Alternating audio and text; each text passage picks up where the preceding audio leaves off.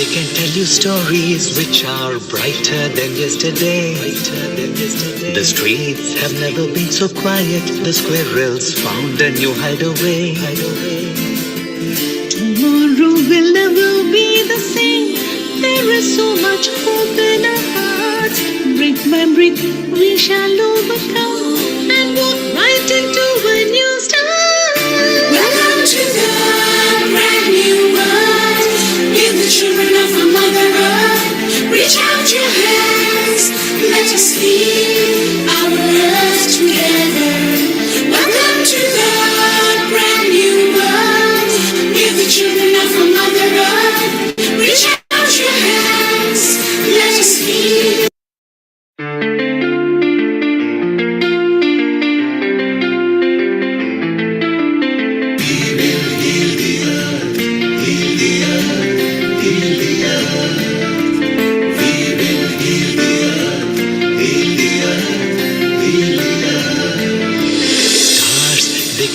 Stories which are brighter than yesterday. The streets have never been so quiet. The squirrels found a new hideaway. Tomorrow will never be the same. There is so much hope in our hearts. Brick by brick we shall overcome and walk right into a new start. Welcome to the brand new world. Give the children of our Mother Earth. Reach out your hands. Let us heal our earth together. Welcome to the brand new world. Give the children of our Mother Earth. Reach out your hands. Let us heal.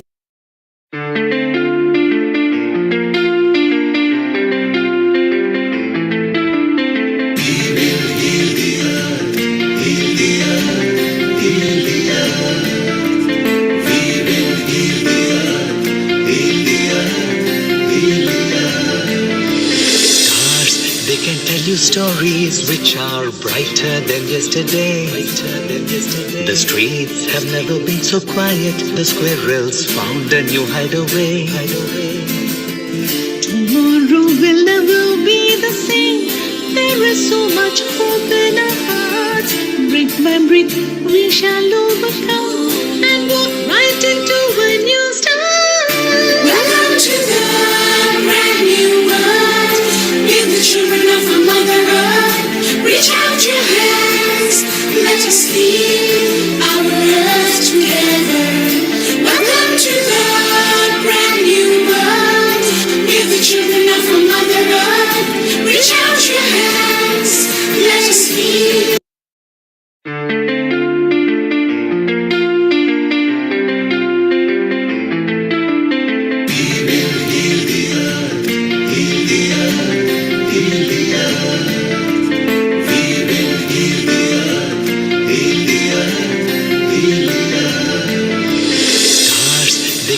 Stories which are brighter than yesterday.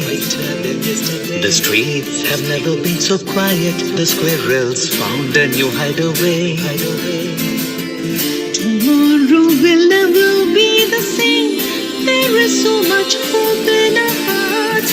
Brick by brick we shall overcome and walk right into a new start. Welcome to the brand new world.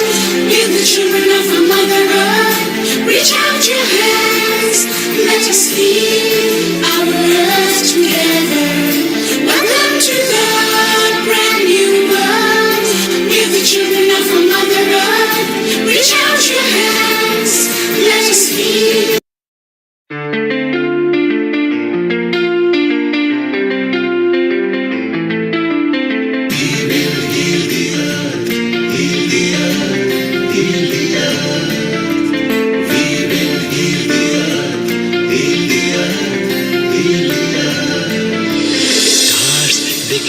Stories which are brighter than yesterday. The streets have never been so quiet. The squirrels found a new hideaway. Tomorrow will never be the same. There is so much hope in our hearts. Brick by brick we shall overcome and walk right into a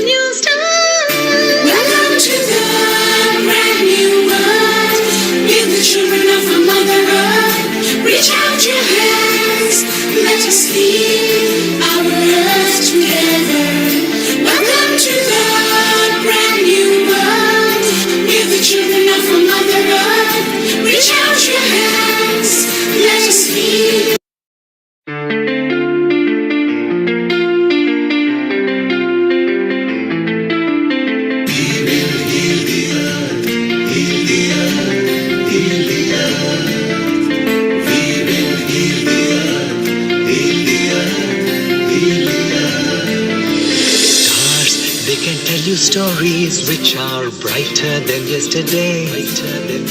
The streets have never been so quiet. The squirrels found a new hideaway.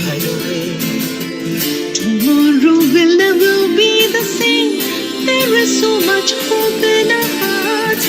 Brick by brick, we shall overcome and walk right into a new start. Welcome to the brand new world. With the children of our Mother Earth, reach out your hands. Let us lead our earth together. Welcome to the brand new world. With the children of our Mother Earth, reach out your hands. Let us lead.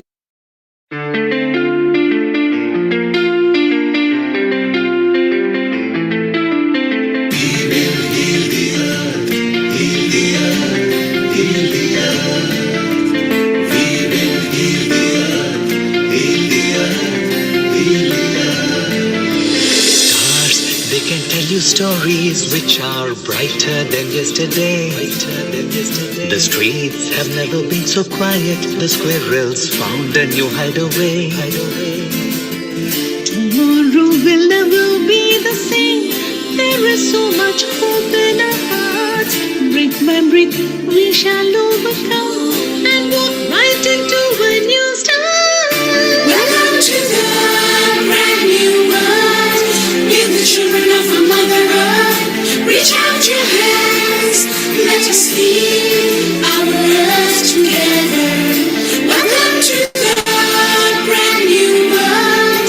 With the children of our Mother Earth, reach out your hands. Let us lead.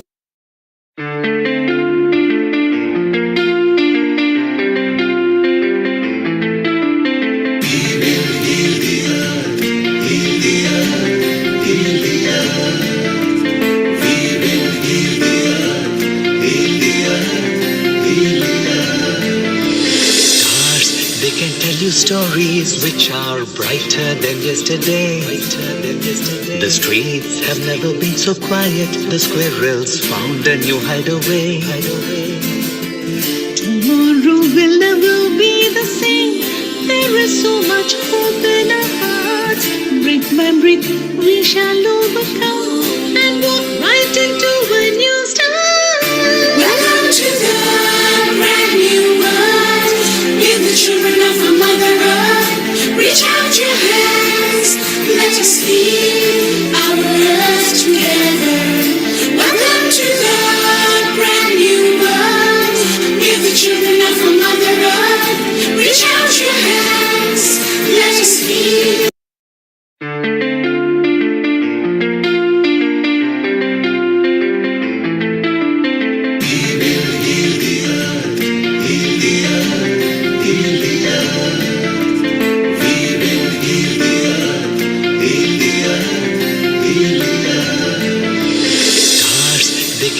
Stories which are brighter than yesterday. The streets have never been so quiet. The squirrels found a new hideaway.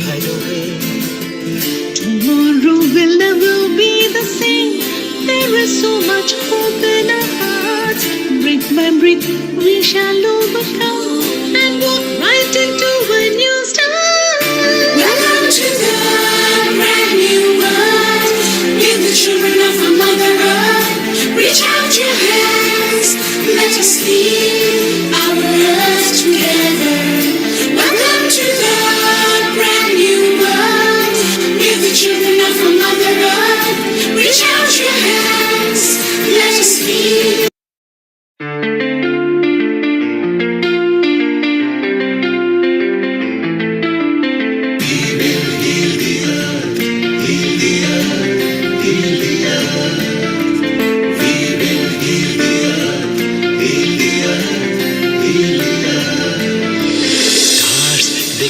Stories which are brighter than yesterday.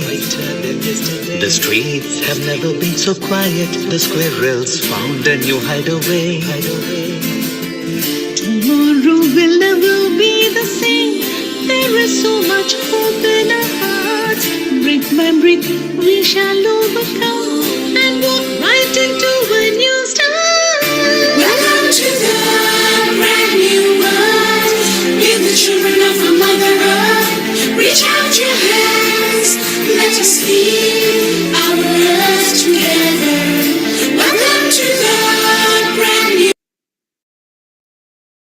10, 9, 8, 7, 6, 5, 4, 3, 2.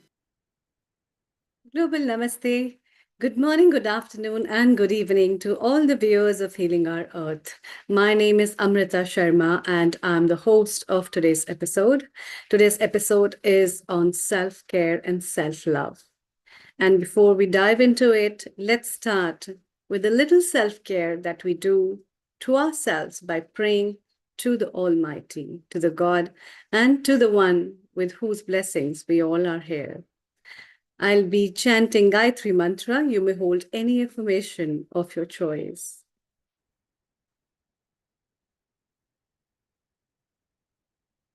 Om Bhur Swaha Tatsavitur Varenyam Bhargo Devasya Dhimahi Dhiyo Yo Na Prachodayat. Om Bhur Swaha Tatsaviturvarenyam Bhargo Devasya Dhimahi Dhiyo Yo Na Prachodayat. Om Bhur Swaha Tatsaviturvarenyam Bhargo Devasya Dhimahi Dhiyo Yo Na Prachodayat. Om Shanti, Shanti, Shanti.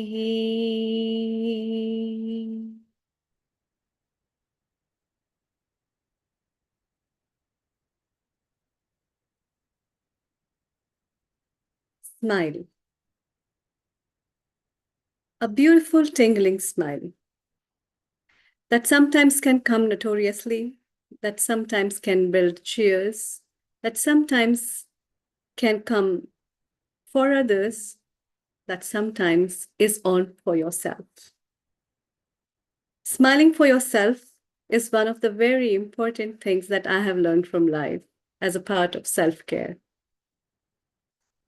The self-love, which is a liking for oneself, of who you are, how you are, what you are.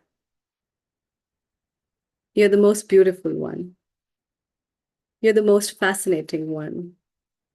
And you're the most fabulous person on the earth. As a professional, I see so many people thinking about themselves. There's a big race of getting an applause.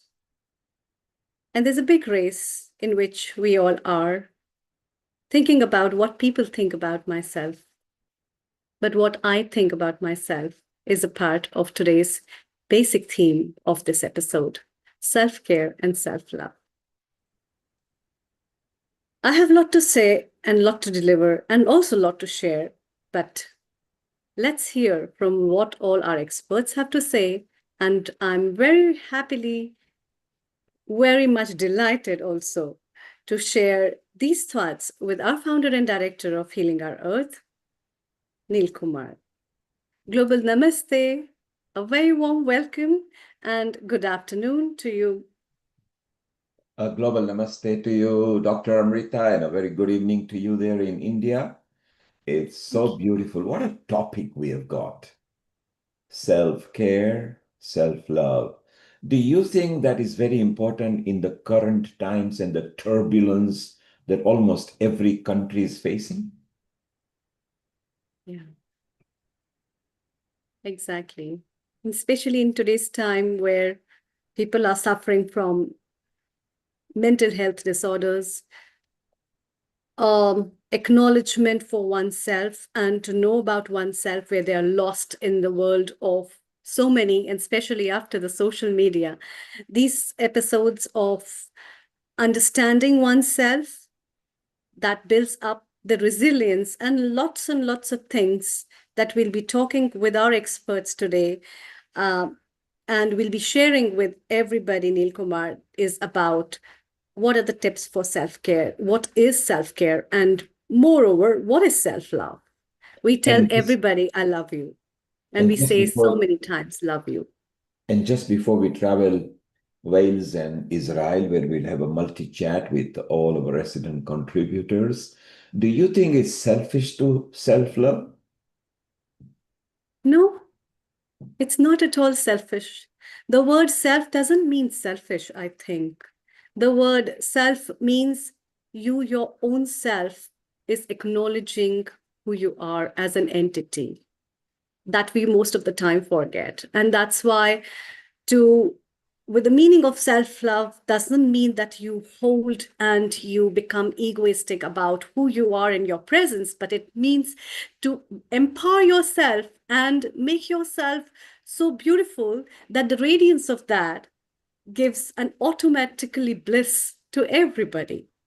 And for that, you don't have to pretend. For that, you don't have to show. For that, you don't have to build something. It automatically comes with a quality of understanding. And beautifully talking about it, the self love doesn't come by the books. It doesn't come by an acquired degrees, or it doesn't come by the status you are. It comes by wisdom. So I And think therefore, poor person on the road can also understand the value of self-love, which maybe somebody rich might not. And that's my perspective. We'll be chit-chatting on that. And I'm very excited to have our beautiful guests with us today to share on this topic and talk about all these exciting things. let's go to them and ask them that self-love is not selfish, because if you can't love yourself and if you can't take care of yourself, how can you take care of others? So in Wales, in United Kingdom, we got Dr. Ghazala Jabin, who loves life and is also a women mentor coach and one of the leads for women empowerment. And in Israel, we've got Heather Dietley, our resident contributor too. And she, again, she mentors a lot of, not just women, but general coaching as well. So, Amrita, let's go and chit chat with them and welcome them once again. And I leave you ladies to self love, self care. Thank you. Thank you, Neil Kumar. Global Namaste to both of you. A very warm welcome to Global Namaste. both of you from different parts of the world. And it's a very beautiful topic. And I also know that you both are completely versatile and apt enough to discuss about it. And so I would like to ask you, what do you think about self-love? And the same question which Neil Kumar asked me, that do you think it is being selfish or it is really a very beautiful thing to have in life? Over to you, Dr. Ghazala, and then we'll have some view from Heather. Thank you, and global namaste to you as well, Dr. Amrita, and everybody that's on the call today. What a beautiful subject we have. I think it's so important that we're talking about this in a world of overwhelm, in a world of so much chaos, in a world of doing so much, juggling so much. We really do forget ourselves. I've done it myself many times of trying to please them, do that, do this. And some of our cultural background has a lot of responsibility for that, because we're always, we grow up to be told, look after them, be this, do that for them, do the other. And whilst we are in servant-driven leadership too, as well as our role at home, we sometimes in the sort of mess of it all sometimes, or the madness of it, or the fog of it all, we do get lost in our own personal space. And so I'm going to share with you a few different things that I do, and I hope our viewers around the world will be able to maybe look at it from a different angle, because we all have different angles, don't we, that we actually play our part. So the first thing is selfishness or not. I think sometimes there has been an element of guilt for doing something for yourself.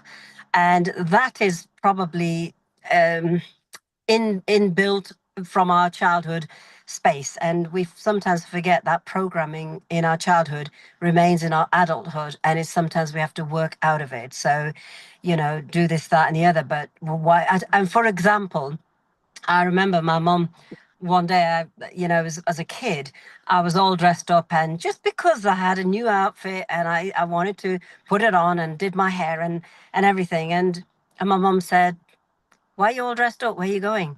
You've got things to do. Put the normal clothes on." And kind of at that point put me down for looking after myself. All right. So sometimes there's those things that we work with. But no, she doesn't say that now. She's like, "Why are you wearing those dull clothes? Go put something nice on. Make yourself look lovely." So parents are also learning, people are learning, and we're all trying to be in a space of being mindful. And Dr. Amrita, you know about that through meditation, about being mindful. And I always love how you bring our hosts on and our contributors, and always give them a spotlight of a wonder, the wonder on the spotlight, because you do, and you do it beautifully. So I want to share a few more things, but I just wanted to do that intro first and pass it back to you for a bit, and then I'll share some of my tips. Sure. Thank you. Yes, Heather, what are your views on self-care, self-love?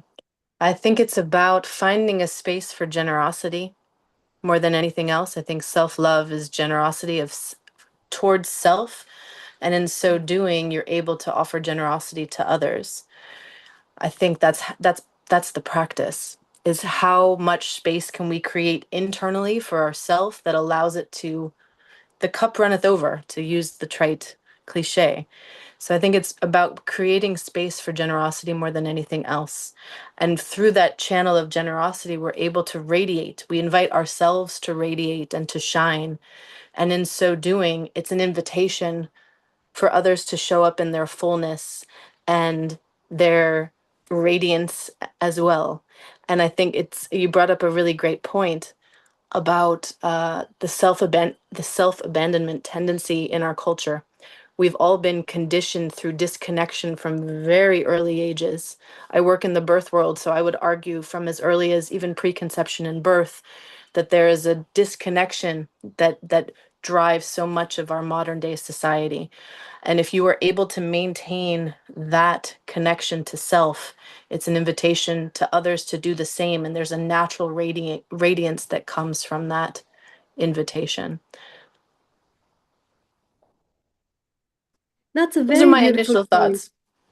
Yeah, that's a very beautiful point because it just correlates with so many cultures where a mother's conception is related with her thoughts and her thoughts along with an individual. So many cultures talk about how motherhood should be. And in that part, so when we talk about self-care and self-love, as you both mentioned, there was a key connection of the mothers in connection to the thoughts of self-care in both of your thoughts. That's very, very sweet.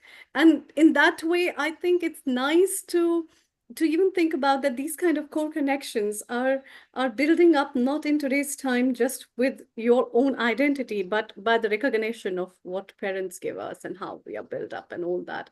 Let's hear from our founder and director what he has to say, and we chit chat again. Over to you. Amrita, when it Neil comes Kumar. to self-love, I'm thinking of all the mothers in the world, including for human beings, animals. Isn't it amazing that they protect their offsprings? They may be hungry, but they will feed them first. They may be tired, but they will tend to them first. They may be lacking anything, but first priority goes to their offsprings. I think that quality makes them so special.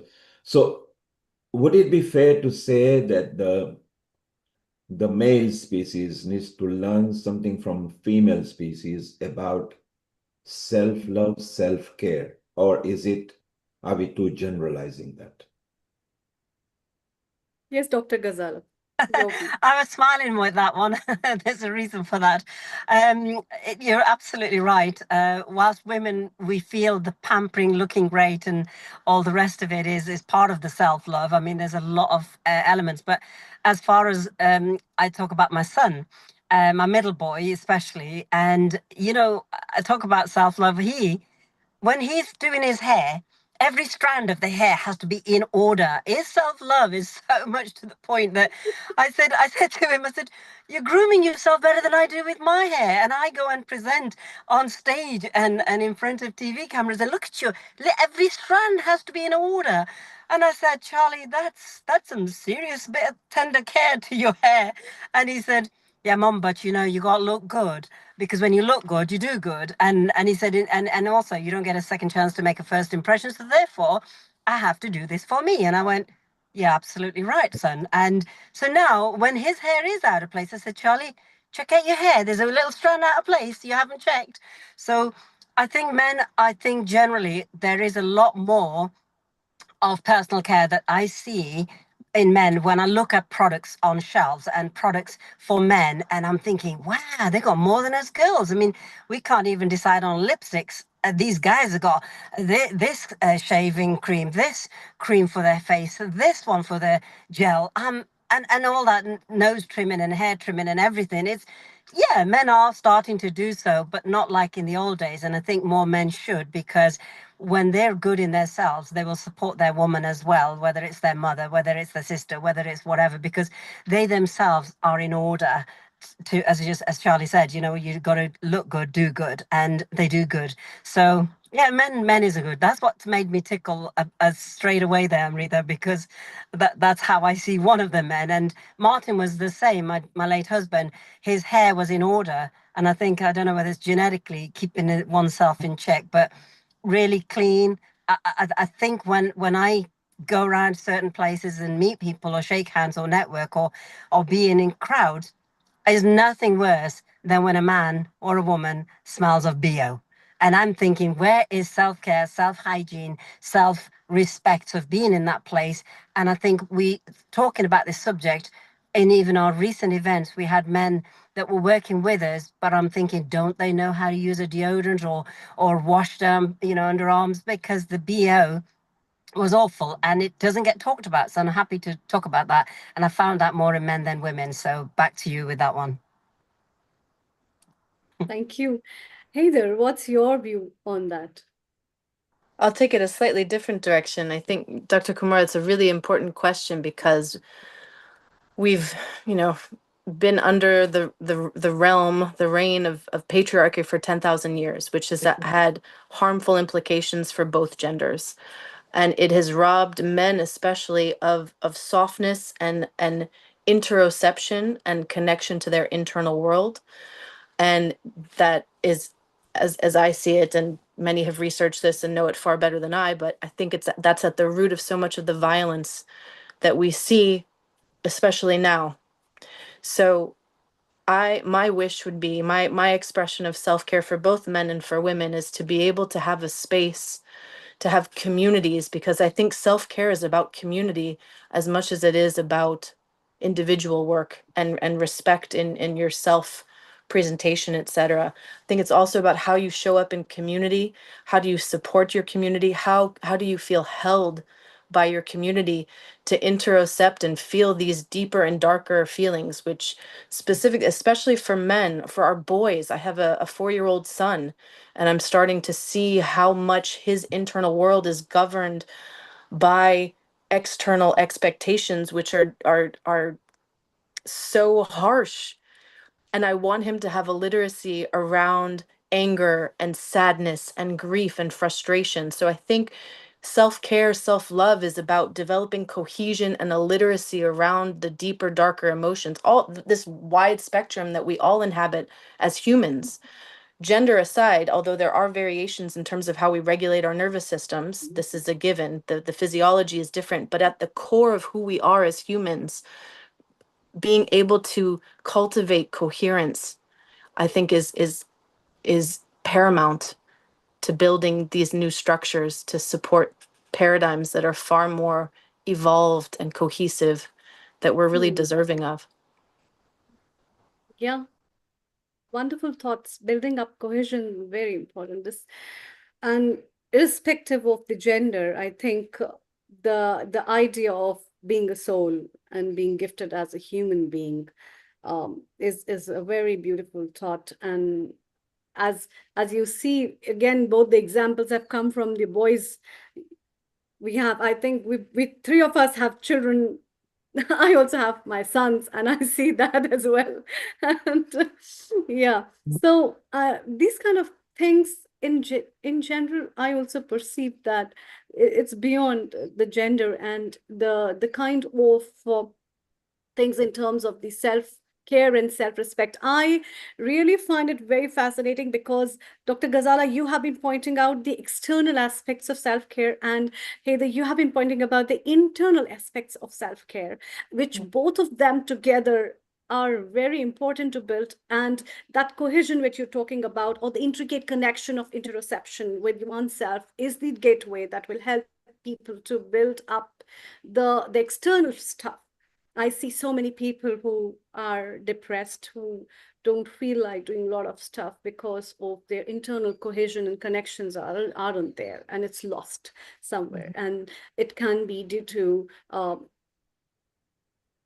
destructive environments where they are, or it can be due to bad parenting. It can be due to a lot of other factors which people, and especially children, whether they are girls or boys, they face. And understanding of that, building up with good parenting, as you both also are, and we see so many parents as well, that helps to build up the part of the internal self-care and understanding about self-love, which I think is a gateway of interoception to know about oneself.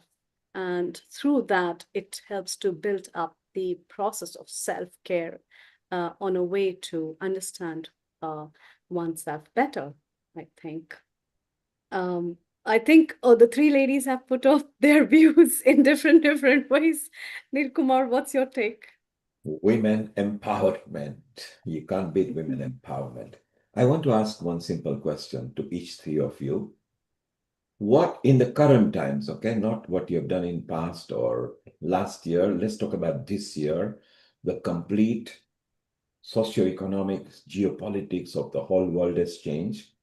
What self-care or self-love tips would you give to the consumers listening to us on YouTube, Facebook, Instagram, website, etc., that could help them in the current times? And let's spend about 90 seconds on each one of you. So, Ghazala, you go first. Your current practice of self-care and self-love. And then we'll go to Heather and then to Amrita. Over to you, Ghazala. Thank you very much. Beautiful question there, and very apt for right now, because one of the key things is when there is a lot of information coming into our headspace, I think that the one most important thing that people need to do is blank some time out. That we need to switch away from the environment, switch away from a digital space, online space, anything that is actually hooking them into space that's got a lot of head, banging ideas, thoughts, and worries. Switch completely off, where one, you can listen to the kind of music that you like, because you are allowing your brainwave activity to calm everything down. And also change the environment, the scenery, because if you're inside, go outside. If you're outside, go inside. If you're with people, be alone. Whatever you're doing, change it, shift it, switch it, because that's one part of physical movement that you need to do. And movement energy is great when you need to actually get yourself in good check for self-love, because you're actually creating some boundaries to say, I don't need all this right now. I need peace. I need calm. I need to do, whether it's a pray, whether it's meditation, whether it's quietness, sitting alone, whether it's having a cup of tea. And one of the things I do, and some people may do this or not, but I put my favorite perfume on. If it's men, put their favorite aftershave on, but a scent, because we're awakening senses and smells that actually allow the body to be in a space where, that smells nice. And you just have that feeling. Oh, it's nice. It's nice. It's just a beautiful feeling that you've got that and you're given that. And quietness, because stillness heals. And stillness is important for us. So I think that's my 90-second of what we can do, even in ourself.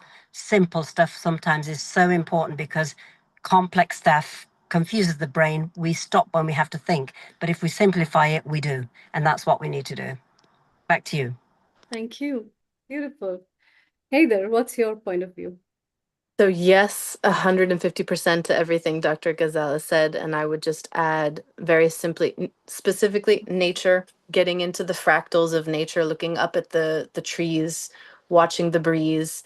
These are all things that elicit a parasympathetic response that helps the system to slow down.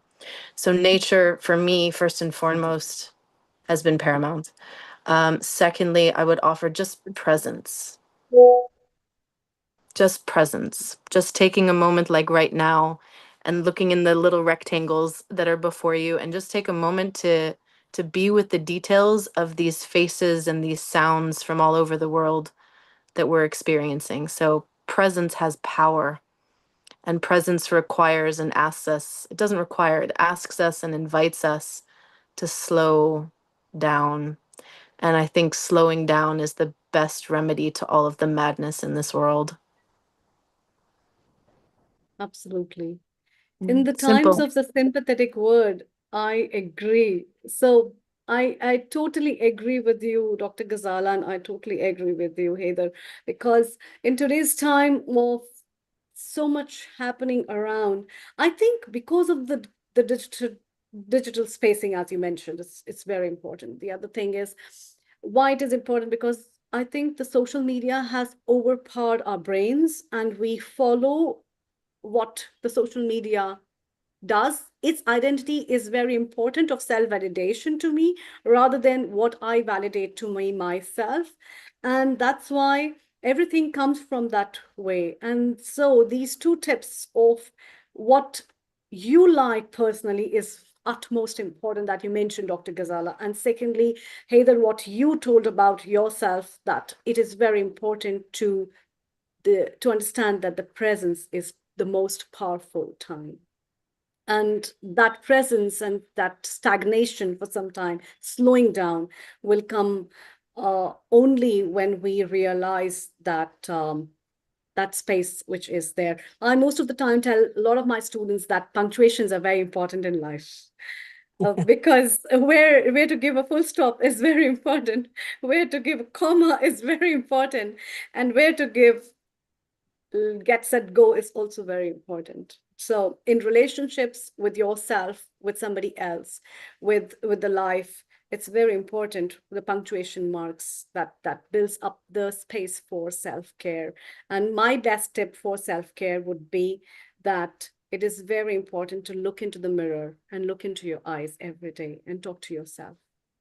Talking to yourself solves a lot of problems. Talking to yourself answers a lot of things. And talking to yourself also gives you a space to be silent and to bow down to the purity which is within you. And that's what you are. I think Absolutely. Neil Absolutely. Kumar, we have given some of the tips. What's your favorite one? You can tell us. Well, I love that once you look at oneself in the mirror, if you look at the mirror and you start liking and loving what you see, that's when you become calm and powerful because you are not doing it for others. You're not influenced by others. You are influenced by yourself because your soul resides in you. It doesn't reside on somebody else. So I think it's very important. And I love what Heather Ghazala and you've come up with because you're bringing this coolness and calmness. I want to come to aesthetics because you three are women. And women love their makeup, their appearance, and why not? Because they actually enhance Ghazala has already said she loves perfumes. And why not? Because it's nice to be in a fragrant environment, not just for the self, but as you are walking around and the wonderful scent wafts around in the jungle crowd, it does help. So we are going to dwell into personal beauty and self-care, and shortly, in about 2-3 minutes, we'll travel back to London where we've got a man giving us tips about hair care. And he has got vast experience apart from lots of things. So we want to hear from him and see what tips we can learn. But Ghazala, how important is physical appearance to you for next 30 seconds, if you could tell me? Absolutely. For me, it is because I am, when I start the day, I do look in the mirror and I look to see what needs sorting out. And I do make the necessary changes because I do that because I feel good. If I put my lipstick, I have different shades. I need to know which lipstick's winking at me saying this one today. I have that own regime. When I wash my face under the water, I put that on my face like in a love heart. When I put my moisturizing cream, I massage it like a big heart on my face. And I smile because then I say, that's nice. I'm loving my face. I'm looking after my face. My face takes me in a lot of places and I'm taking care of it. And then I do when I put my makeup, brush my hair. Brushing my hair, massaging my scalp with the brush is a beautiful sensation of relax. You feel great when your hair's all nice. And then I put the clothes on that actually I stand and admire myself. May think is vain, but I admire myself, thinking that's good, and I make a final check to see if any tweaks and adjustments that we have. And one of the nicest advice that I got was from my dear late mother-in-law. She was a retired nurse back in the matron days, back in the days when your uniform was in pristine order, and she used to say to me, check your handbag to your shoes, check your earrings to your necklace. Is it not overdone? Is it? And she gave me beautiful tips of a senior person that held me that when I go out like a lady, I go out like a lady because I feel good like a lady. And yeah, the day goes well. So personal appearance, tick, tick, tick, tick, tick, because once again, how good you look is how good you do, and then how well people receive you. And it's a wonderful feeling to do that. Thank you. And Gazala, you did just that yesterday because you took your mom out and both of you were dolled up, both of you had the shades on, both of you were enjoying. What a perfect. So maybe during the Mother's Day, we want to know more about the mother's view because you did exactly that. Both of you were dolled up. It was so wonderful to see that. Heather, you love as well. I mean, you obviously coach people, physical and personal appearance. You agree it gives morale boosting and gives self-esteem? Definitely. Again, I come back to the cohesion. I think it's a matter of building cohesion internally and externally. And Dr. Ghazal, I loved your vision of lipstick winking at you. I love to play with different colors of lipstick as an expression of play and creativity and just style. So I love that vision. So I think it's a matter of matching the outside to the inside and vice versa. So again, we're building cohesion on all levels and letting it be playful, letting it be really playful and fun, while also taking care externally. And as an example, today I went for a lymphatic facial, which was a massage of all the lymphatic tissue and like myofascial release in my face. And I felt I feel fabulous after that. So it's a matter of elevating that sense of fabulousness internally and externally. Wow, so beautiful. And yes, you got yourself treated. And someone who doesn't use makeup a lot, and one day she came on the screen with a mild lipstick, and then everybody noticed, is our Dr. Amrita Sharma. Amrita, obviously, you got beautiful screen and you do take care of yourself. And what do you think? I love the description that Gazala gave, Heather gave, and what tips do you have? Oh, well, first of all, I would want to confess one thing. What Neilji, actually, Neil Kumar told me when I was continuously with so much of stuff and then still hosting, and he said, you are what you are. You are really beautiful the way you are. You don't have to do anything. Come with a smile. And that's the appearance of your face. Because of my profession from being a doctor, I think I like a lot of simplicity, and I adore your thoughts, Dr. Ghazala. Sometimes I get time, then I definitely put on a lip shade and I try making up, but that's very rare. But yeah, and Heather, I agree with your stuff because I give some time to myself as well as a part of self-care tip. But the most beautiful thing that is so comfortable to come on the screen over here is that it has no boundaries. And that's the most beautiful part I like about Neil Kumar. And he just says, just come with your smile. That's more important. And I think these kind of things always give you a lot of confidence about yourself.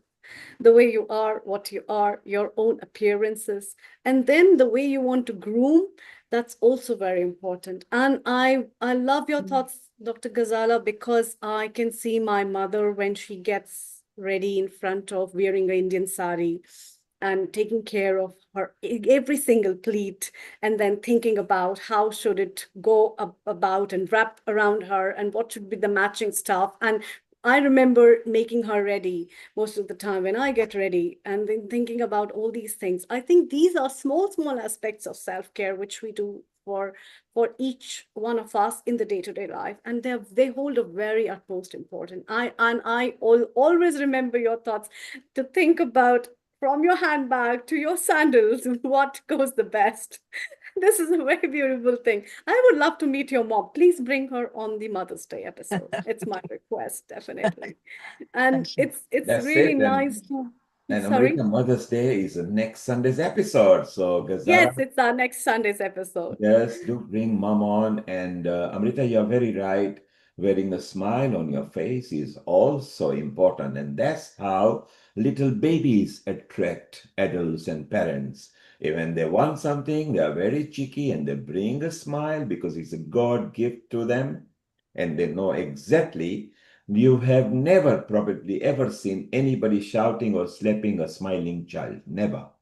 Generally they bring so much happiness. And you also brought a smile on Sarah Mills, because as soon as you talk about smiles, she plastered a huge smile, and Sarah will be coming in about 35 minutes and telling more about it. And now we go to a man who doesn't use makeup, but he loves hair and he talks about hair and he loves sharing his tips to everybody. He is none other than our Ravi Banot, our resident contributor and a host as well.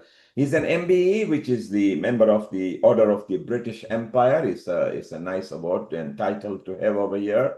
Ayurveda expert as well, and has got postgraduate qualifications in Ayurveda, which not many people have here in the UK. And Ravi got MBE for his well-being and community work that he spreads in the community. And we are going to learn about hair and hair tips and how to and why to. And a global namaste to you, Ravi. And how are you? Global namaste to everyone. Yes, very well. Global namaste. Global namaste to everyone. So, Ravi, what we are going to do, we're going to listen to you for about 10, 12 minutes or something, and then we want to ask you more questions and get some tips. So, Amrita, it's all yours, and Ravi for next 10, 12 minutes, and Ghazala and Heather and Sarah while you're here, because hair is something that every human being either love or have. And if you haven't got it, how can you be happy over it? Ravi will guide you. Ravi, over to you. Great. Thank you Thank very you. much indeed. This is a very fascinating topic about self-care. Because when we think about self-care, quite often a lot of people think physically, about self, about skin, hair. But if you think about it, self-love is the first thing. And as Neil Kumar just said, you look at the mirror, you got to like the person you see in the mirror.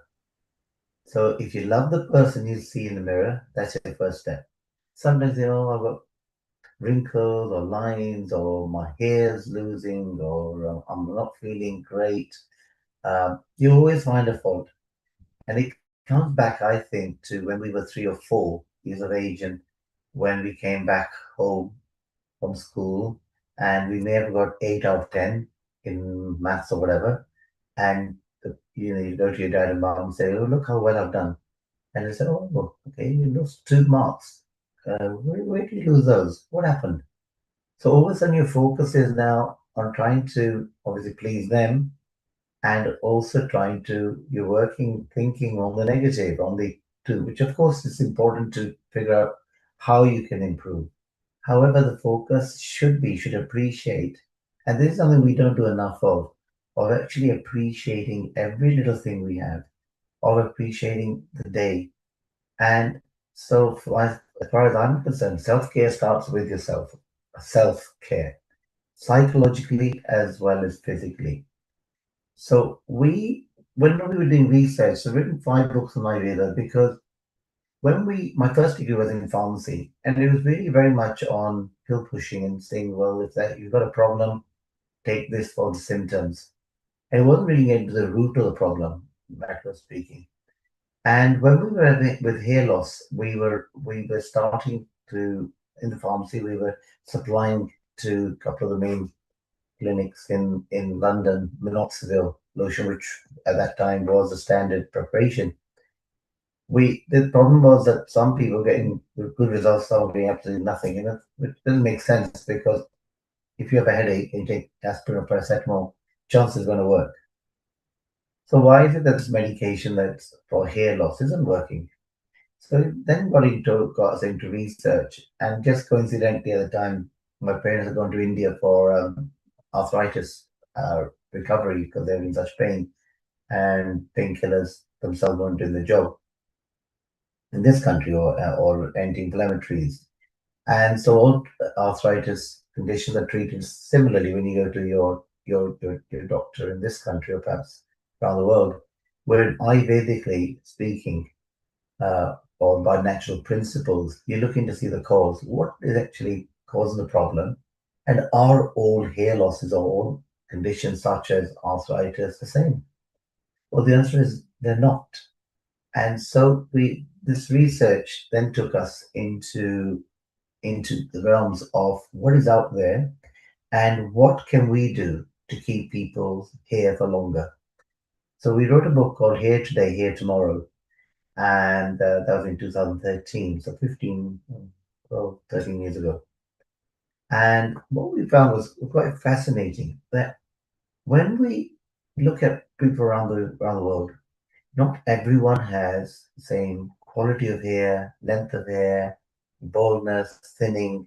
There are some correlations between the health, not necessarily just nutrition, not just necessarily to do with genetics, but there were so many other elements that you could actually look at.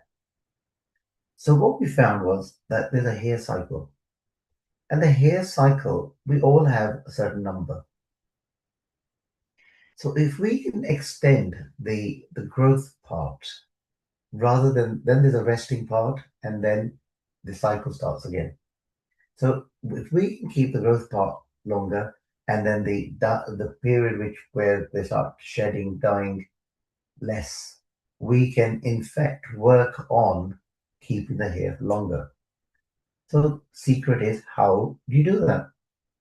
So in terms of making it really simple, because it can be so complicated when you look out there and some people say just use this shampoo, that's all you need, and somebody will be saying just have this pill, magic pill.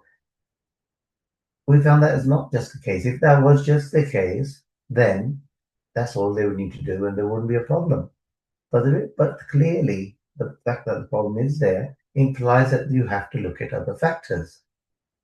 And just with the hair, as what we're talking about today about self-care, isn't it ironic that some people can look in the mirror, be totally bald, and say, what a macho man I have, how great I look, how sexy I look. And if you were, say, somebody as a bouncer outside a nightclub, perhaps that is the type of image you'd want, because that portrays a kind of somebody feeling strong and looking the part. Whereas perhaps somebody's long hair and was having hair which perhaps normal perhaps wouldn't have the same impression. So a lot of life is, one is reality, one's perception. And what we were just been hearing in the last half an hour before was, I think, to a lot of extent, perception. I put this lipstick on, I feel great. I wear this lipstick, looks better than that lipstick. Who says that? You're perceiving that to be the case. Just like we say the little black number in terms of dress, and a red lipstick having certain connotations, and red flower meaning for love. Says who?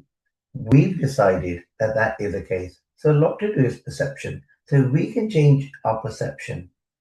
So I'm not saying that the reality is necessarily always different. Can be, not necessarily.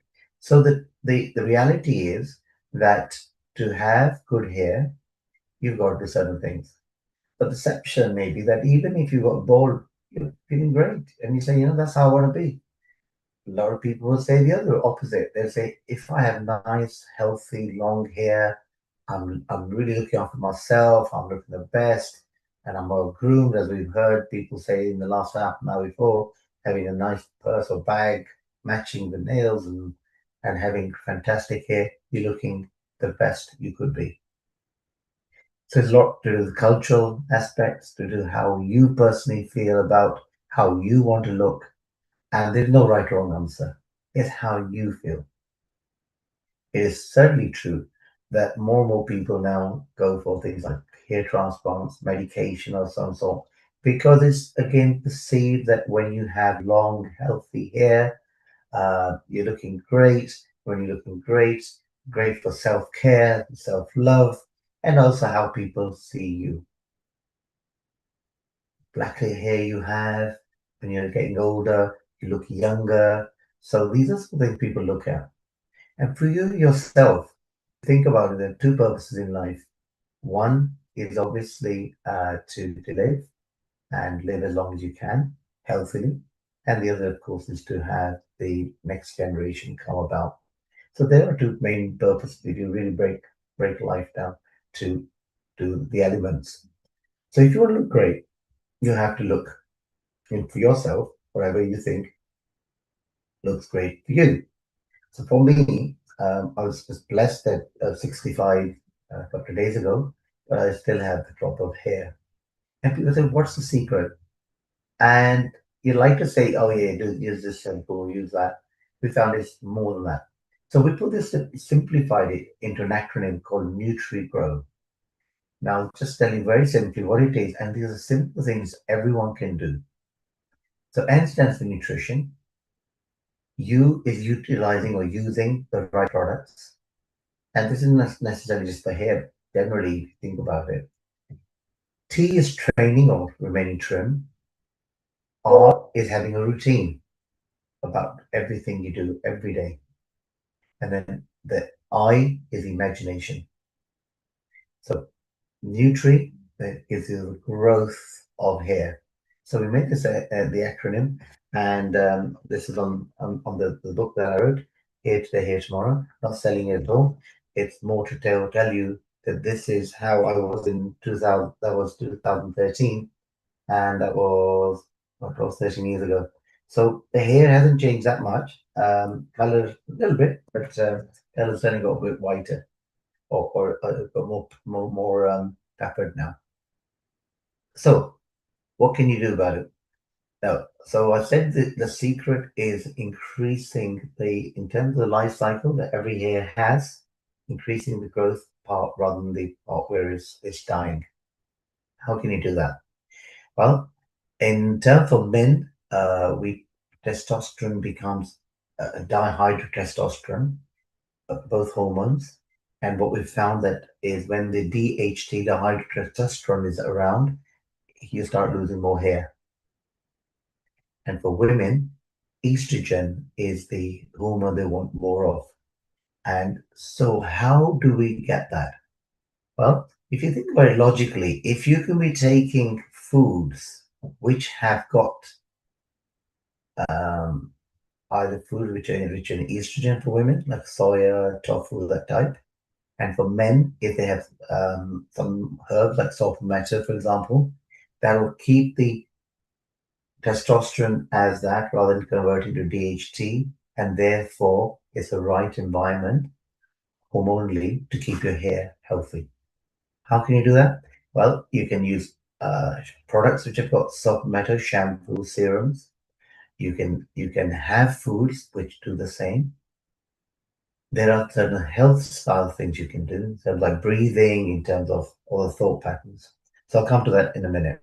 So any nutrition, of course, you've got to have the building blocks. You've got to have the protein. You've got to have the minerals, the vitamins, and such like. We all accept that. Can you get that through diet? Yes, certainly. Do we all get it though? Possibly not. Why is that? Well, a lot of food, when you've cooked it up, you've lost a lot of the vitamin and minerals. That's one of the reasons. Also, it's just that sometimes you're missing out on trace elements like zinc or iodine because you're not having enough, for example, tomatoes or these what we call trace minerals. So having a supplement, absolutely, I would say 100% you should have one. Not necessarily for your hair, but just generally to make sure the body has all the components for great health. And if self-care is about looking good, self-care is about caring for the body within, giving it all the food it needs, rather than relying on medication. So that's number one, nutrition. And if you feel you can't, for example, you have low iron, for example, maybe a supplement, if that works, great. Some people say, oh, I can't take iron for whatever reason. Maybe an injection might be a possibility. So there are various options you can. So nutrition is very important. You is using the right products. Now, when you go out in the market, you look at shampoos, you see all the shampoos are nice colored. There's no mention of what pH they are. And pH is scale between 0 and 14. 7 is balanced. Conditions tend to be more 4 to 5 pH. And shampoos, you find they range different pHs on the market. So you want about more neutral type. Now, how are you supposed to know that? There is no legal obligation for manufacturers to give any indication such as that. There are some well-known ingredients in hair products which have either proof or looks like they may not be the ideal ones to be having. And I'll say number one would probably be like sodium lauryl sulfate, which is probably the number one surfactant or cleanser that you find in shampoos and conditioners and in different types of hair products. Probably not the best ones to use. Use ones which are non-harsh, natural ones. For example, coconut, betaine type, which are going to give you the same thing but not as harsh. That's using the right products. Tea being trim or training. Why? Because it improves the blood circulation. From the heart to the hair is quite a distance. Organs come first. So if you have a condition where, for example, heart attack or you have an injury, guess where the blood's going to be sent to first? Do you think it'll be to the injured part or to the hair? Injured part, right? Because the body is very clever. It understands where the necessity is. Hair and scalp can still live even if you don't have hair. So the body understands that, and that is why to just improve the blood circulation is important that you do some exercises. What exercises? Well, I would say that you want to certainly do things like if you can do Surya Namaskar, for example, where you can have different types of exercise being done. If you can't, if you say, oh, I can't do that, can you walk? Great. Walk. Even if it's 10, 15 minutes a day, fantastic. Walk 50% faster than normal. That'll improve the circulation. It's very simple to do. And people say, oh, I can't go, the weather's not great. Fine. How about going up and down the stairs? If you have a house which has 2 floors or 3 floors, go up down the steps several times a day. That's something simple to do. And if that is not possible and you're sitting in the desk because of time pressure, simple things you can do, right? You're trying to get circulation going, get legs moving. So important. So then it comes to R. R is a routine. There's simple things you can do to remove toxins from the body so that they don't go out and they're stuck in the scalp. Now, you might be wondering, what is your typical routine that you can be doing? In Ayurveda, we say brush your teeth in the morning, but also scrape your tongue. Brush the back of your tongue so that you go, ugh. When you go, you're actually removing toxins from outside, from within. Something very simple to do, and everyone can do very easily. Have a routine of getting up a certain time, doing some exercises, visualizing what you want to do. I'm going to talk about that in a second. Eating the right food, thinking about what you're doing in terms of in the whether it's exercises or the products you're using. So being conscientiously aware that when you're eating, what are you eating? Are you eating a balanced meal? There's a routine. Then I is imagination. This is what we've been talking about in the first half now. When you look at the mirror, that mirror is a reflection of you. It can be just physically, or it can be you looking within. Then you have to love yourself first. Because the saying is, if you can't love yourself, it's hard to love anyone else. A lot of people have problems about what they see in the mirror because they see all the criticisms about themselves. I don't look great, I've got lines, or that person doesn't like me, I've been excluded from that group, etc., etc. A lot again is in the mind. It's not as bad as one might likes to think. It's what we call fear, false evidence appearing real. Not necessarily the case that you are actually as bad. And even if you are, it's their problem. Don't make it your problem. So the I is imagine the hair you want. Now, how can you imagine the hair you want? Because we're very visual people. We have five senses. And out of five senses, seeing is probably one of the biggest, if not most, for most people. So what can you do? Perhaps you have your picture of yourself and you cut out a picture of a face with hair that you actually want. Or hair, just hair on its own, and you stick that onto a picture of yourself so you can visualize the hair you have, right? Because you've put a picture from somewhere else. Now you throwing it out to the super universe out there about what you want. And that's one of the problems also with how we've been trained. We quite often focus on what we don't want rather than what we do want. Oh, this is my problem. Oh, this is, oh, why me? Why I haven't got enough money? I haven't got good health, etc. Really? How about thinking about that? I want this. I want to look like this. I want to feel like this. I want to do this kind of charity work or work, make the difference in the community that I can do. Imagine why you're on this earth for. And I think that is a basis of, of for a lot of people to resolve the issues they have. They don't know what they want and they don't know why they're in this earth.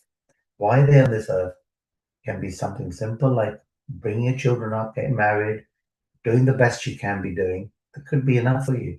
Don't have to be has to be enormous or have to become prime minister, but that is great. But then look up beyond that. I think when you work for others, as it's saying, your happiness lies in the happiness of others is the same.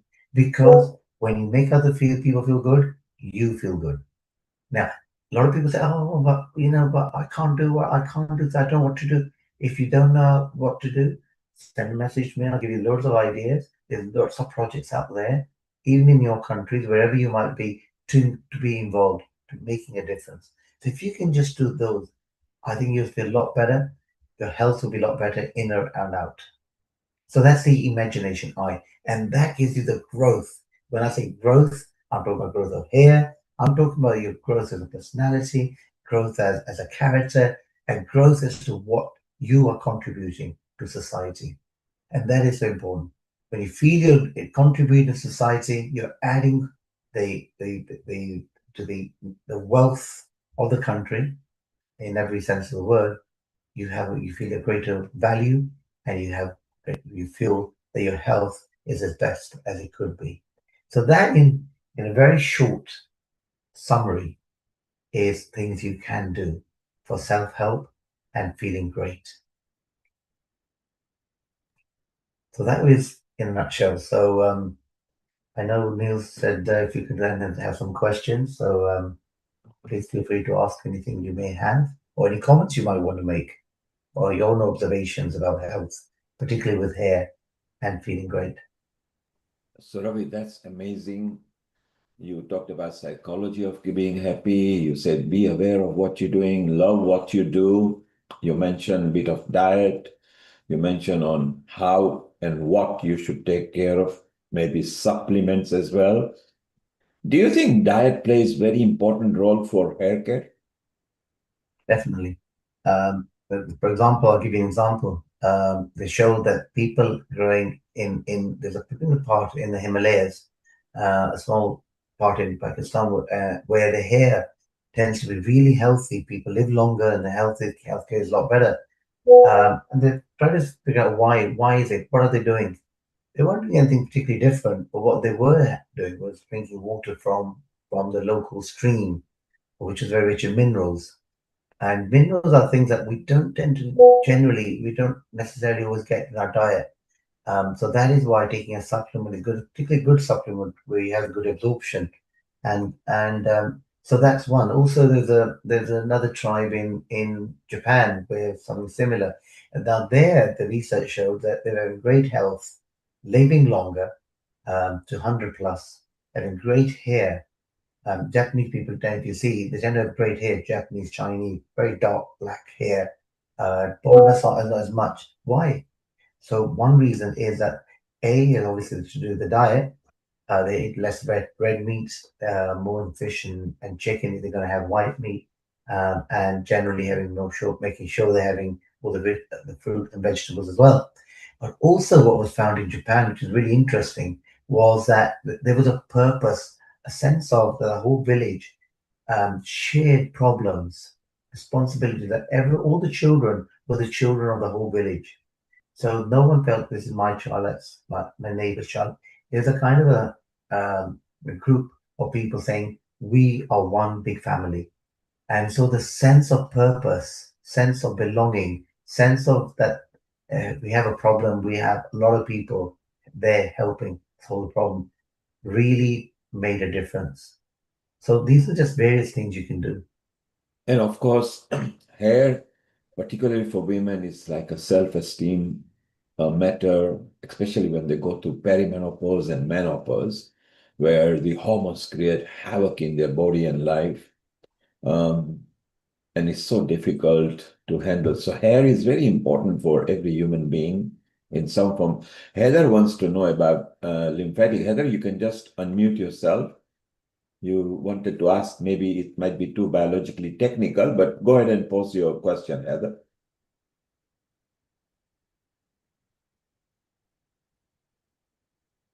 Heather, you are driving, so maybe it may not be safe, or in case, if you can unmute yourself now. Okay, now we have the option to speak. Thank you for your patience. Yes, so you wanted to know about the lymphatic system in the scalp. Yeah. You are muted again. So, Ravi, your comment? Yes, but now again, research shows that the lymphatic system removes toxins. And somebody said earlier on the first half now about shampooing and making really feel good. Try shampooing your body without shampooing what we call there's a murmur point here called the Brahmarandra.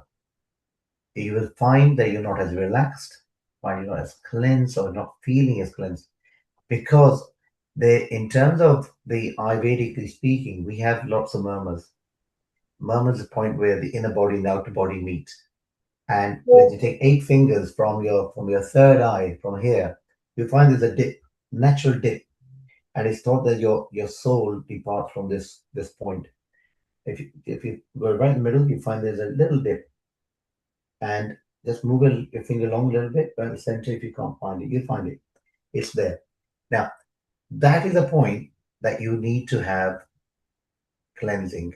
So when you have a shower, you notice that most people go in the shower and it's coming from the top rather from the sides, rather than from the bottom. That is the reason, because it's that particular point that you want cleansing first. So your lymphatic or your drainage system to cleanse, it starts from cleaning the murmur points, the point where 2 or more tissues meet, and that's the point where the inner and the outer body meet, so that you can remove toxins from there. And same thing, this is also relevant to if you have pain. I know we're not talking about pain today, but that again, in self-care, you can feel really awful because you're in pain. Simple thing you can do again, if you have pain, I'll take an example that you can do with a knee. If you're gonna have pain, the chances are pain's not here. You'll find you'll have a pain. If you have a pain, it'll be right there. There are 2 or more tissues meet. That's where that point there. Massage that one really hard, not soothing. Massage. If you're gonna have a massage, and I recommend having a massage once a month, to remove toxins, massage like that really hard. And again with the head, if you got a headache, guess where you tend to massage? The temple. Who tells you? Who's trained you? It's your natural instinct. If you have a headache, you do that. And if those people who are old enough as I am, there used to be an advert on TV many years ago, probably about 20 odd years ago, saying, tense, nervous headache, take Anodin. And you see the woman going like this at the same time. And you wonder, is it the Anodin or is it the fact that she's massaging the temples? Because you're working murmur points there specifically. So these are simple things you can do. Thank you, Ravi. And anybody, if you do want to ask Ravi, he's a part of Healing Our Earth because you are all contributors here. Then you can even chit chat with him or invite him to your session to talk about hair. It's not a trichologist point of view, but he has merged the study of hair with Ayurveda, makes it a bit of difference so that it helps people and himself actually practices. Sarah has got a question over here, and she says, can men re-stimulate hair growth once it is lost, often during mid-age? And what are the top tips for this? Isn't that right, Sarah? So there you are, Ravi. That's a good question. It's a question a lot of people ask. It's a bit like if you have a plant and if it has roots, there's some hope. But when there's no roots, is it going to grow? Unlikely. So it's a similar thing here. We have hair which becomes vellus hair, which are these little small hair. With time, the healthy hair becomes smaller and smaller, become vellus, and then they die. So at what point can you still do something? Well, the point is that if you still have vellus hair, you can stimulate that. But a lot of people either give up hope or it's just they don't change their lifestyle, their diet, the nutrient growth that I've just mentioned, the acronym. So these are things that you can do. So the answer to the question is yes, you can, if there is still something there. But you do need to conscientiously, like with everything else in life, you have to work at it. It's like a bit like the gym. If you don't go to the gym, don't expect the results that you want if you're trying to trim up and look great. Thank you.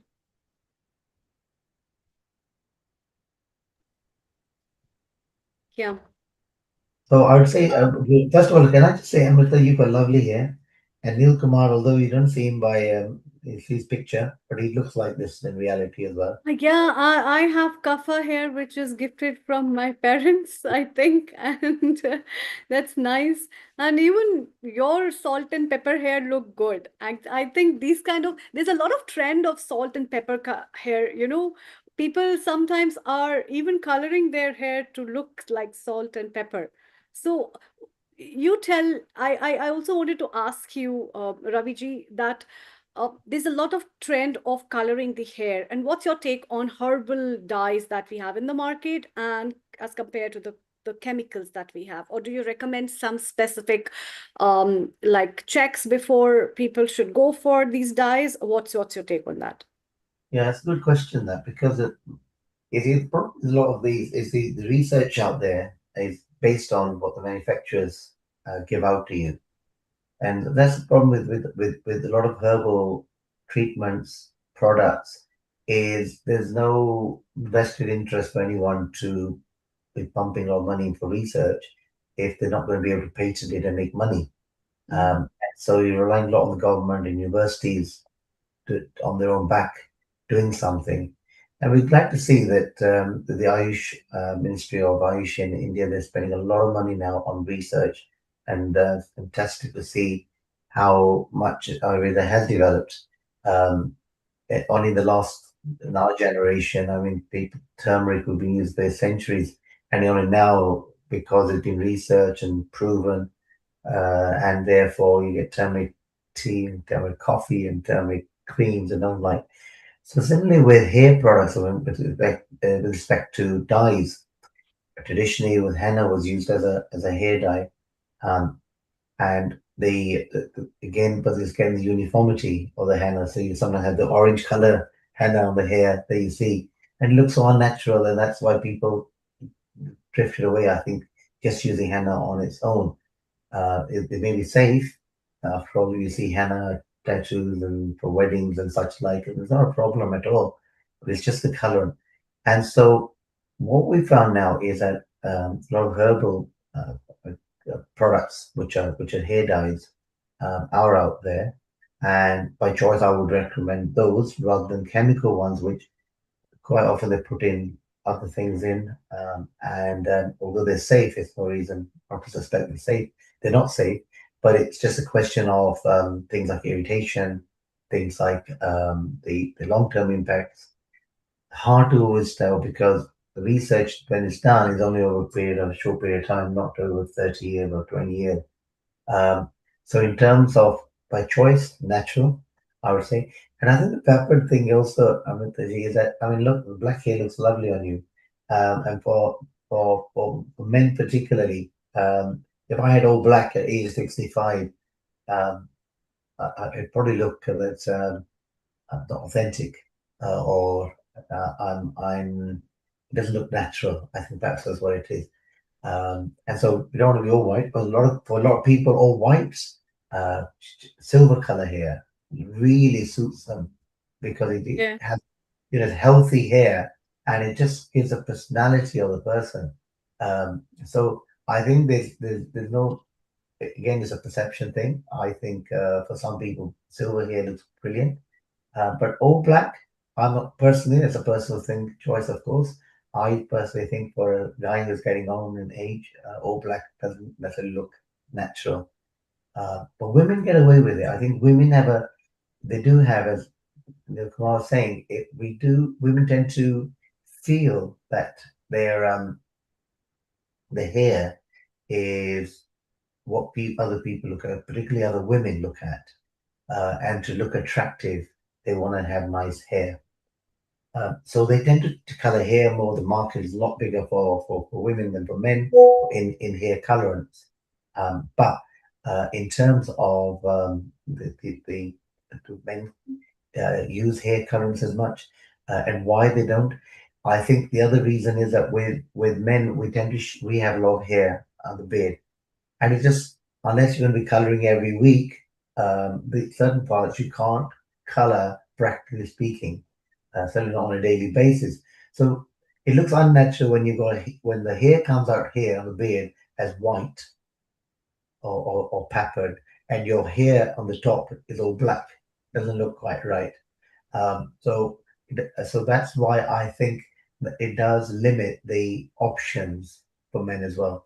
But quite often they tend to be peppered the beard, so peppered on the head looks better. It's interesting. Yesterday I was at a wedding. My friend, who's the father of the bride who got married, he's totally bald, good looking man, and he has a very sharp, thick black eyebrows. His chest is full of white hair, and it kind of, you start wondering, totally bald, black, white. So what is his natural color? And he swears he doesn't color the black. So sometimes you can have a situation where your hair is white. He's bald now, so we can't tell what color hair he would have had. But it's interesting how hair color can change between different parts of the body. Absolutely, absolutely. There's a big study about genetics and hair, graying up of hair. And that's why a lot of people have patterns in which the graying of hair starts. And the patterns in which the graying of hair starts on the head, the graying of hair on the body as well. And these kind of patterns are pretty much dominant with the kind of genetics the parents had, the patterns that they followed, and also much more on nowadays with a lot of use of chemicals, especially in India. I have no idea about in what's the status in the United Kingdom, but then in India, what I've seen now, many youngsters are having gray hair because of the added chemicals, as well as the water having a lot of chemicals, the kind of shampoos as well as conditioners, and so many things are available for the cosmetic industry in the hair care products.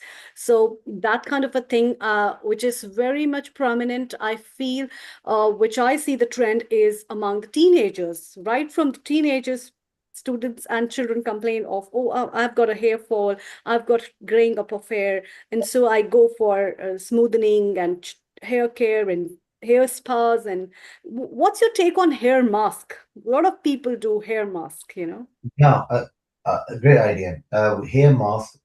So just going back one step. I think one of the things that we find a lot of young people do now is they have very tight hair. They put either the hair is really so tight, or they have a ponytail really tight, and that puts more stress on the hair. And by putting more stress, you're pulling the hair constantly. You're gonna chances are you're gonna have more hair, thinning hair falling. That's one of the things. And that's where a hair mask is really useful because a hair mask can have different ingredients in. We manufacture hair products in the UK, and we use gopi chand, which is an Indian clay, which has been used traditionally for giving nutrients, minerals, particularly back to the hair and scalp. And so a mask with whether it's with that, or whether it's a mask intended to cleanse, or whether it's intended to add more volume. There are various depending on what ingredients you're using. But it's like a mud mask people put on their face, or a mask with different ingredients in, because it either is giving more moisture to the skin, or it's tightening the skin. And so if you have fine lines, it helps in that. So I think a mud mask or a mask in general, was the hair for the skin. I think that it's a popular idea and does seem to work. Hmm. Thank you. I also have a question from all three of you. What are your tips of hair care, and how do you take care of your hair? Sarah, let's have your point of view before we take up with Raviji and Neelji. Over to you.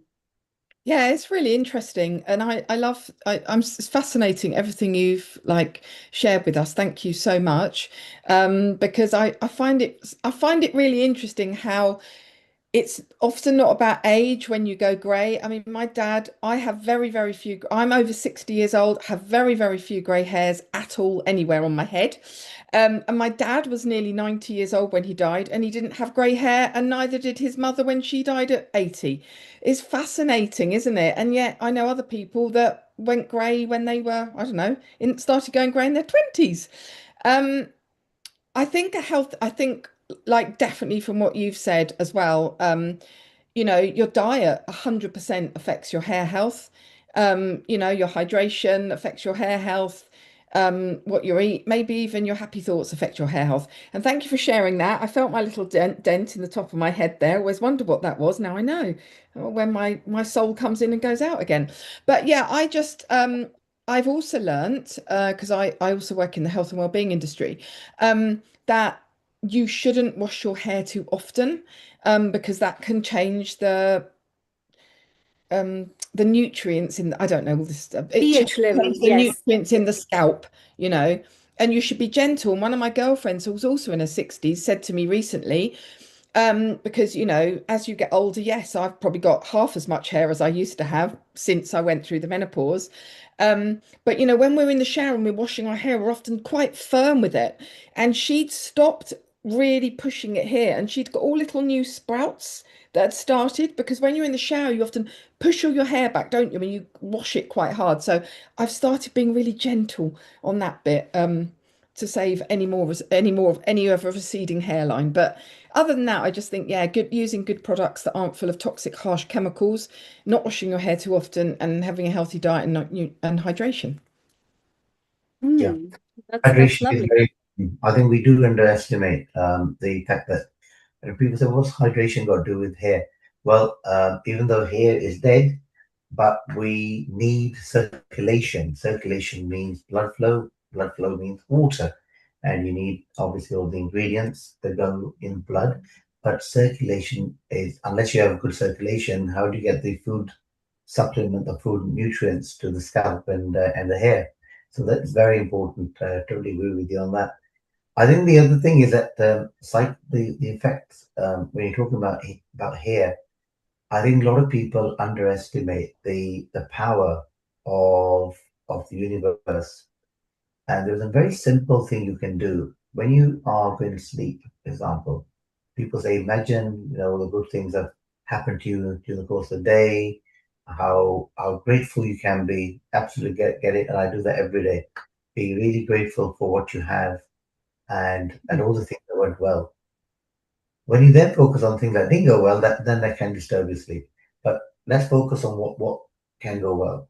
And people say, well, okay, when we go to sleep, I get distracted very easily. And I'm sleeping, and all of a sudden I'm awake. That's because they're not using the part of the brain to help them focus. So if you want the particular hair you want, or the health you want, or you have an issue with whether it's to do with monetary or any other type of relationship, when you go to sleep, keep your eye at the 2 o'clock position. So your eyeballs are at the 2 o'clock, and you're closing your eyes and then imagining what you want, whether it's the hair you want, the skin you want, whatever it is, rather than just keep your eyes closed and not the eyes going all over the place, the pupils going all over the place. Focus on the 2 o'clock position and then think what you want, or try to uh, do the appreciation or gratitude exercise. Really works better. Beautiful. We are having different tips, different ideas talking over here. And my little bit for everybody over here is very simple. It is not your hair that needs particular treatment, it's your scalp. Treat your scalp, shampoo your scalp in there, not the top ends of your hair and everything. If you do the scalp, gentle massage, don't be rough on it. After you wash your hairs, try to use very lukewarm or scald water is better because it stimulates the roots and it will help. And once you've got out of your shower or a bath, don't rub your towel on your hair. Don't be very harsh on it. Gentle, just gently dubbing them is better. And if you can finger your hair, is even better. Don't use your brush and a comb when the hair are wet. You'll pull them. So that's just simple tip from me. You don't have to wash your hair every day. Wash it as and when necessary. So the natural oils and the natural ingredient that the body provides to the shaft always remains there. So it's beautiful. So we have had a lot of wonderful tips over here. And if you want to know Ravi's products, then he has got a website, and it's not just all about hair. He has got lots of different products manufactured in UK, and the website is coolherbals.co.uk. And there you can see variety of products. And later, Sushma will be coming here, who is also a partner in this coolherbals.co.uk. She is going to bring health and beauty care for everybody. So Ravi, well done. Thank you very much. Take care of your hair lock as well, and you're a wonderful soul. And let's bring on more tips to the people. And if you want to check out once again, Ravi's website is coolherbals.co.uk. Just put Cool Herbals on your engine and it will come up over there. Ravi, if you're staying around as well, shortly we are chit-chatting with Sarah, and then we are going to go to Honey as well. We're going to say hello to Honey at the moment, and Honey has done a special recording on her 24 tips, and then after Sarah is Honey. But meanwhile, let's say hello to Honey. Honey, a global namaste to you. A global namaste to you as well. I'm Global traveling namaste. on a lovely bank holiday Sunday, and I'm so Beautiful. proud to be part of my Healing Our Earth Family Day, especially because it's to do with self-care and self-love, which is a very, very important topic for me, I think. So a global namaste to everyone. Really, really pleased to be here today. And Honey, your tips will be coming up in about 15 minutes. What are they going to tell us? Well, I think what happens is self-care and self-love, I believe it's all about also your inner development, your self-development, your inner transformation, how you value yourself, or what kind of values you bring into your life. Because sometimes, you may find that you have your emotional imbalances that you feel in life are because of perhaps wrong decisions that you've made If you have more clarity, you could make better decisions. And in that way, you wouldn't have this kind of disharmony in your life. So I feel that I have these 24 master keys that I follow. And these are values that I try to bring into my life to make my life as flowy as possible, as harmonious as possible. So hopefully all our wonderful Healing Our Earth family members will get a chance to listen to that and see what they think of it. And I'm sure there'll be some little nuggets there that will help and will connect to each and every single one of us out there. Thank you, honey. So let's for next 10 minutes go to Sarah because she is going to say, love the skin you are in. Skincare is important as well. So Sarah, Global Namaste, Sarah runs an organization called Wow. So it's actually a Wow organization, which is beautiful. She loves mentoring women as well and has got a lot of following there. Amrita, you and Sarah, let's talk about skincare. And Ravi, thank you very much. And if you're around, we'll even talk to you about the Thank you skin. so much, Raviji. Thank you. Well, Thank, all yours, thank you, Sarah. Neil. Oh, thank you. So lovely. Skincare. Yeah. Global Namaste, a very warm welcome, Sarah. And Sarah, you are into wow, right? And with the women, skin and hair are very important. And especially when it comes to the skincare, people nowadays, whatever generation we see, especially we see the Gen Zs and the Gen Alpha, people are definitely very careful, and especially we see children as well. They really love to take care of your skin. So what are your tips and what are your ideas that how much care at every age people need for the skin? Over to you. Thank you. Thank you. Always lovely to be here. Yeah, fascinating. I always learn so much. It's always good to be here, and I love being part of this space because I think this conversation is it's about self-respect, isn't it? Self-awareness, and how we choose to show up for ourselves, which we've heard from other contributors every single day, is so important because here's the truth. From, my perspective, and from the wellness being world that I've worked in for the last nearly 18 years, alongside a leading health and wellness brand, your skin is not just something you look at. Actually, it is something you live in every single day, and your skin is your story. It's your largest organ of your body. It protects you, it communicates with you, and it reflects what's happening beneath the surface. And I think that's the thing that so many people overlook. And yet, so many people are in constant battle with this. They're trying to fix it, cover it, fight it. But what if we shifted that? What if instead of fighting our skin, we literally just started partnering with it? To me, skincare is not skin deep. This is where I always say skincare is first an inside job. And I'm sure many other experts here already know that. And it's topical secondary, not first. So you can have the most luxurious creams in the world. The company I'm partnered with makes them. But if your gut is inflamed, if your hydration is low, or your body is overloaded with toxins, your skin will literally tell that story on the outside. So I want to help people just flip that narrative and look inside first, because the foundations for me here are some absolute non-negotiables I live by. They're simple, they're powerful, they're transformational, and they've worked really well for me since I've been aware of this in the last 17 or 18 years.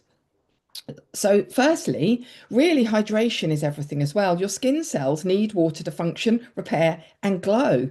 You can tell when you've got an inner glow, it glows on the outside. So, if you're dehydrated, your skin is too. That's a full stop. So, gut health equals skin health. And so many more people are aware of this now. But your gut health, predominantly governs all of those things. And honestly, one of the biggest shifts people can make is your gut and your skincare. Your gut and your skin health are in constant conversation with each other. So if your gut is out of balance, guess what? Your skin will often reflect it. Think inflammation, think breakouts, think dullness, think sensitivity. So instead of just treating the surface, you've got to go deeper. Feed your gut and your skin will follow.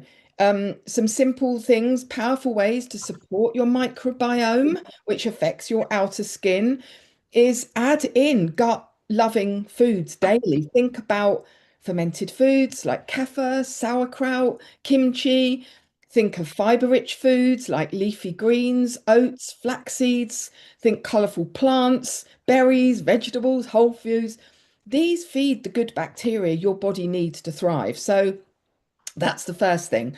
The second thing is support that with pre and probiotics.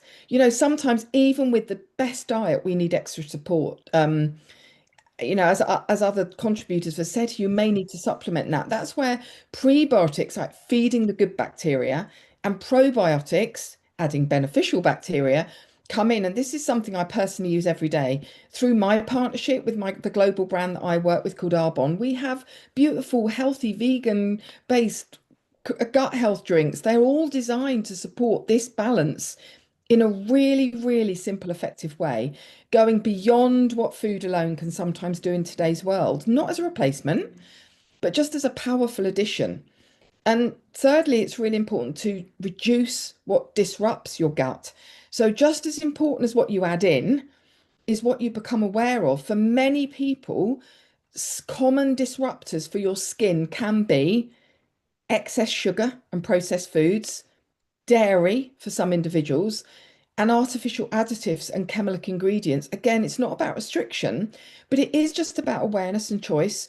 So when we talk about loving the skin you're in, it's not just about what you see in the mirror.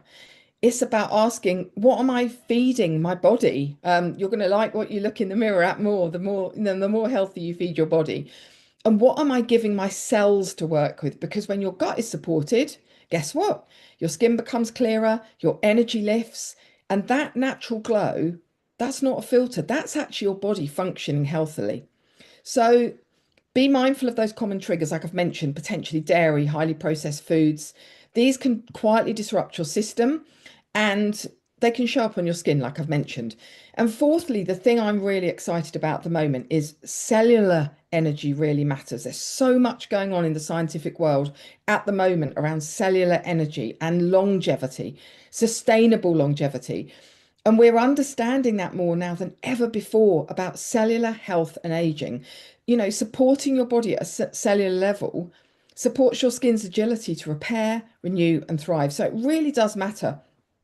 And we're understanding more and more now than ever before about this cellular health and aging, because at the heart of the conversation, I'm only just learning about is something called NAD+, and that's a coenzyme that is found in every single cell of our body.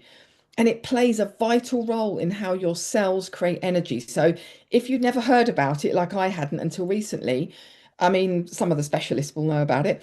Just look into it and find out, how that can help your body function at its best. Because as our NAD levels naturally decline as we age, when that happens, we start to feel lower energy, slower repair. That can create changes to our skin. So when we talk about supporting our skin from the inside out, this is exactly what we mean. And this is why I'm always genuinely delighted to show my clients something that supports that at a deeper level. And being at that cutting edge with, longevity and science and botanically based ingredients and formulations, it creates that transformative wellness. And, recently through NAD Cellular, amazing energy drinks, skin booster products that you can put on your skin that I'm currently using, they're designed to be clean and powerful and, like I say, support at a cellular level. And that can help, believe it or not, helping stuff at cellular level can support obviously cellular repair, brain health, healthy metabolism, and natural energy production. And when those are supported, guess what? The biggest your body responds, your energy lifts, your body works with you, not against you. And then outside, obviously, what you put on your skin matters because your skin doesn't just sit there, it actually absorbs. So ask yourself if you are using anything, and everybody needs to use certain products to protect ourselves from the outside environmental damage that can be caused. Are the products I'm using feeding my skin or fighting against it? And like I say, for the last 17 years, partnering with one of the world's leading clean beauty brands and clean beauty wellness that is botanically based but backed in science, and always considering the people and the planet in every decision. When you combine those clean external skincare with clean internal nourishment, you absolutely just get natural radiance. And I really believe as well, our skin is intelligent. It believes what you do consistently, not occasionally. It's like anything, small, tiny steps consistently over time will lead to great results over time. So instead of chasing quick fixes, please build rituals like other experts have shared today. Build awareness, build consistency, because that's where that really lives for a great way to look at it. And when you love the skin you're in, it has a much deeper meaning. It does to me. It means listening. When your skin's telling you something, listen, nourish it, don't neglect it. Choose products and habits that support, and most importantly, it's not about waiting till anything's perfect to appreciate it, because you have to remember, I know it's very obvious, but your skin is here with you for the whole of your life. So to me, healthy aging is a privilege. It's not a problem I'm looking to fix. We have definitely been sold the idea that aging is something to fight. And I see that really differently. Aging well to me is about supporting your body, your cells, and your skin so you can thrive as long as possible. And that is power, that's self-love, that's self-care. And those are the things that to me mean the most about loving the skin you're in, whatever age you're at. Actually, the earlier you start looking after that, men and women, I mean, we both have the same skin. This is not about outer beauty. This is about healthy longevity for everyone, boys, girls, men, and women. And that's really what I want to share with you. Everyone can connect with me in my business and my community at Sarah Winning Mills on LinkedIn. You can connect with me at Sarah_UK on Instagram, and Sarah Mills The Art of Winning on Facebook. So please love the skin you're in. Take care of it. It's the most amazing organ ever. Isn't it incredible? Fully waterproof as well. But anyway, thank you so much for that, and I hope you've got some great tips. Wonderful, Sarah. So beautiful and nice. And as you say, skin is a very important part. It's maybe one of the largest part of our body, because everywhere we've got a skin, and diet is very important. And I feel one of the best foods for skin is omega-3, hydration, avocados, sweet potatoes for beta carotene, berries, broccoli, tomatoes, leafy green vegetables. It all helps. And for anybody, in case if you did want to find out about Women on Winning, then you can see Sarah's Instagram page. Here it is. You can see her. Lots of followers and following over there. And she's doing a wonderful job. And it's Women on Winning, the art of winning as well. So it's wonderful that you're doing so much for the society, Sarah. Skin, very important. So we had love and care and hair and skin. Let's take a quick comment from Dr. Kailash before we go to Honey's tips as well. So Nishit, keep it ready in a moment. Kailash, your one tip for self-care and one tip for self-love. Yeah. Well, global namaste to everyone, and I've just joined and just listened to your talk, Sarah. Yeah, absolutely amazing, inspiring, and everything you said. It just makes sense. Loving yourself. And that's really important. I think first of all, being comfortable in your own skin. That's what they say, and looking at, like you were saying, it's the largest organ in our body, isn't it? And we're born with it and we die with it. And, everything tells us, our skin to say, tells a million stories basically. And I'd just like to add to what you were saying about, eating healthy food and, being hydrated. And I've learned new things about NED, which I didn't know, cellular. So I'm going to look up on that one as well. So thank you so much. I always learn something new on these programs. Every week, the episode, somebody brings something new to me, and that's really amazing, really empowering. But also, I don't know whether this has already been covered, but I went through an early menopause. I had to have an hysterectomy, and again, I was on the hormone patches as well, and I saw a little bit of difference, after sort of say 6-7 years to my skin as well, and I didn't really feel the tightness and what I experienced in my youth. So I had my history when I was 40, and I think that also contributes. The early menopause contributes to it, and I think stress and maybe lack of sleep and stuff like that, lifestyles, they contribute a lot. And when I started to sort of reflecting on some of the external factors, that I started kind of say, okay, apart from as well as eating healthy and drinking and all that, I need to sort of start thinking about my routine as well, and my lifestyle, and just how to offload the stress as well. And I think that really helps as well. So I just wanted to add that as well. So self-care is about self-love, again, being comfortable in your own skin and loving your skin, and not comparing yourself. We're all different, and so that's really important. So that's my contribution, Neil Kumar. Yes, it's very nice. We had so much wonderful tips today and things, and we'll shortly, in a few seconds, play Honey's tips, what she has specially made for us. So as soon as it's ready, it will come up on the screen. And Sarah, skin. You obviously love your skin. Your skin is beautiful. You maintain it so well. Um, and it's so nice. So we'll talk more about skin as well. And now we're ready for Honey's presentation. So let's kick it in and listen what she has lined up for us. Welcome everyone, and a global namaste. It's a true honor to welcome you into this space today, especially because it's a special wellness program held especially for you, and of course organized especially by Healing Our Earth.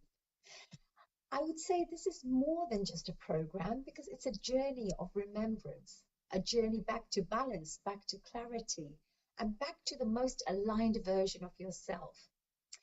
In a world that often encourages us to rush, compare, and disconnect, today we choose something different. We choose presence, awareness, and inner connection. Over the next sections, we will explore the foundations of a fulfilled life, not just as a theory, but as lived principles that can transform your well-being, your mindset, your energy, and of course, your kind of experience of life itself. Now, this is about becoming steady within yourself so that no external circumstance can take away your inner peace. It's one of the most beautiful gifts you can give to yourself. So let's begin. I'd like to share some slides for you so that at least you get a chance to understand what I'm trying to share. I hope you can forgive me for the lack of light here, but the information is more important at the moment. So here is life mastery. The first thing I'd like to share with everybody here is life mastery is the ability to live consciously rather than reactively. It's understanding that your life is shaped not only by what happens to you, but by how you respond, interpret, and grow from it. So from a wellness perspective, mastery begins with balance. Balance between work and rest, balance between action and stillness, balance between giving and receiving. So when life becomes unbalanced, the body reflects it through stress, fatigue, and emotional overload.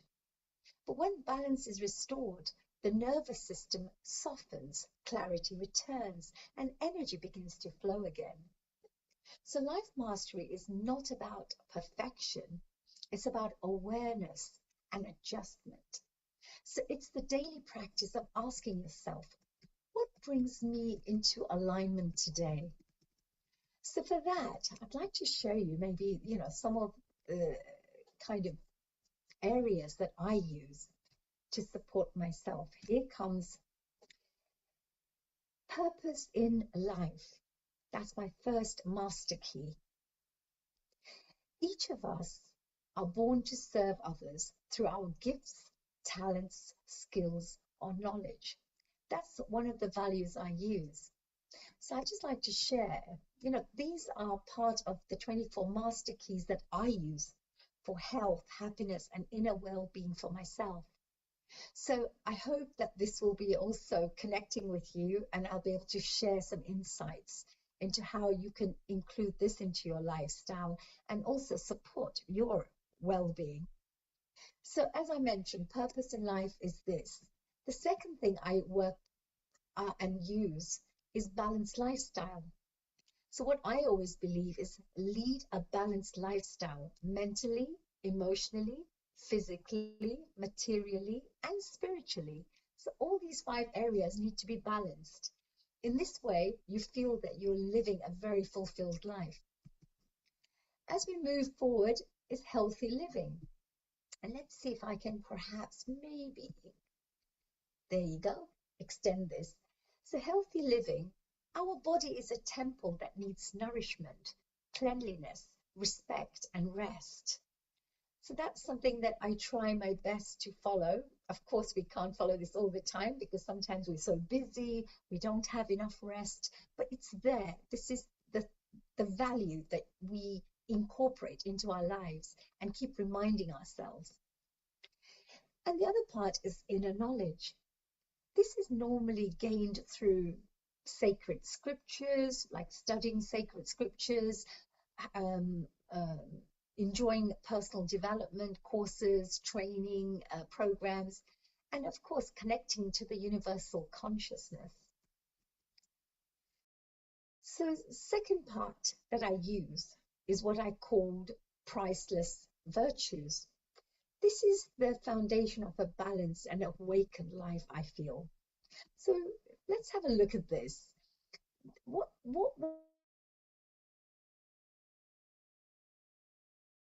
foundations of a peaceful life? They're not external achievements, they're internal qualities that shape how you experience everything in life. So priceless virtues such as love, gratitude, honesty, and contentment have a direct impact on your emotional well-being. And when these qualities are present, the mind becomes less reactive, the heart becomes more open, and the body experiences less tension. So gratitude, for example, shifts the nervous system from stress into calm awareness. Contentment reduces comparison and restores inner sufficiency. And these virtues are not abstract ideas, they are daily emotional choices. And the more they are practiced, the more life begins to feel steady, grounded, and meaningful. So for this, let me share some of the values that I tend to use for my well-being and in my life. So one of them is love. Pure unconditional love is felt, shared, offered, and displayed unconditionally.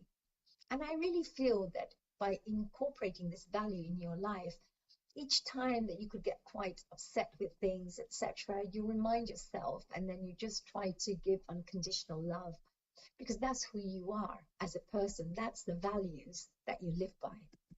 Second thing is, of course, joy. Bring joy into your life and the life of others. I mean, so cheap. You just put a smile on someone's face and it just absolutely changed their day. You make magic happen in their lives just by bringing a bit of happiness, smiles, and joy. So I believe bring joy into your life and the life of others. It makes you feel so good as well when you see others happy. Truth. Live honestly and in alignment with your soul. I think whatever your inner voice tells you, you need to follow that. And I always ask myself, is this hurting anybody? Is this going to be destroying anything? Am I doing good for others? And that kind of helps you to understand that whatever you're feeling inside and whatever's guiding you, you're doing the right thing because it's never going to be something that will be detrimental to others. So contentment, that's the next value. Be satisfied with your present self and your life journey. So whoever you are at this moment in time, I know we're going to have many, many lessons in the future. You're going to become a better human being, hopefully, in the future. And we're going to keep learning new lessons and becoming wiser. But just be satisfied with your present self, who you are at this moment in time, and your life journey, your experiences of life. So now we move on to the powerful personality traits. So you may ask, what is the personality traits? Well, your personality is not fixed. It's shaped by repetition. So powerful traits such as respect, non-judgment, generosity, and emotional calm are cultivated through awareness. From a well-being perspective, these traits are deeply healing because they reduce internal conflict. When judgment decreases, then you will find that stress reduces. When kindness increases, emotional resilience strengthens. And when respect is present, relationships become more peaceful. So these traits also regulate energy. They prevent emotional exhaustion and create healthier boundaries with others. And true strength is not forceful. It's the ability to remain centered, kind, and grounded even in challenging situations. And this is emotional mastery in action. So what are the values that I tend to use for something like this? Let's see if we can move forward to our personality traits. So let's check this out. First one, respect. Show respect to all living and non-living beings. Now you may be thinking, what do you mean living and non-living beings?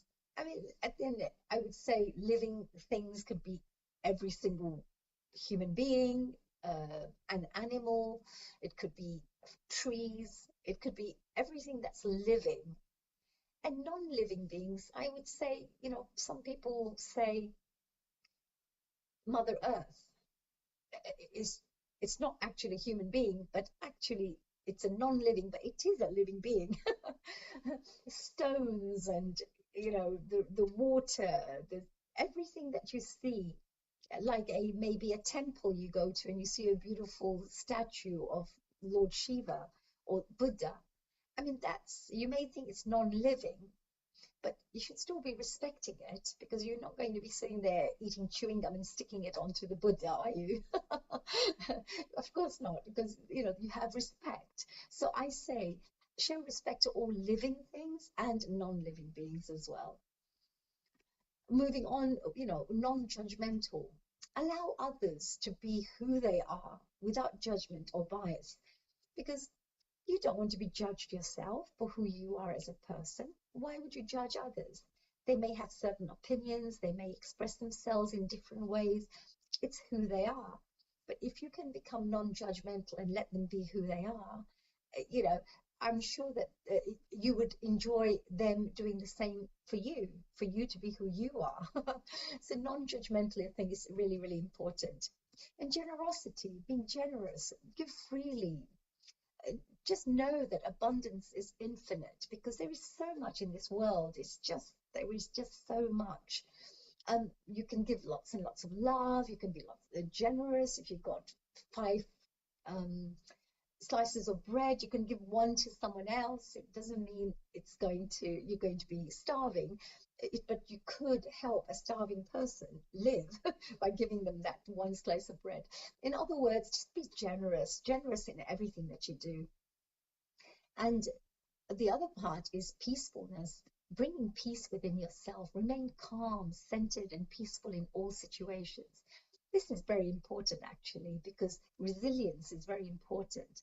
And when things tend to push you out of balance, this value is what will help you stay steady and balanced. So now we move on to seeds of spirituality. Now, what's a seeds of spirituality? Well, let's check this out. Spirituality is not separate from daily life. It's the awareness of connection in everything.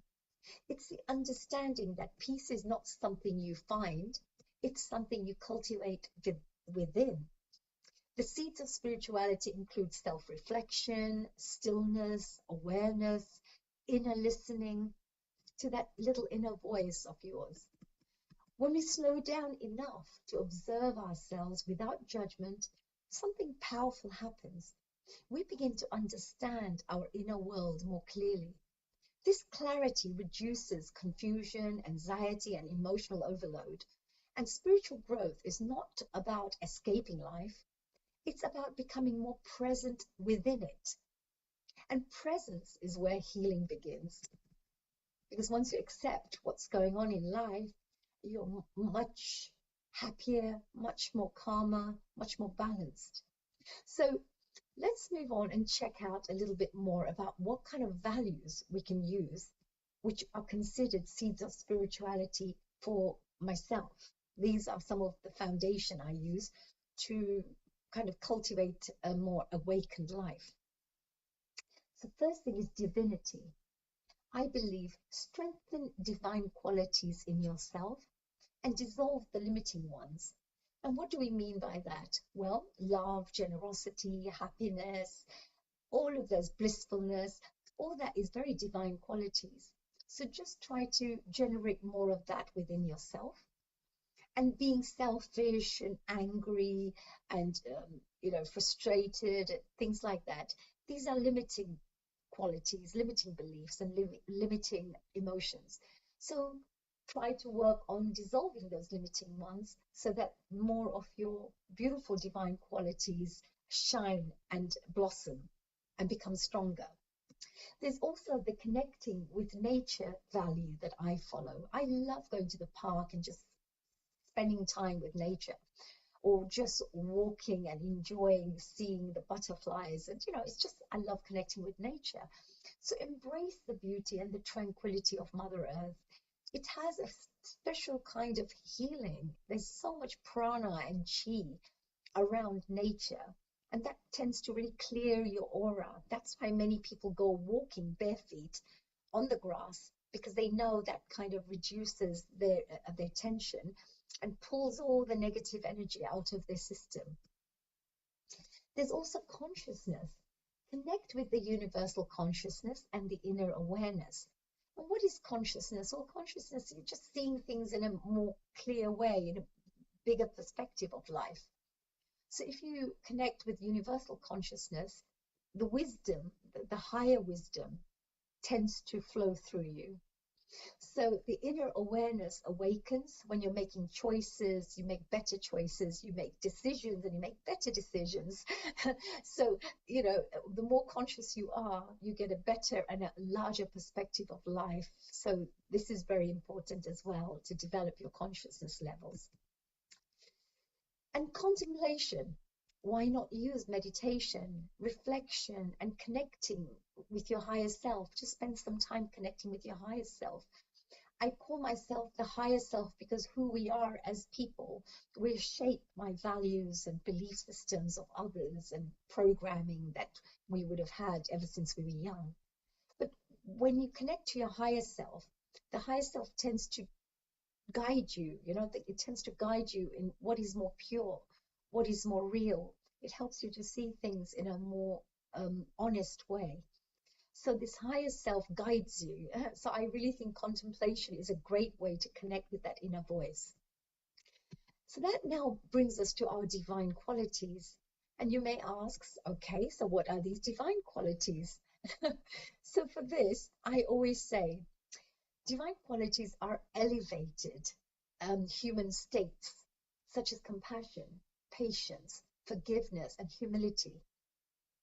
These are not just spiritual ideas, they're deeply therapeutic for the mind and, of course, the soul and the body, of course. Forgiveness releases emotional weight stored in the body, and compassion softens stress responses. Patience reduces kind of inner conflict and inner anxiety and pressure. So when these qualities are active, the nervous system shifts into a calmer state, allowing the body to restore and regenerate.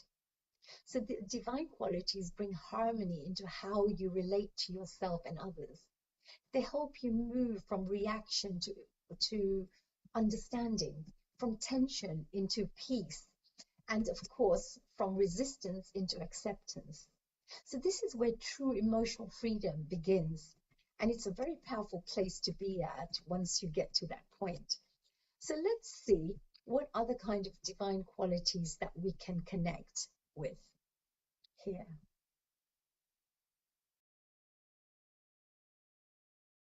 Forgiveness.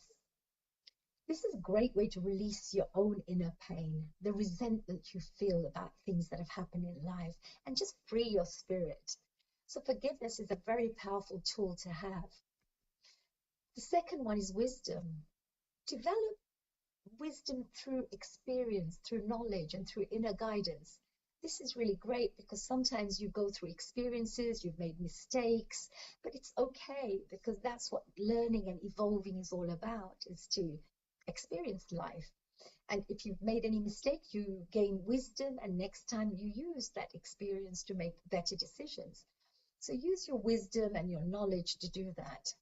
Also, optimism. Maintain a positive, solution-focused outlook towards life. It's so important. Everything I see, I try my best to see, well, is the glass half full or is it half empty? I always look at it as half full because I think it's the best way to develop your mindset, because you look at good things, you see the best in everything. And there is so much good in the world.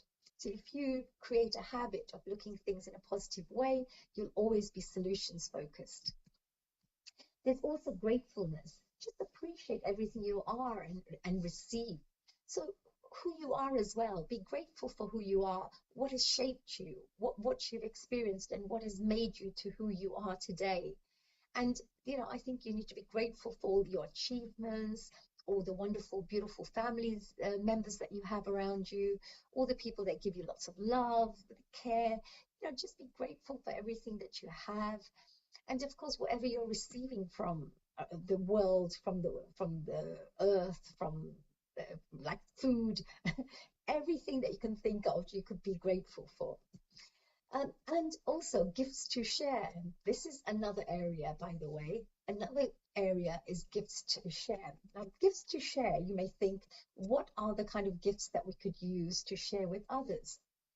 Well, each of us carries something unique within us, a gift that is meant to be shared. Your gift may be your voice, your kindness, your creativity, your leadership, or your ability to heal and uplift others. When you suppress your gifts, energy becomes stagnant, I feel. But when you express them, something shifts internally. Confidence grows, purpose becomes clearer, and emotional well-being strengthens. So sharing your gifts is not only about others. It's also about your own healing, because expression is a form of emotional release and self-actualization. So you're not here to shrink. You're here to contribute, to expand, and to uplift life through your presence. Now, I've been through situations where I feel like, I want to turn into a little person and just hide in a corner, because we would have gone through many, many challenges in life. But, the most important thing is to be able to come out of it and be able to realign your strength and your inner power and get back on track again. So I think this is very, very important. Here are some of the values I use, to share with others. So compassion. I just try my best to be as compassionate as possible. Just be kind-hearted and understanding to all. Sometimes, you think to yourself that why is this person behaving in this way? But don't forget, everybody has different experiences of life. They may not have the loving family that you have. They may be going through tough struggles in life. So you just be a bit more compassionate and understanding.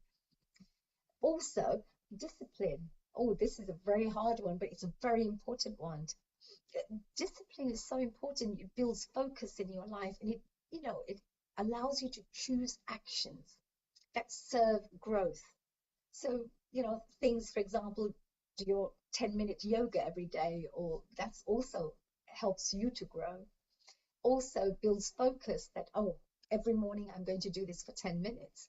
It's discipline. The discipline is what creates you as a personality, as a character. So discipline, I think, is really important, and use it to also serve others. Freedom, liberate yourself and others from limitation. Freedom is the best thing you can give people. Let them be free to be who they are. Let them be free to express themselves with who they want to be. At the same time, of course, you should also be free to be able to express yourself. So liberate yourself and others as well from limitation. So now we come to unity, which is our last wonderful slide. So unity is very much about embracing all humanity as one family. Whether you come from a Christian background, a Hindu background, a Sikh background, or a Jewish background, it doesn't matter. Every person out there, every family member out there in this world is a family member. So just see humanity as one family. We all are human beings. We have maybe different ideas, different customs, different religious beliefs, different languages. We may look different because of our skin color, but inside we're all the same. So I would say that do try your best to know that you're connected to everything in this world, everybody. So let's see what our closing message is here. Well, I think with our closing message, I'd just like to share actually, as we come to the end of this journey, I think it's wonderful to take a moment to absorb what has been shared so far. Everything we've explored today is not separate. It's all interconnected. Life mastery, virtues, personality, spirituality, divine qualities, and your unique gifts, all of these come together to form one truth. When you live in alignment with who you truly are, life becomes lighter, clearer, and more meaningful. So you do not actually need to become someone new. You simply need to return to becoming yourself with awareness, with kindness, and with intention. So as you move forward, just ask yourself, what can I soften within myself? What can I strengthen in my daily life? And how can I choose peace more often in my daily life? Transformation does not happen in one moment. It happens in repeated moments. Repeated moments of awareness, making the right choices, and self-respect as well. So I just wanted to finish off by saying thank you for being here, for being open, and for choosing to invest in your own well-being. And may you leave this space feeling more grounded, more peaceful, and more connected, especially to your own inner light and your inner power that you have. And may that light also guide everything you do moving forward. So for that, I'd like to say best wishes for your wonderful journey into wellness. And I hope you've enjoyed this little presentation. Sorry I haven't been in the right place today. I've been traveling a bit, but I just wanted to share this 24 master keys with yourselves and with my whole Healing Our Earth family out there. So enjoy the day, and to the rest of our hosts out there, thank you very much for inviting me here to be part of this fantastic global wellness episode. A global namaste to everyone. Marita, wonderful presentation by Honey, our resident host, and Yeah, wonderful presentation, honey. yeah, and it's time now to welcome another dynamic lady. And shall we introduce her? And let's welcome Sushma Banot. Yeah. Global namaste.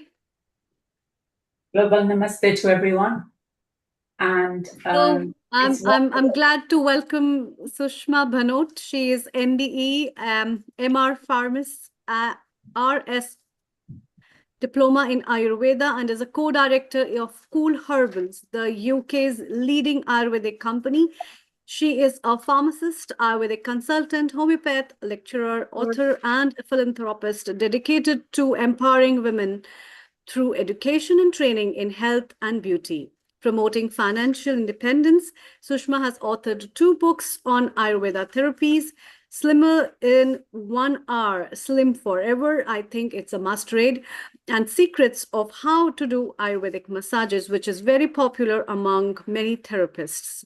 So that's really good and great to know about it. I wasn't knowing. So, a very warm welcome to you for today's episode, Self Care and Self Love. And I think self care and self love is very closely connected to you, Sushmaji, because you share with people the tips of self-care through Ayurveda, through holistic healing, as well as well-being and wellness. So over to you. Thank you so much. Hello, Namaste everyone, Global Namaste. And it's such a pleasure to be among such dynamic people once again. Thank you, Amritaji, for your lovely welcome and to the whole team. I was listening closely to the previous speakers, and I'm absolutely fascinated by the different concepts of self-care.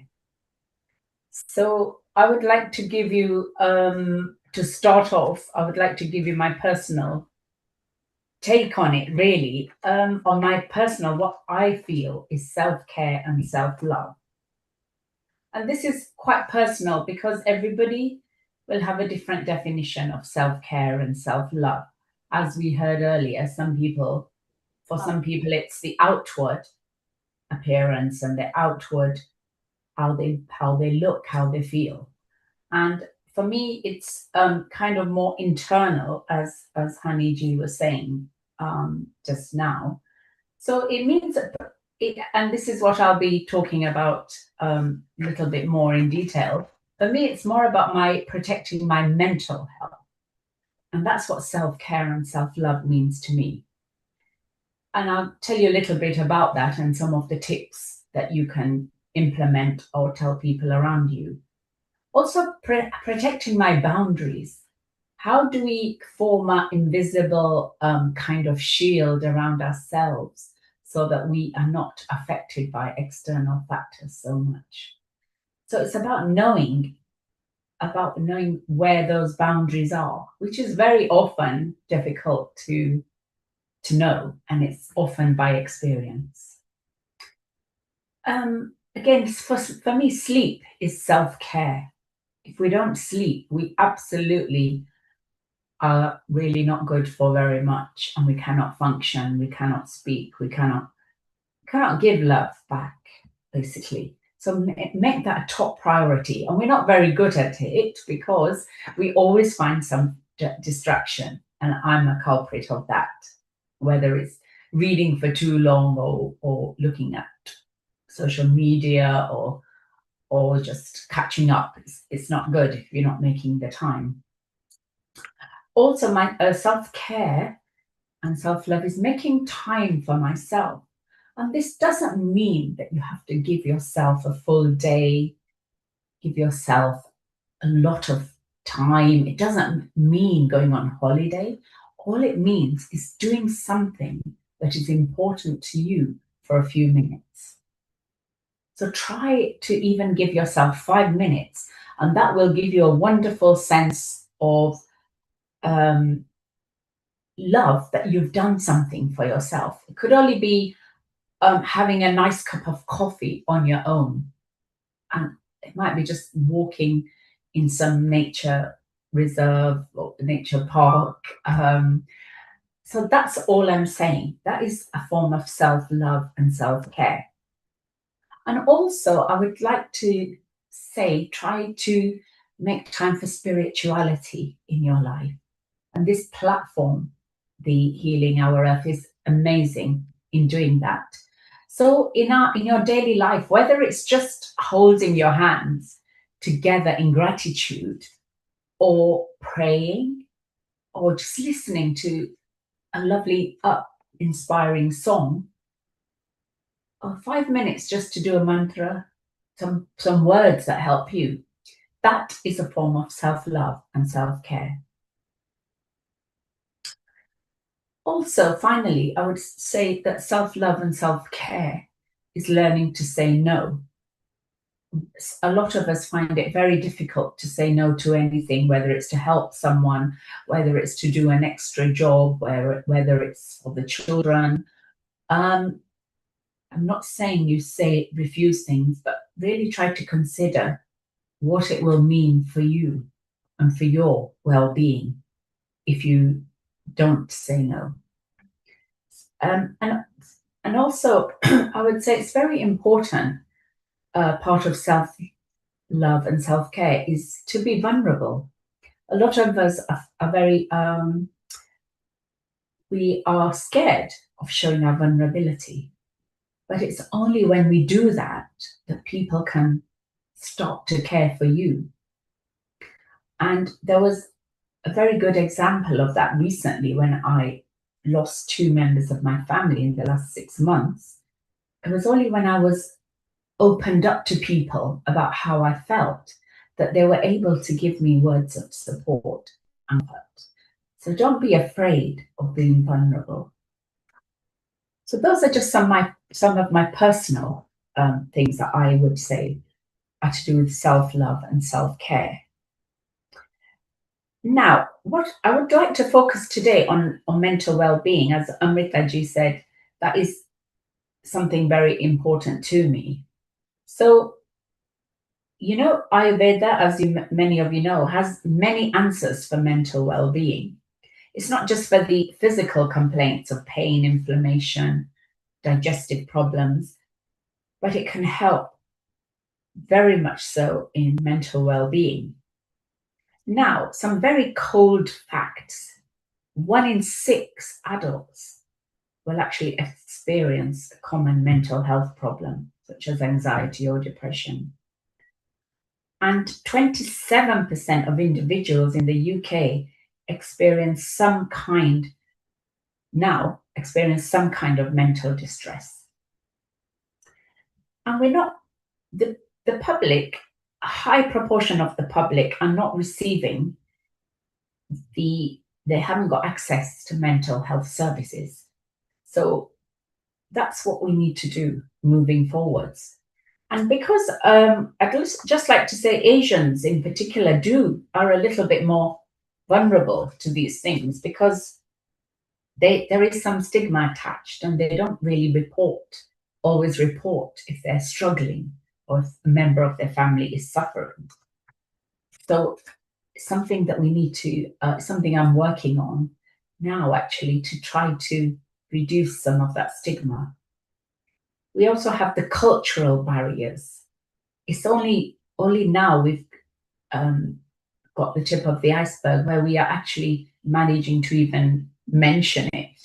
So we do need to do a lot of work on breaking down these cultural barriers.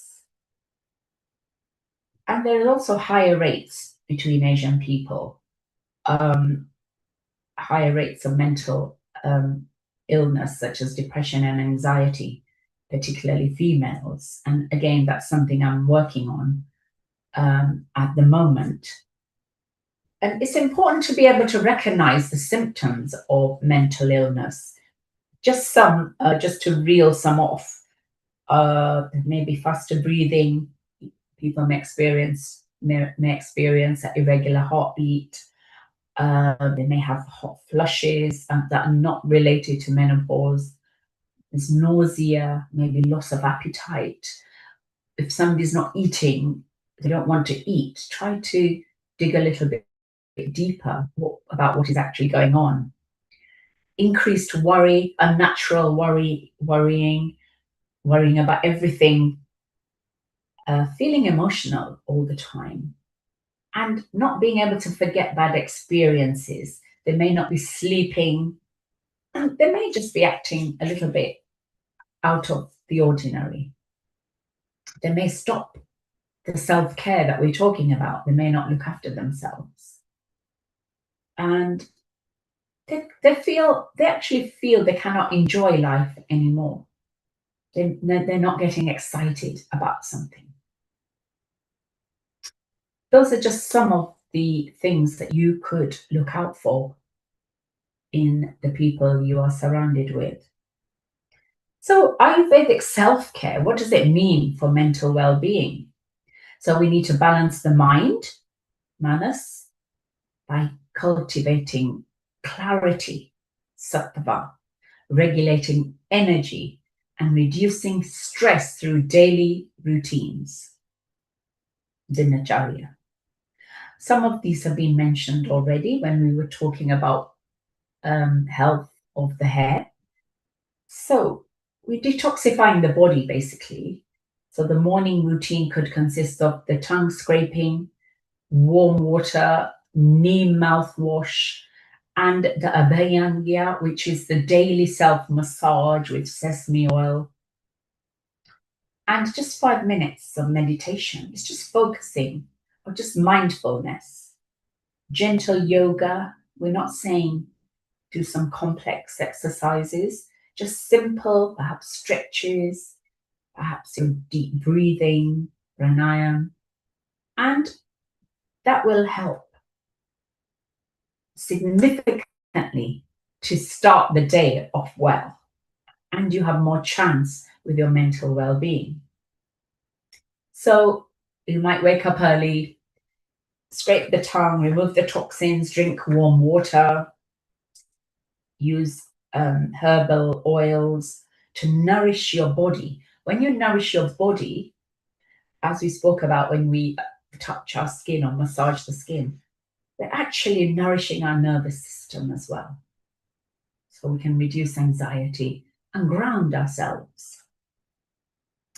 Have consistency in your life. One of the main culprits, or one of, not the main, but one of the culprits for mental health issues is not having order in your life, not having consistency, not knowing what's happening next. So try to have a routine in your life, waking, sleeping, and eating. So we would like to incorporate some pranayama into our lives, which is the deep breathing. It may just be a few rounds of deep breathing, or you could do more breath work. You can ask me about how we pause the breath and then breathe again, or how long we hold the breath for. Spend time with nature. I think that's becoming really apparent now, how our external surroundings, the beautiful ones like nature, trees, flowers, how they can really ground our energy and nourish our mind and help us see things differently. We must have a sattvic diet. What do we mean? Nutritious foods. Think very carefully, what are you actually putting in your mouth? Which means you do have to be organized, otherwise you will eat the first thing that you see. Consume fresh, whole, nutritious foods. Things that are easy to digest. Khichdi, brown rice is healthier, may not be as easy to digest. Warm, cooked meals. Ayurveda always promotes warmth and home cooked food where possible. The vegetables and fruits that are in season. We're very fortunate to have fruits and vegetables available at our fingertips throughout the year. But it's always better, according to Ayurveda, to have what's in season. To promote mental clarity and calmness. Of course, we all try to avoid processed food, limit caffeine. You can still have your caffeine. See what would happen if you try to reduce it somewhat. There are lots of herbs available in order for us to adapt to stress, to reduce anxiety, calm our mind. Ashwagandha, Brahmi, to name two. Have a nice ritual when you go to sleep. Look after yourself. Have a routine of self-care. Might be a bath, might be just closing your eyes, it might be reading something soothing. have a ritual for your sound sleep. Of course, we know about the digital dangers at the moment, so limit that where possible before bed. And sleep hygiene, we may have spoken about, is to do with our sleep routine. A nice, cool room. There is actually an optimum temperature if you want to have a good sleep. I think it's around 20 or 22. A dark, cool, quiet room. You might want to have a foot bath or just massage some cream onto your feet. And you'll be surprised what a difference that makes in giving you a better sleep. Practice gratitude. Be thankful for even the smallest things. You might have had a day that's been particularly not good for whatever reason, but think about what actually went well. There are certain therapies, if you would like to have a professional treatment, things like Shirodhara, where we focus on the third eye and we have a steady stream of warm oil that's focused on the marma point there. And there's actually research that's been done to show that this treatment, which is also known as the king of treatments in Ayurveda, a 30-minute session has been shown to lower the heart rate, and by way of scans is induced alpha brainwaves,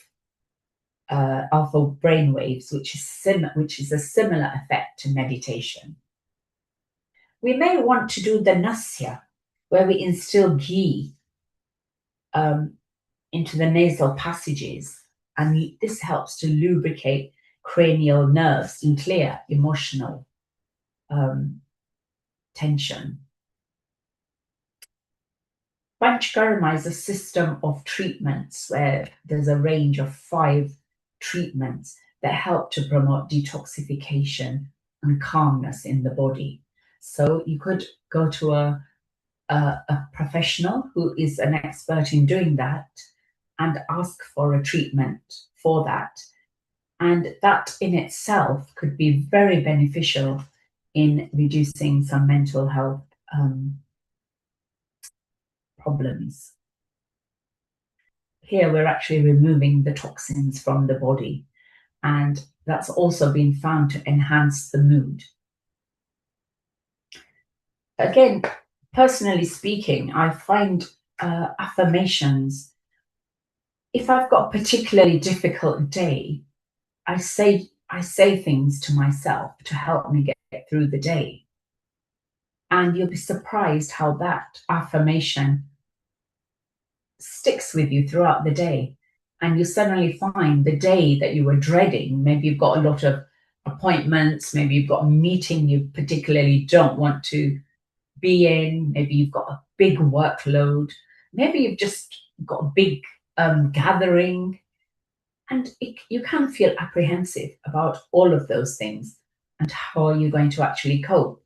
So these affirmations, which is things that you say to yourself, can be very beneficial. So at work, these are some of the things you could say to yourself to help manage work stress, confidence, and set those boundaries that I spoke about. I'll start with, I'm doing my best, and that's enough. I cannot be perfect, and I don't need to be. I am in control of my reactions. By asking for help, I'm not being weak, but that's actually a form of strength. I'm allowed to say no to protect my energy. My voice matters too, so don't be afraid to say things.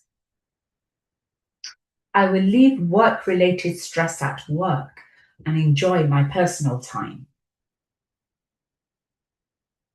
I can address any tension or miscommunication with clarity, not aggressiveness or avoidance.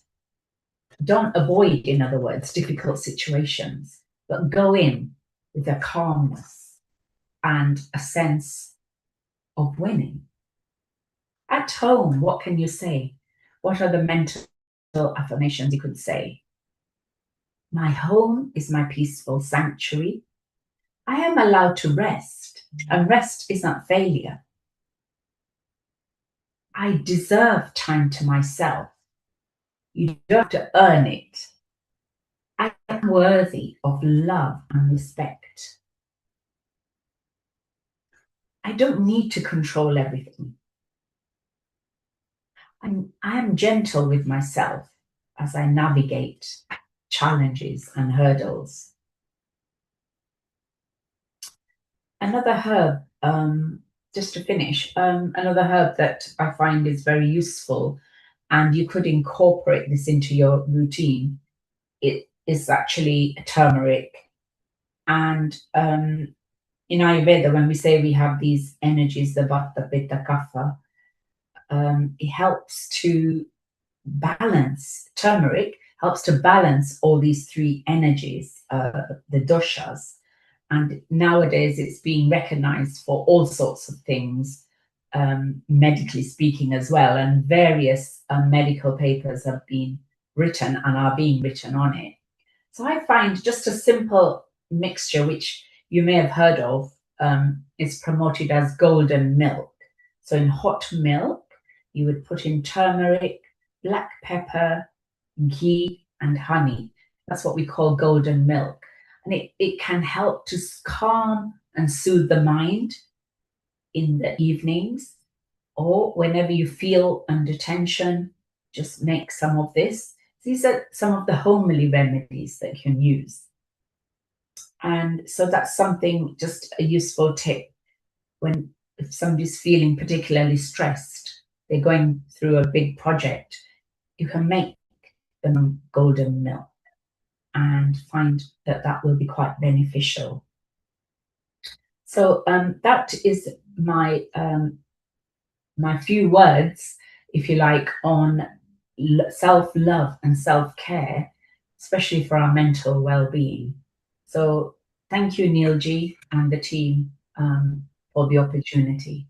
Sushma, what a wonderful soul you are. And for those people who don't know Sushma Banat, an MBE, which is a member of the Order of the British Empire, just like her husband. And she told the hubby, if you can do it, I can do it too. So women empowerment, and she is a co-founder of Cool Herbals. Just go to coolherbals.co.uk and you will see vast arrays of herbal and Ayurveda product. Sushma, you are lucky because not only are you a pharmacist, you also have knowledge in Ayurveda and homeopathy. Yes. So makes you an Ayush expert. So it's so wonderful. And Amrita, if you now have her number, keep in touch with her. She could be very good for SATA as well, since she can bring a bit of scientific knowledge to the other alternative Indian Vedas and Indian knowledge system. So that'll be very useful. Shushma, wonderful presentation, nicely done. And maybe in some of the women episode, you are back again, and wonderful to have you. Kailash, your comment, you heard her. Absolutely. Thank you so much, Sushmaji. That was very, very, very inspiring and uplifting. Lots of tips you've given us today, and I hope that you've got there somewhere in the book somewhere that we could have access to, because it's complementary what Honeyji said and what Sarah said earlier. It's all coming together holistically, and so much there to take in. And I love the way that both you and Honey talk about the spirituality as well. So it's so important, and it plays a big part in my life as well. And I think, more often than not, people don't have the consistency or discipline in their life. And that's something that I'm going to take away as well. Those small steps, and I've started doing those, and it becomes, slowly becomes habit, it becomes part of your routine. So I think, that disciplines are absolutely crucial. So thank you so much for sharing your knowledge and wisdom with us. Thank you, Kailash, from one MBU to another MBE. So it's your beautiful Amrita. women empowerment. We have had so many women bringing self-love and self-care, but we are going to break the ice and we're going to bring another man who is regular producer here at Healing Our Earth. Shortly, he is going to self-care, self-love for organ donation as well, what he loves. But Amrita, your comment on what Sushma shared and gave the tips of. Yeah, thank you, Neil Kumar. Sushma ji, that was nice actually hearing you in different aspects that you share through Ayurveda. It's really nice taking up the tips and very profoundly the simplicity of explaining things and giving it to people so that people can understand. It's really nice. So I'll be connecting you personally as well to take your guidance as well as connecting with you very well. So thank you so much for joining. And it's time to move from UK to India, where we have our regular contributor as well as our episode producer of organ donation, as we have Rotarian Lal Goel ji. Global Namaste to you. Very good evening.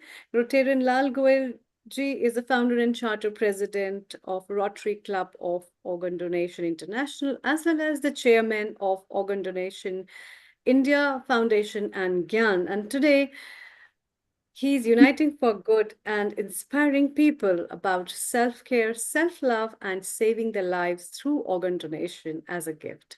So you have been profoundly working on this and very versatile and also empowering people to understand how precious our lives and others' lives are.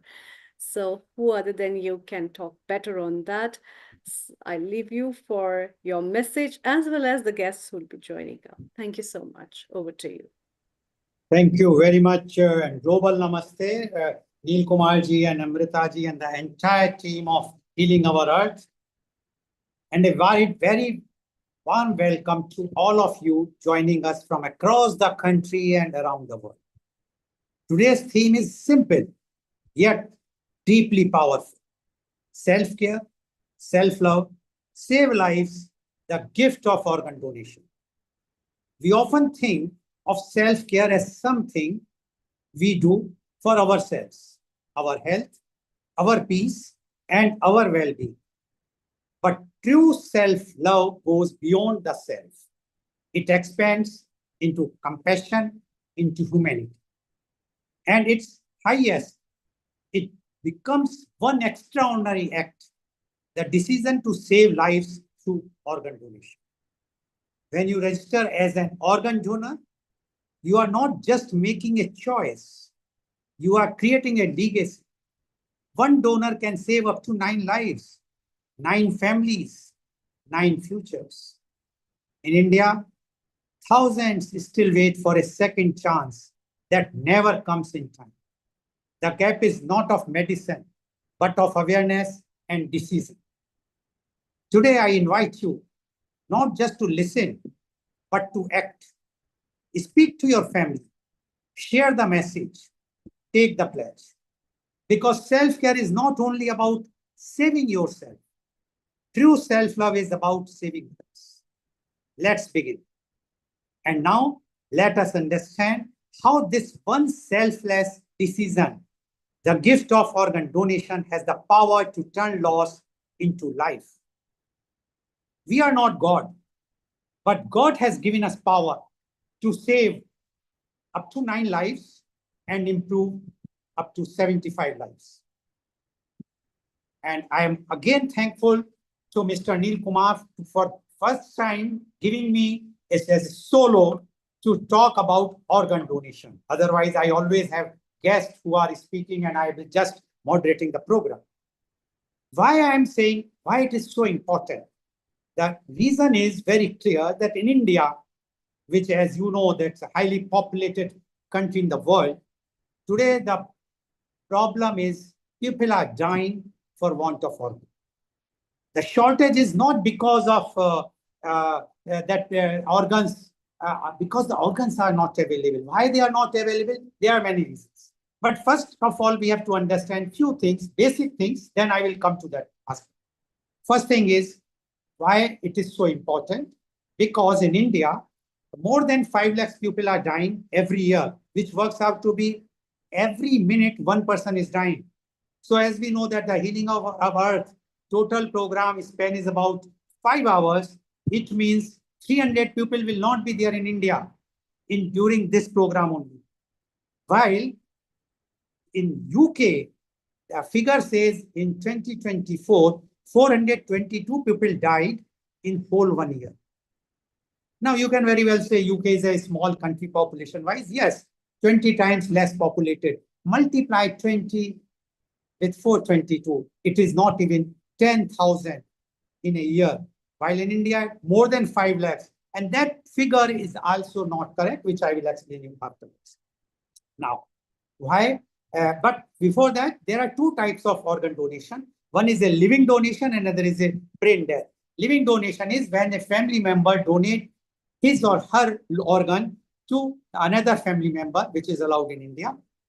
And the brain death is when a person declares brain death, his organs can be retrieved and can be given or donated to save the lives of several people, depending on the condition of organs, but up to 9 people can be saved. Now, as earlier I said that the time limitation is there, so I will explain today about why it is so in India. While we term ourselves that we are the descendant of Karn, Danveer Karn, so why it is happening? There are 4 major things according to me. First reason is awareness. As per one survey done in India, it was found that 84% of the population has not even heard the name of organ donation. And out of 16%, 9% were those who either themselves suffered or their family member or friends suffered. And 7% where the awareness has been created by the NGOs like Rotary and other NGOs or the government. So that is one of the major blocks in India. That's why awareness is required. Why I am talking, people can ask why you are addressing the global. Because we know that healing our earth, people across the world, they are not talking of only their region or the country. They are worried about the entire earth. And India is also on that. And Indian condition as far as organ shortage is the worst. That's why it is a very alarming situation. Second reason is the infrastructure. As per NATO, National Organ and Tissue Transplant Organization, a organization set up by Ministry of Health and Family Welfare of the Government of India. According to NATO, only 15 or 16% district headquarters have the facility to retrieve the organs. Forget about the transplant. It means the 84 or 85% of the district headquarters doesn't have these facilities. So you can imagine those cities, people are dying because there are no facilities. Or in other words, the organs which are available are going waste. So in both the ways, ultimately the people are suffering. So this is the second major reason. And the third major reason is the cost factor. In India, as per the 2025 report of NATO, about 800 institutions, medical institutions are doing organ transplants, out of which 15% belongs to the government. Now, it means about 120. The rest belongs to the private.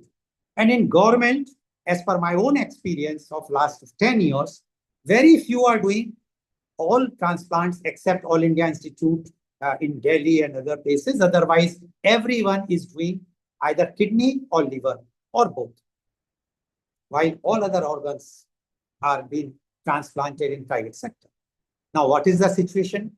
Situation is a private hospital in Mumbai is charging 10 lakhs rupees for a kidney transplant.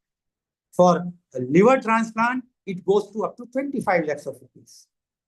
For heart, it goes up to 50 lakhs of rupees. And lungs goes to 1 crore rupees. Now, situation is so bad. And unfortunately, in India, the insurance company, till about 2 to 3 years back, they were not giving any compensation. or insured in this amount. But after so much hue and cry from NGOs like us, they have now started giving out a lakh of rupees, which is a peanut. And over and above, the patient has to take, who is receiving the organs, from 10,000 to 25,000 rupees medicine per month lifelong. So from where? Forget about below poverty line, forget about poor or middle class, lower middle class, I can say even upper middle class or rich class can't afford to pay 1 crore rupees. Only the super rich people can afford. So this is one of the major factor. But I must give credit to our Honorable Prime Minister, Shri Narendra Modi, that one of my program, which I was conducting during the pandemic media conference with Lal Goya, the limit of Ayushman was 5 lakhs. But one of my guest speaker, Dr. C.V. Anand Bose IAS, who was at that time the chief advisor to the government of India for labor, and after that he became the West Bengal governor till 2 months back. So he told me that Ayushman Bharat, we are offering 5 lakhs rupees. And I said this 5 lakhs rupees is not going to serve any purpose because the minimum is about 10 lakhs of rupees. And he asked me how much you think. I said at least 20 to 25 lakhs rupees. He said, can you send me the clipping of only this talk of us? So about 4 or 5 minutes clipping I sent to him, which he forwarded to our Honorable Prime Minister. And I'm very happy to inform all of you that our Honorable Prime Minister, Shri Narendra Modi ji, has increased only for organ transplant this limit under Ayushman Bharat from 5 lakhs to 15 lakhs of rupees, which means it is covering almost the liver and kidney transplant. But unfortunately, the health is a state subject, not the center subject. And that's why many states have not followed it. Even Maharashtra, it took me about 1.5 years to pursue here. And again, I am very happy to announce that on 4th of November last year, that is 2025, I got a call. And when I went to the Ayushman Bharat headquarters here, they says, Mr. Goyal, because of your efforts, our Chief Minister, Shri Devendra Fadnavis, has increased now limit from 5 lakhs to 20 lakhs, 2 lakhs of rupees for all those who are the domicile or residents of Maharashtra. Now, this is something, but it's still miles to go. So this is the third factor. And the fourth factor is the myths. There are 2 types of myths, cultural as well as the religion. Now, I will talk about culture. Culture myth is that if doctor comes to know that this patient can be declared brain death, they are unnecessarily declare brain death. It is not possible. There are laws, very clear laws. There are committees which examine the patient one time and again after a gap of 6 hours, again they check up. And so there is no nothing like that. So that is not correct. That is all wrong. Second, they say that if I donate my eye, cornea or my kidney, in the next birth, I will be without kidney or without eye. That is also wrong. Because as the ladies knows who are listening this program or who are watching the program, that the women develops, few of the women develop problems in their uterus when they become 45 or 50 years. And the hysterectomy, which is a medical term to remove the uterus, take place. At that time, nobody asked whether I will be born without uterus. So this is also myth. Now comes to the religion point of view. Now in India, there are 5-6 major religions. First there are like Hindu, 80%, 15% Islam. Then in 5% we have Christians, Sikhism, Jainism, and Buddhism. I will go from reverse side, Buddhism. Now Buddhism, we know a country which is very close to India, that is Sri Lanka. Now Sri Lanka is having a surplus of eye cornea, and they are exporting even to India and other countries. The reason is very clear. In Buddhism, it is written that if you donate your eye, you will attain the topmost position in Buddhism. It means Buddhism is not against organ donation. So religion is not a bar as far as Buddhism is concerned. Second, I comes to Jainism. My wife is a Jain, and all you know that husband has to listen to wife. And so I used to go with her to many of the Jain Mahamunis, and I found that they all promote organ donation. And the living example is that in Maharashtra, Gujarat, Rajasthan, and Madhya Pradesh, where the Jain's population is more, people are very much proactive as far as organ donation is concerned. So it means Jainism is also not. Then we come to Sikhism. Now, Sikhism is very clear. Where there is a self, there is no God. And where there is a God, there is no self. And we have seen during the COVID time how the Sikhs were on the roads in Delhi and other places to offer the ventilators, the oxygen, the medicines, and the food without bothering of their life. And that's why the people in Punjab are very much motivated as far as organ donation is concerned. Then it means Sikhism is also not against. And then comes the Christianity. I have already given an example of UK and our Healing Our Earth, which is based in UK. They know that the majority of UK is Christians. So it means Christians are not against. And I will again give an example of Bible. In Bible, there is a book called Gospel of Mark, chapter 12, verse 31, where it is written, love thy neighbor as yourself. What it means? It means you love your neighbor as you are loving yourself. I was in London. I was discussing with one of a very senior person of organ donation there. And he asked me one question. He says, Mr. Goel, you are a Hindu? I said, yes. You are going to the temple? I said, yes. What you are asking from the God? I said, I always ask, as I'm an old person, that my old age should be peaceful, without any tension. My children must get more money, good health, and wealth. And my grandchildren also should study well. He said, have you ever asked for that your neighbor or your community should also get wealth, etc.? I said, never. This is the difference. In Christianity, when we go to church, we not only pray for ourselves, we pray for our community also. And we have seen in UK, as I have given, and other country, I can give the example of USA. In 2024, about 6,700 people lost their life. If you multiply, because the population of USA is 4 times less, if you multiply 4 with 6,700, it is not even 30,000. Same population. So that is also Christian majority. So it means Christianity is also not. Now there are 2 religions which are left, Islam and Hinduism. I will take Islam. Because Islam, WhatsApp University says, no Muslims want to donate. Islam is against organ donation. I said, no. And I will tell you, I went to Aligarh Muslim University on the 28th of February 2026.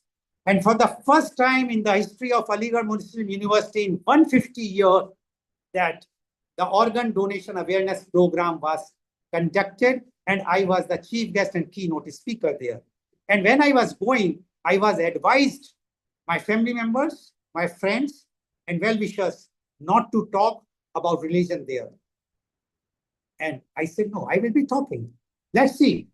And they will say that they can harm you. I said, no problem. I told them that, see, look, and I will tell you one more thing, that when I started my talk, there were 1/4 of the hall was full. And my talk was about 2 hours. And after 1 hour, the hall was full. And after that, they have to bring more chairs to accommodate. And majority was of ladies in hijab and burqas. And after 1 hour, they started crying. Tears were rolling. The reason was that they were told that Muslims, it is against their religion by their mullahs or Maulvis, whosoever. And I told them it is wrong. I said, in Quran Sharif, chapter 5, verse 32, it is written that if you save one life, it is like you have saved the entire mankind. So where is it is against? When the Quran is saying like this. And then I gave a practical example of Saudi Arabia. Saudi Arabia is the Islamic country everybody knows. the PMP, per million population organ donation in Saudi Arabia is 4 in 2023, while in 2023 in India, the PMP was 0.65. So how you say that Muslims are against or Islam is against? It is not Islam is against, it is some mullah or Maulvis who are giving wrong information. And that's why those ladies were crying, because they might have lost their husband or brother or father or son or daughter or mother for want of. So it means Islam is not. Now come to Hindus. And my very first question, wherever I talk, because this is it's not an interactive thing. So I asked one question to all the Hindus. I'm also Hindu. The first thing when we start a new work, which God we pray for first? And the answer comes, Lord Ganesha. So my reply is very clear. If you are a Hindu, if you believe in Lord Ganesha, then you have to believe in organ donation. Because we all know that his head was transplanted. And who did the transplant? Lord Shiva. It means Lord Shiva and Lord Ganesha believes in organ donation. So why we are against? But few of our Hindu friends says, we are Vaishnavas. We believe in Lord Vishnu, Lord Krishna, Lord Ram. My answer is very clear. Lord Krishna, who was born in Mathura, and fortunately for me, I was also born and brought up in Mathura. Lord Krishna in Gita, in chapter 2, verse 22, he says that as the body discards the old clothes, soul also discard the old body. So I asked the people when I addressed the meeting, what you are doing with your old clothes? Are you burning them or burying them? And the answer comes very clearly, neither burning nor burying. Then what you are doing? You are donating to whom? To needy persons. It means when you donate your old clothes to needy person, and Lord Krishna says, body discard the old clothes. Similarly, like soul discard the old body. So why you are burning them? Or in few cases in South, burying them. Even Hindus buries in South. Why? Either you are not a believer or you are not a Vaishnava. Believe him. Few people say, no, we believe in Lord Ram. Okay. The entire Ramayana is based on what? It is based that Lord Rama has followed his father Vachan. His father said, I have given promise to your stepmother that you will go to exile and Bharat will become the king. But when everybody prayed Lord Ram, even Bharat said, please, I am saying I am surrendering. What Lord Ram said? I believe in my father's word as truth. Now, many people are filling the forms here. But because we have an opt-in system here in India, where the decision is with the family, we are not following what our parents, what our siblings, what our children have mentioned in the pledge form. So it means Lord Rama is also, we have to follow this. So where is the question that Hindus are against? So no religion, please mind it. I still have 8 minutes, 5 minutes late and 3 minutes more. So no religion, please mind it, is against organ donation. So why? Because so-called Pandits, so-called Dharm Thekedars, they criticize organ donation. I will not name them. Very popular. But we should not go to them. We should understand that we have religion books of all religions, whether it is Hinduism, Islam, Christianity, Sikhism, or Buddhism or Jainism. They all go for organ donation. And that's why it is very important. And again, I will repeat, we are not God, but God has given us power to give new life up to 9%. We can go to temple, church, mosque, gurudwara, donate money. Can we save life? Can we give a new life? Even doctors fails to give new life if the heart fails, if the kidney fails, if the liver fails. So why we are not following this? And that is my appeal to all of you. And who are having relatives in India, please ask them to fill up the form, but first talk to your family, because there is an opt-in system in India. When a person declare brain death, then only the organs can be taken. And once you are brain dead, you are unconscious, your family has to take a decision. UK on 20th May 2020 changed the system from opt-in to opt-out.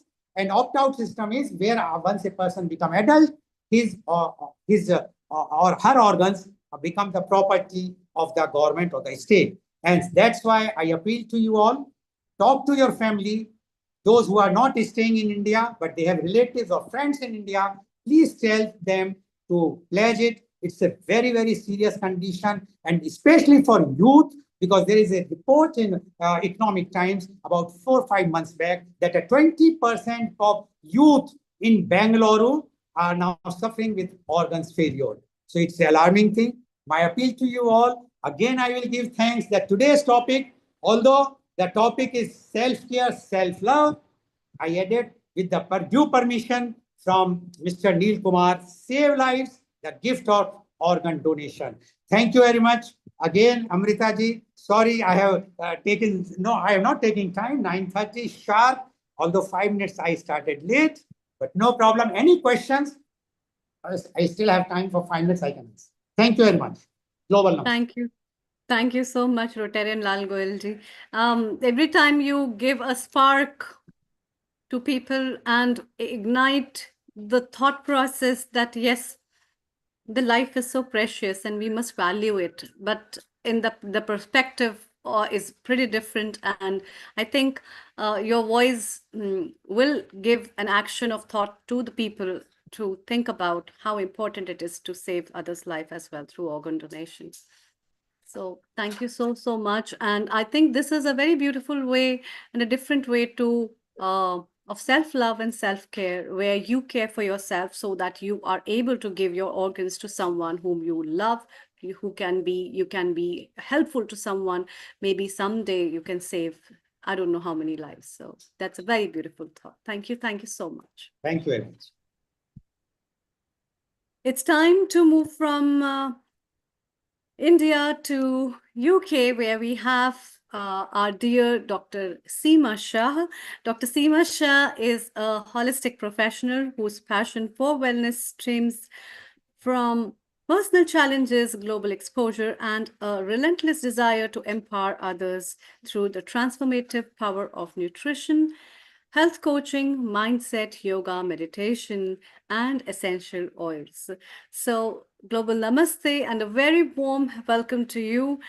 You are, in your own way, very fascinating because you talk about so many things, and your harmonious way to heal people and to give tips to people how they can stay healthy can also be very beneficial. Let's hear from you what you have for all of us.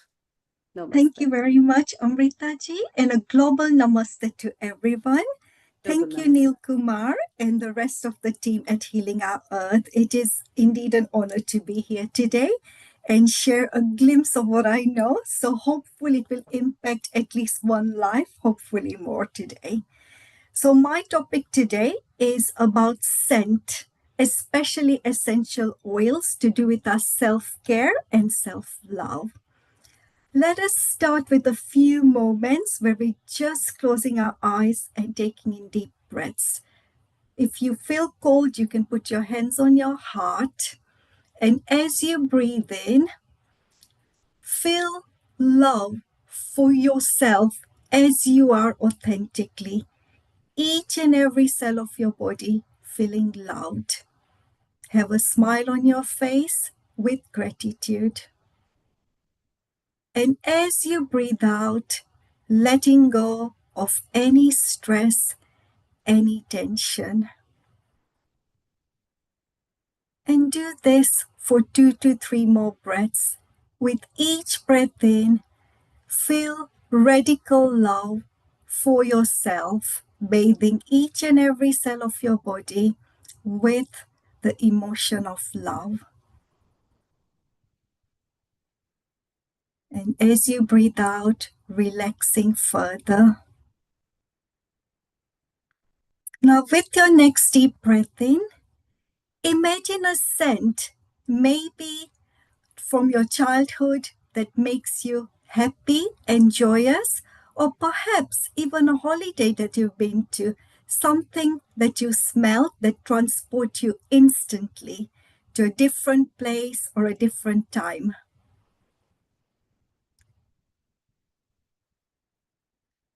And how does that make you feel? So I want you to keep this thought in your mind as you slowly, with a smile on your face, open your eyes and think about, what does self-love mean? And why is self-care so important in cultivating self-love? Now let's think about when we go on, say, an aeroplane, there's this safety announcements made. And when these announcements are made, one of them is, put your own oxygen mask first if there's an emergency before helping somebody else. Because if we feel low in oxygen or have collapsed, how are we in a position to help other people around us? And think about a device. We constantly charge our technological devices, but if we're running low in our own energy, in the batteries within us, so to speak, how can we give out the optimum that we can give out for our purpose and passion with this human being that we are? So with this, when we replenish ourselves with self-care as one of the tools, we can help to cultivate self-love, which then helps others around us, our planet, and generations to come. And scent is a really quick way of doing it because it can transport us. For example, whenever I go to a place like Italy and I smell those oranges, which are seasonal on trees, it makes me feel very joyous, that Mediterranean sunshine, joyous kind of feeling in me. And perhaps for some of you, sandalwood and some scents like jasmine induce certain memories as well, from childhood or some spiritual or, just being somewhere, family memories. So scent works very quickly. It's linked to our root chakra. So the first sense to develop in our human experience.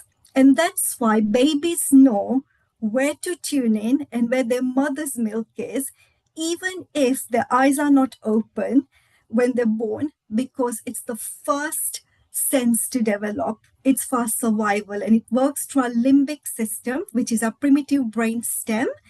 And it's a really quick system because it's to do with our survival, and it helps with emotions, behavior, memories. So that's why scent transports us. And when we can harness essential oils or natural scents for our health, well-being, self-care, they can be very potent gifts of nature for us. So today, I invite you to discover self-care not as luxury, but as a priority. Because when we enrich our lives, we can enrich everything and everyone around us at a different level than when we feel depleted. And essential oils are potent because of the way they are made. As an example, it takes lots of peppermint leaves to make 1 drop of peppermint oil. Same, orange and lemon oils are made by cold pressing the rind of those citrus fruits. So if we were to eat certain things like have a peppermint tea, it wouldn't be as potent as, say, something with a peppermint, a natural good quality ingestible peppermint oil base, for example, a throat lozenge or something like that. So they're very potent and need to be used with caution. When it comes to the essential oils, one breath can shift a lot. And there are various ways of using it. So one way is using it in products which are around the house to make the area smell nice. And one of the ways I like using it is a diffuser. So this is a diffuser. They come in various different sizes, shapes. And the idea is to put some water and a good quality essential oil in a diffuser so that once it's turned on, the smell spreads and the properties of that essential oils can be used. For self-care, I like to use, especially at nighttime in the diffuser, lavender essential oil. So how these essential oils work is they shift the mood quickly. Lavender helps to activate our parasympathetic nervous system, which is the relaxing part of our nervous system. Hence, I like to use this at nighttime with the lavender, and it helps me relax and feel calm and composed. On the other hand, if I wanted something to motivate me, to energize me, especially in the Northern Hemisphere in the winter, I tend to use during the daytime things like citrus oils like orange or even lemon or lime in my diffuser because it uplifts me straight away when I smell that, and it transports me to thinking about that holiday or that happy place, and it just makes me more productive. So that's one of the ways of using the essential oils.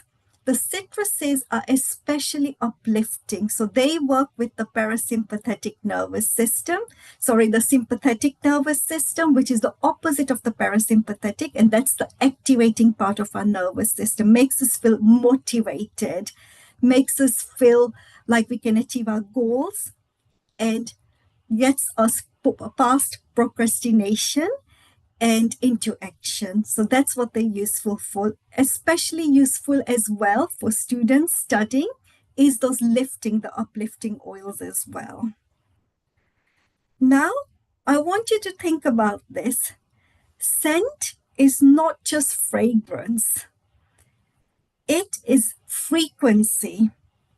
It has memory because it can transport us straight away to things, and it can be used for our own healing and self-care.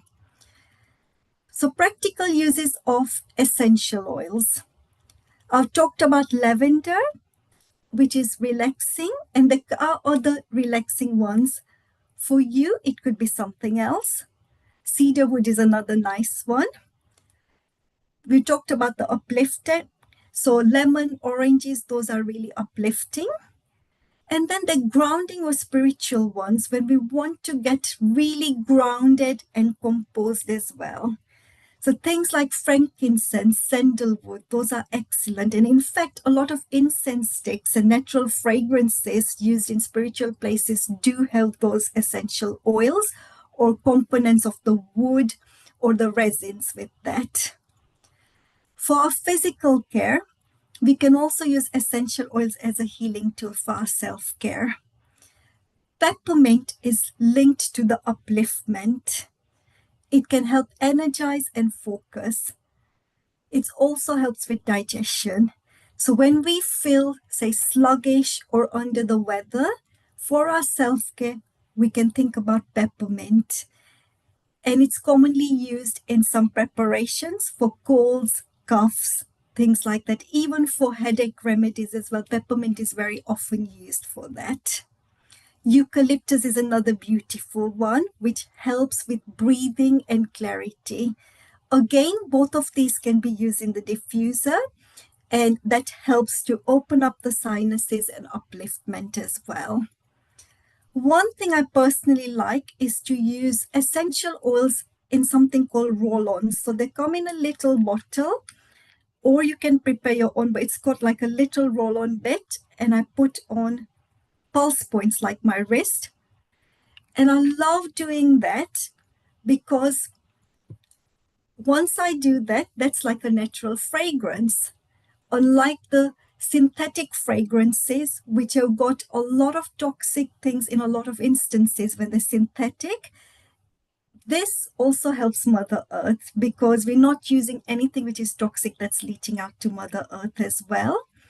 And lots of studies have been done where they have shown that in the human placenta, the toxins that are in the mother can get passed on. So also being conscious that when we use natural things for our own health and well-being, that is precipitating through us and via us, which means that our organs are less inundated with the toxic chemicals as well. And once I put the essential oil on my pulse points, depending on what it is. So the one I'm using today over here is the jasmine one. And for me, jasmine makes me feel really uplifted. So for myself, one of the self-care affirmations I love to use with this one is I love myself unconditionally. And how I do it is when I'm doing alternate nostril breathing, anulomilam, when I put it here, I can smell the essential oil. And as I'm doing the practice or any breathing practices like palms close to the nose, I use that affirmation in my head with the power of the essential oil, instantly shifting how I feel. So 3 things. One is breathing technique, and anulomilam, which is alternate nostril breathing, helps to stabilize and harmonize our parasympathetic and sympathetic nervous system. So it basically regulates our nervous system, bringing harmony. And essential oils, powerful tool to shift things alongside affirmations. So maybe if you're listening to this live and you got an essential or a scent near you, you can give that a try. If you're listening on a recording or later on, try this and see how this works for you. Because when we care for ourselves, we're not just caring for ourselves. It's impacting our families, our communities. It's impacting the globe as a whole, our planet, and generations. So using natural fragrances, heart-centered breathing, using affirmations, and these essential oils, and using it as a self-care tool, either to sleep better, even in a salt bath, for example. Lavender at the end of the day is an excellent essential oil to use to wind down. Eucalyptus is a great one to soothe tired muscles as well. And peppermint, a great one to open up the sinuses. So depending on what you need at that moment in time, you can tune into the properties of essential oils. But here's what to bear in mind. They are potent. So using a good quality essential oil, because if you're diffusing it, you don't want to be inhaling toxins. So it needs to be a pure, reputable essential oil that you're using for our physical and mental well-being. Also, we want to make sure that we're conscious for our planet. Some essential oils, is it causing deforestation to basically harvest that essential oil quantity that are needed? So especially the wooden ones, be conscious of where the sourcing is. Is it fair trade? Is it pure? And is it impacting Mother Earth negatively by encouraging deforestation, or is it done in an ethical way? That's something very important to bear in mind. And the other thing is, in terms of toxicity, we want to make sure that the essential oils we're using haven't got fillers, they've not got colorings, artificial things blended into them like scents, and they're pure. In terms of how we can help for future generations, I'm a mother.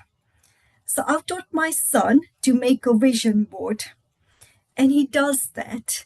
And we go through that together with the essential oils that he tunes into. So before he goes to bed, there's a certain calming blend that he uses.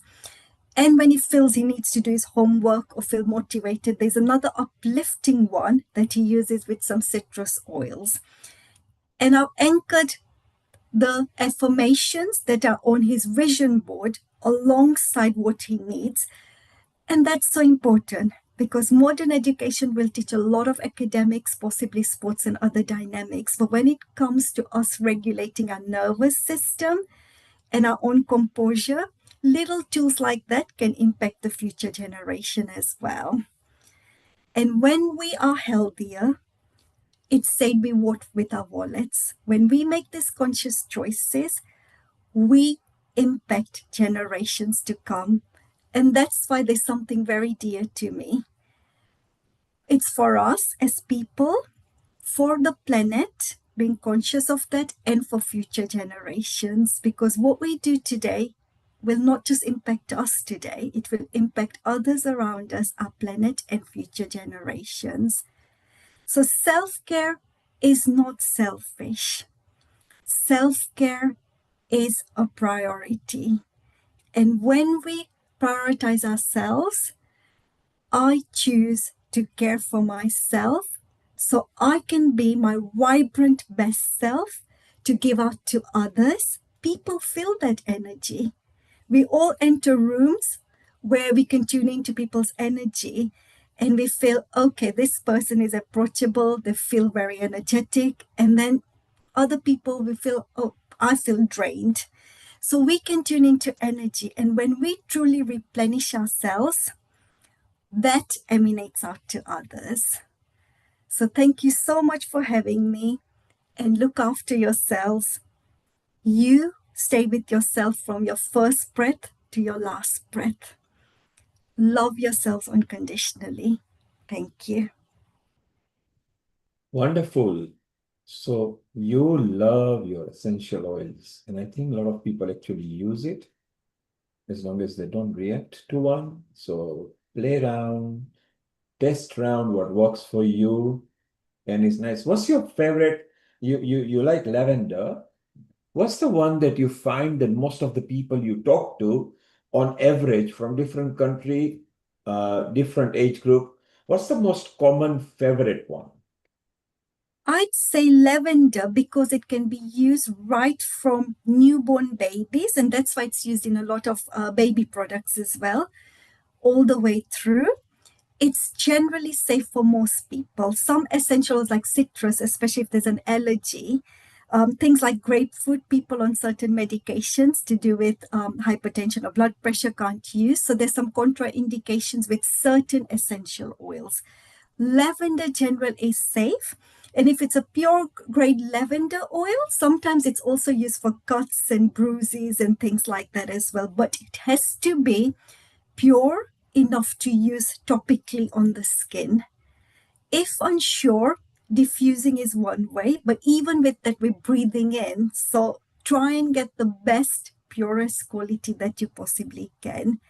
So lavender, I'd say, is one of the most versatile oils that I hear people using the most, no matter where they are in the globe. And of course, lavender flowers, they blossom in so many countries. Can you imagine having natural bloom of flowers just near your house by a window?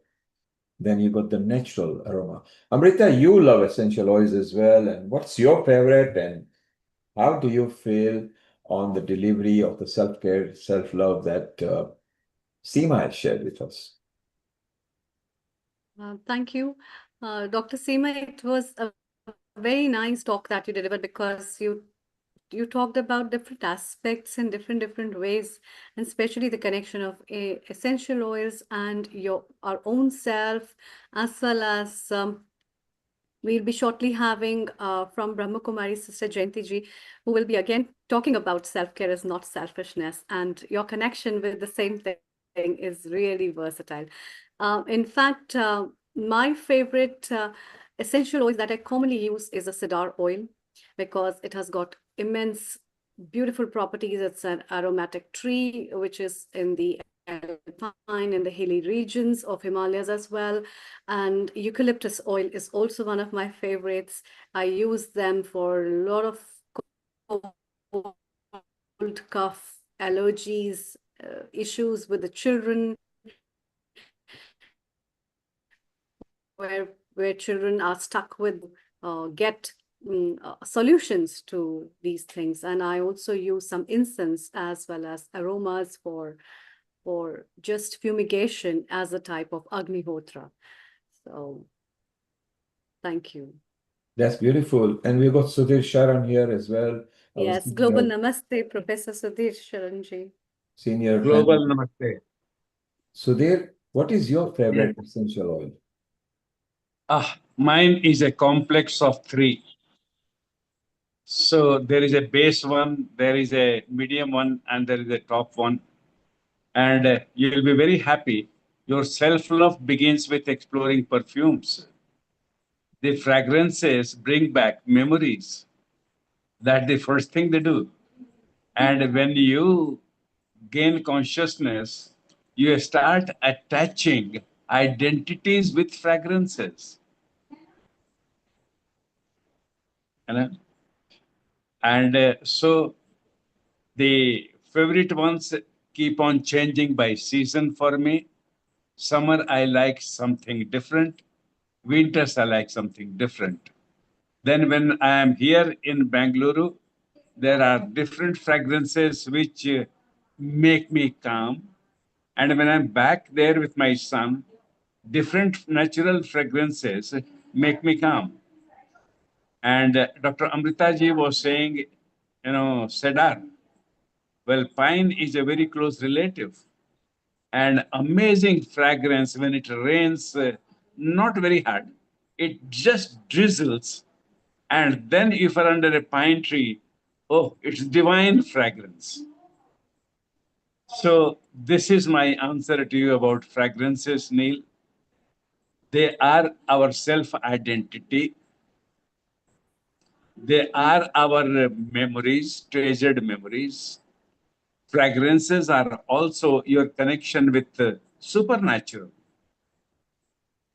So, like we heard about Havan, then you see how many aromatic compounds are there, and when you perform that, then you are transported from mere physical to the spiritual domain. So all these things happen. And by the way, the brain structure is funny. Our olfactory thing has a special area in the brain. So that again is a very, sophisticated way of nature to tell smells are important, way beyond important, and it requires, not only a study, it requires a very enlightened teacher to tell you what the fragrances can do for you to make you love yourself and make you care for yourself. And there are some like music which can make you totally shielded from the harshest elements of life. We have no control on what kind of situation God will put us in. But then it is said, before God tests you, He gives you the strength to face the challenges given.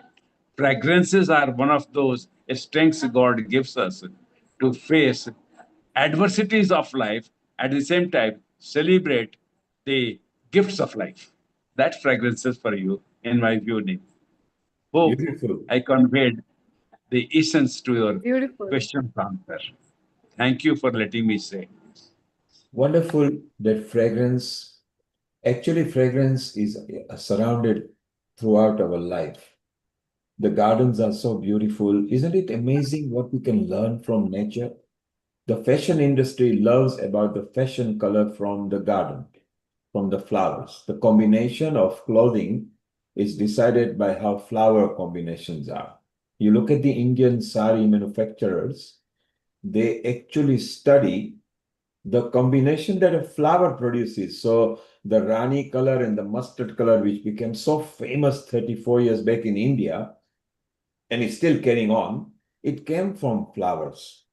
And flowers, again, comes fragrance. And in the part of coming for beauty, self-care, self-love, Dr. Seema mentioned that a child is very clever, even without opening eyes, can actually send the mother's fragrance. And it's very important that they do, because it's easy to recognize they've got compound eyes when they're very young. So I think fragrance is also very beautiful. I think sandalwood, we always use sandalwood in our ceremonies. Maybe because it emits good, beautiful fragrance, and way back 5, 6, 7, 10,000 years back, the gurus and the gods was using it. And I think that's how certain things come about. Seema, you like oils quite a bit and you've studied it. Which is the safest one that doesn't react to people? So again, it depends on a lot of complex things. Like I said, lavender is one of the safer ones to use if unsure, but it also depends on the quality of the essential oil. Because any oil that is not of good quality can cause more harm to our organs. And also essentials just isn't about our physical well-being.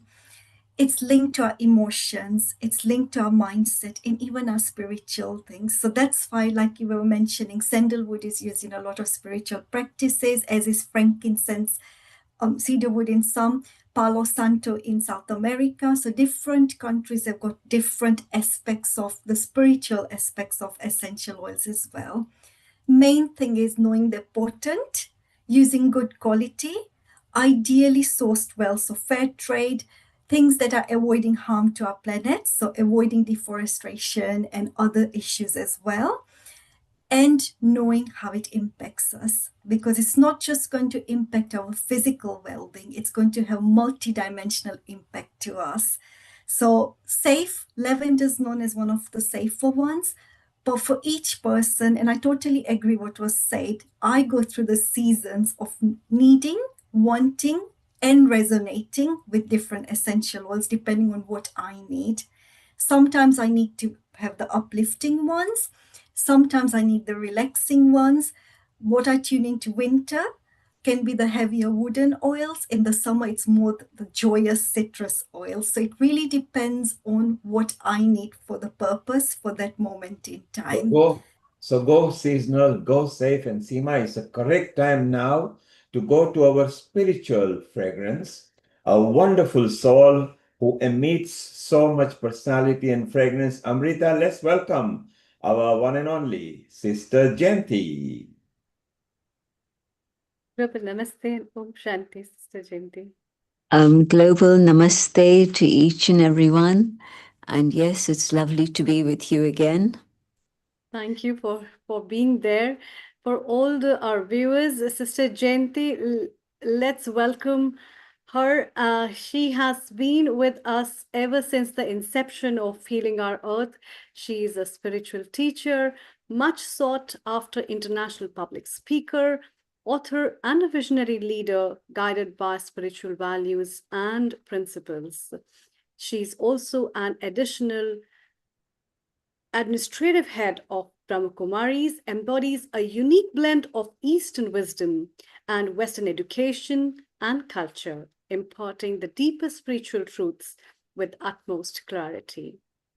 A very warm welcome to you, and I'm looking forward to hear from you about self-care and self-love. Om Shanti. Thank you. It's perhaps the most important subject for all of us at the moment, because generally speaking, we're good at caring for others, but not so very good at caring for ourselves. And sometimes we see it a little bit as being selfish, but no, it's not selfishness. It's rather just being sensible. If I'm sensible, then I know that if I care for myself, I'm also going to be able to care for others around me. I'll give you an example. If you ask people generally, what is it that's most important? Then they'll probably say, my work. And at work, probably the most important thing we would feel is the output, whatever it is I'm doing. What is the output? What are the tangible results of that? What is it that's measurable? We want the metrics. But the other thing that people might say is, well, my family. But I don't often hear anyone say, well, myself. And if you think about it further, you'll see how if I'm caring for myself, And I don't mean spending my time just in a luxury parlor or in a spa or anything like that. Each thing has its own place, and if that's what I want, that's fine. But that's not the priority. And caring for the self actually means caring for the inner being, which means the soul. Now, how do I care for the inner being? If I give myself a little bit of space, a little bit of time, then what am I doing in that time? What I'm doing is going on an inner journey. And when I go on that inner journey, I'm connecting with the rich treasures that I carry within myself. Most times we've been looking for those treasures outside. I want to go there because I want to have peace. I want to have a relationship with this one because I want love. If I do this, I'm going to be happy. If I buy this, that's going to make my day. Or if I eat this, that's the best thing I can do. But all of those things are very, very temporary. I eat something and maybe it's okay for now, but maybe later it's going to give me a stomach pain. But I might buy something and it's okay now, but maybe I drop it and it falls apart, it falls to pieces. If it's a new car I buy and somebody just slightly scratches it, well, bang goes its value. So everything that I want, if it's just through my physical senses, those are not the things that are going to really help me care for myself. Giving myself time means going on that inner journey, connecting with the original goodness and the core values that lie within. And not just going on the journey myself, but connecting with the divine. The light, the love of the divine works like the sunshine on the qualities that I carry that I've forgotten about. You know, when somebody says, what can I do to make myself happy? You don't often hear the answer, or go inside and you find the happiness within. But that is the truth. A few moments in silence, and I connect with the soul, and I connect with the divine, and all the treasures that I'm carrying that are eternal treasures that I'll be able to have with myself forever are expressed. And so this is the way to be able to really care. Because if I do this for myself every single day, I'm a much, much better person. And within my own family, I then have the capacity to be able to give and give and give. How much tolerance do you have with your children? This much? This much? This much? Well, maybe it depends on your mood and it depends on the time of day. But can I take so much love from the divine, so much compassion from the divine, that my heart opens up and I'm able to give compassion to all the people around me, not just my children, but my neighbors' children too, everyone around me, and not just children, adults also.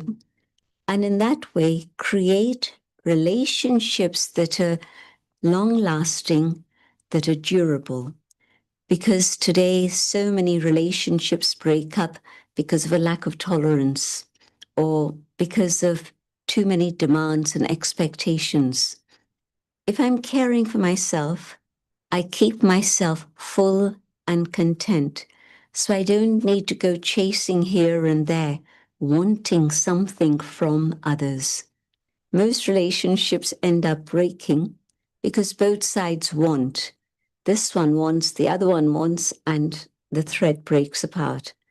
But if one of those two can carry a reservoir of love, of happiness, of joy, then they can give, and they can take from above and allow it to move through them and reach others. And in that sense, there is really no limit whatsoever. I have a connection with the divine, and so I become a channel. And there's an endless source from which I'm drawing on.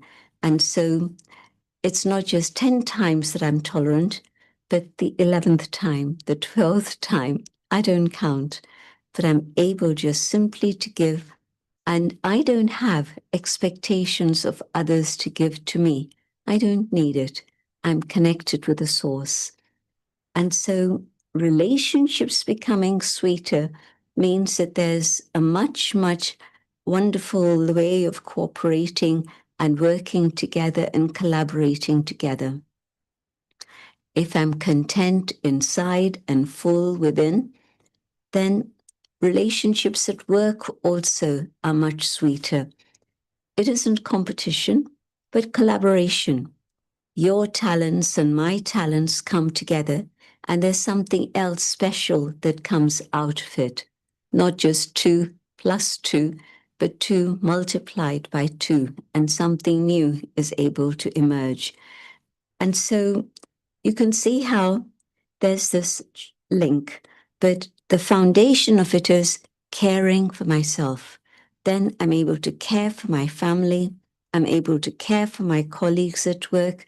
And lo and behold, collaboration at work means that there's a lot more success and a lot more cooperation that makes things move much, much faster. And so it's a reality. Go within and you find the treasures, and that helps you on all levels within your own life. And what about love?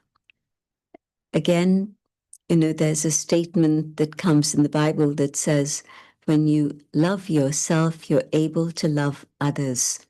And it's the first commandment. How come we're not able to love others? We've forgotten that first part. Learn to love yourself.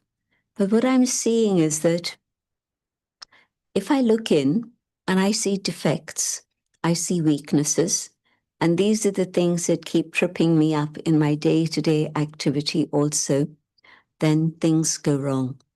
But if I look inside and I see, yes, there are weaknesses here, but I connect with the one, and with the power that comes from the one, I'm able to rectify those weaknesses. I'm able to sort out my own inner faults. Then through that process, I begin to see how I can love myself. When I see positive change happening within me, and I see myself following my own inner core values, I can love myself. Here's an example. Every day I go to work, and every day I'm stretched beyond my capacity, not because there's too much work, but because I'm asked to fudge the truth. I'm asked to say things that I know are false. Whatever work it is I'm doing, I don't want to name a specific profession, but you know how the world is today. It's described as Kali Yuga, the Iron Age. And so at this time, whatever is going on, it's always a mixture, a little bit of falsehood, a little bit of truth. And so in that current state, I come home every night and I feel this heaviness and I don't like myself. Why? Because I've been going against my own conscience. But then I say, but what can I do? If I don't do this, I'm going to lose my job.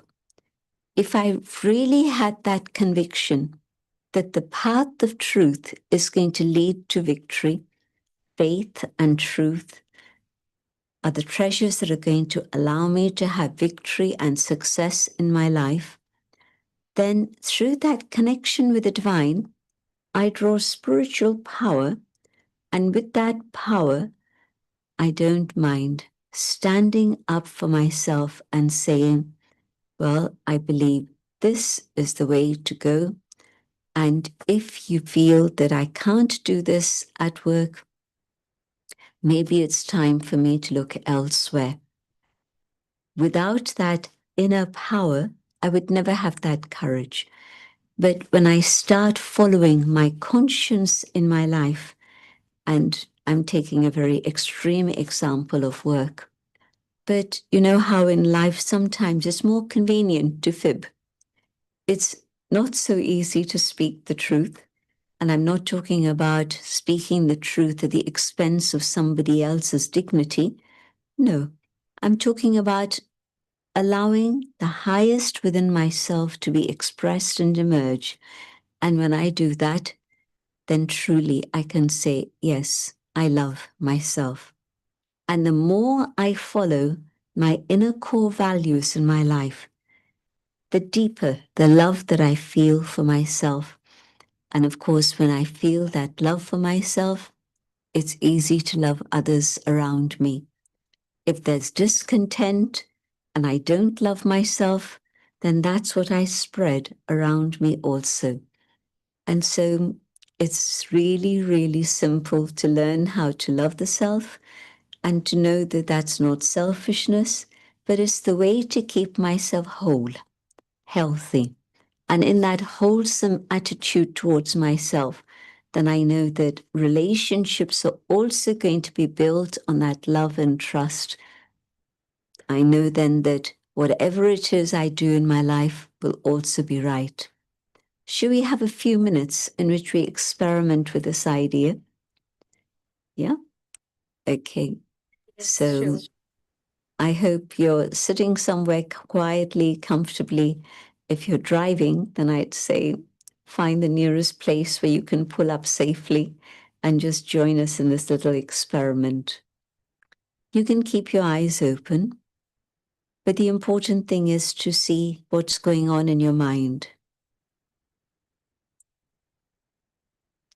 I focus my thoughts on the inner being, the soul, the being that I am.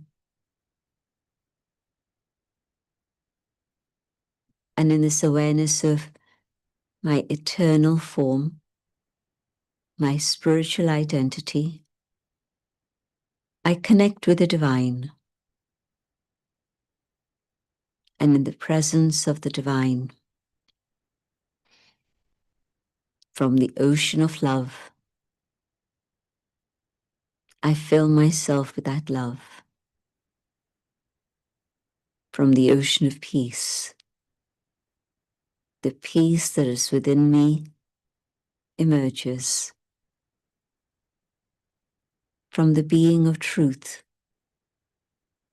the power of truth reaches me. I realize how valuable I am as a child of God. I realize how beautiful the soul truly is,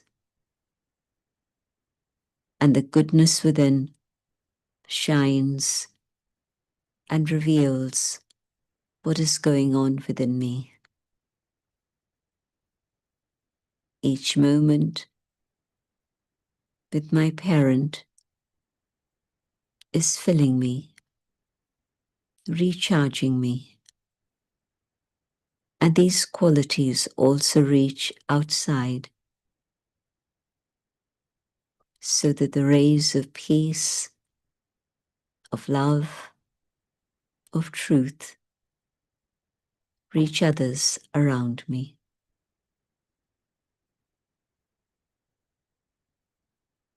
Holding this awareness, I come back to the physical dimension. And now I begin all the tasks that I'm involved with, but now feeling full and complete within. So I can do what I need to do without stress, without anxiety, but with a confidence of self-esteem, self-love, knowing that caring for myself is the first step towards being able to care for others. Om Shanti. Thank you to my dear brother Neil. Thank you to Amrita and all the others on the team. And a global namaste to each and everyone. Shanti, thank you so much, sister, for this light. I think, and it reminds me of the favorite prayer that we had in the school. हमको मन की शक्ति देना, मन विजय करे, दूसरों की जय से पहले खुद की जय करें. I think that's the universal message that you have given through your words to everybody, how important it is to value oneself and see inside before we see the world outside. And if the myself within me is beautiful, I think the word is beautiful. And thank you for giving so much of wisdom through these words. And I can feel the aroma that Dr. Seema was talking about that you have shared. And the same aroma is on everybody's face. See, everybody's smiling and there's a peace on everyone's face. Isn't it, Dr. Seema? What a wonderful connection we had through Sister Jayanti when she shared about the aroma of this beautiful knowledge of self-love. Absolutely. Thank you so much, Sister Jayanti, and to the whole Healing Our Earth community. Definitely the fragrance, mind, body, and soul starts with us. Self-care, self-love, and radical self-forgiveness in some instances to get there. So thank you so much. All good wishes for this program as it continues. I'll take your leave now. Thank you. Thank you so much. Om Shanti. That was Sister Jayanti with us, and today's tips in relation to self-care, self-love, and how to build the inner being and recognize the inner being is so, so important. And I'm excited again to move to Israel with Rachel because she is going to share something more exciting with us in terms of self-care, self-love, and for being oneself. So, Global Namaste, a very warm welcome. Thank you, thank you, thank you. It's always nice to be part. And I think that is one of the most, as women, I think that's one of the most, the hardest thing that we have to keep remembering is if you can't, you got to take care of yourself so you could take care of others. We're so quick as mothers to take care of the kids. And I keep telling everybody, if you're going to be sick, who's going to take care of the kids? So you gotta, that is like, that needs to be echoed into every single woman. You gotta find time to take care of yourself first, because you can't do everything you want to do if you're not going to take care of yourself. I tell myself I can't afford to be sick. Exactly. The engine of the house. We have to keep digging it in because we say it, but you know, it's a whole new, it's a practice. It's a lifelong practice. No, take care of, stop. I know you have 10,000 things to do. That's enough now. And talking about that today, we're going to jump straight in there. Today, I decided we're going to speak about sleeping because, well, first of all, hello, I am Rachel Wolf, and I'm a naturopath, and I treat mind, body, and soul. And we're going to be talking about how to get a better night's sleep. I know we all want to sleep. We all talk about sleeping. First thing we wake up in the morning is, oh my God, we didn't have a good night's sleep. We did have a good, everybody has a comment about their sleep. So my first question to everyone is, when did you last wake up feeling genuinely rested? Not just functional, but actually rested. And it's a question you need to ask yourself. For a lot of us, sleep is the thing that we sacrifice first and try and fix up later. We treat it like a luxury instead of what it really is. And sleep is the foundation that holds everything else together. If it's mood, immunity, hormones, digestion, emotional resilience, all of it runs on sleep. But for some reason, we don't make it a priority. So today, I'm going to share a tool that I work with that works directly on the nervous system to help you from the transition of alert and active state of a daily life into the calm, safe state your body needs in order to sleep. Lots of times we're so busy and on our phones and TV and all of that, and all of a sudden it's like, okay, I'm going to bed, and we switch it off and we wonder why we can't fall asleep. So yes, a lot with blue light and modern technology, but it's also calming the nervous system. So I work using EFT, which is emotional freedom technique, or tapping, if anybody knows it by that. And by the end of this talk, I hope you will have the tools that you can use tonight to try and get a little bit of a better night's sleep. So what's EFT?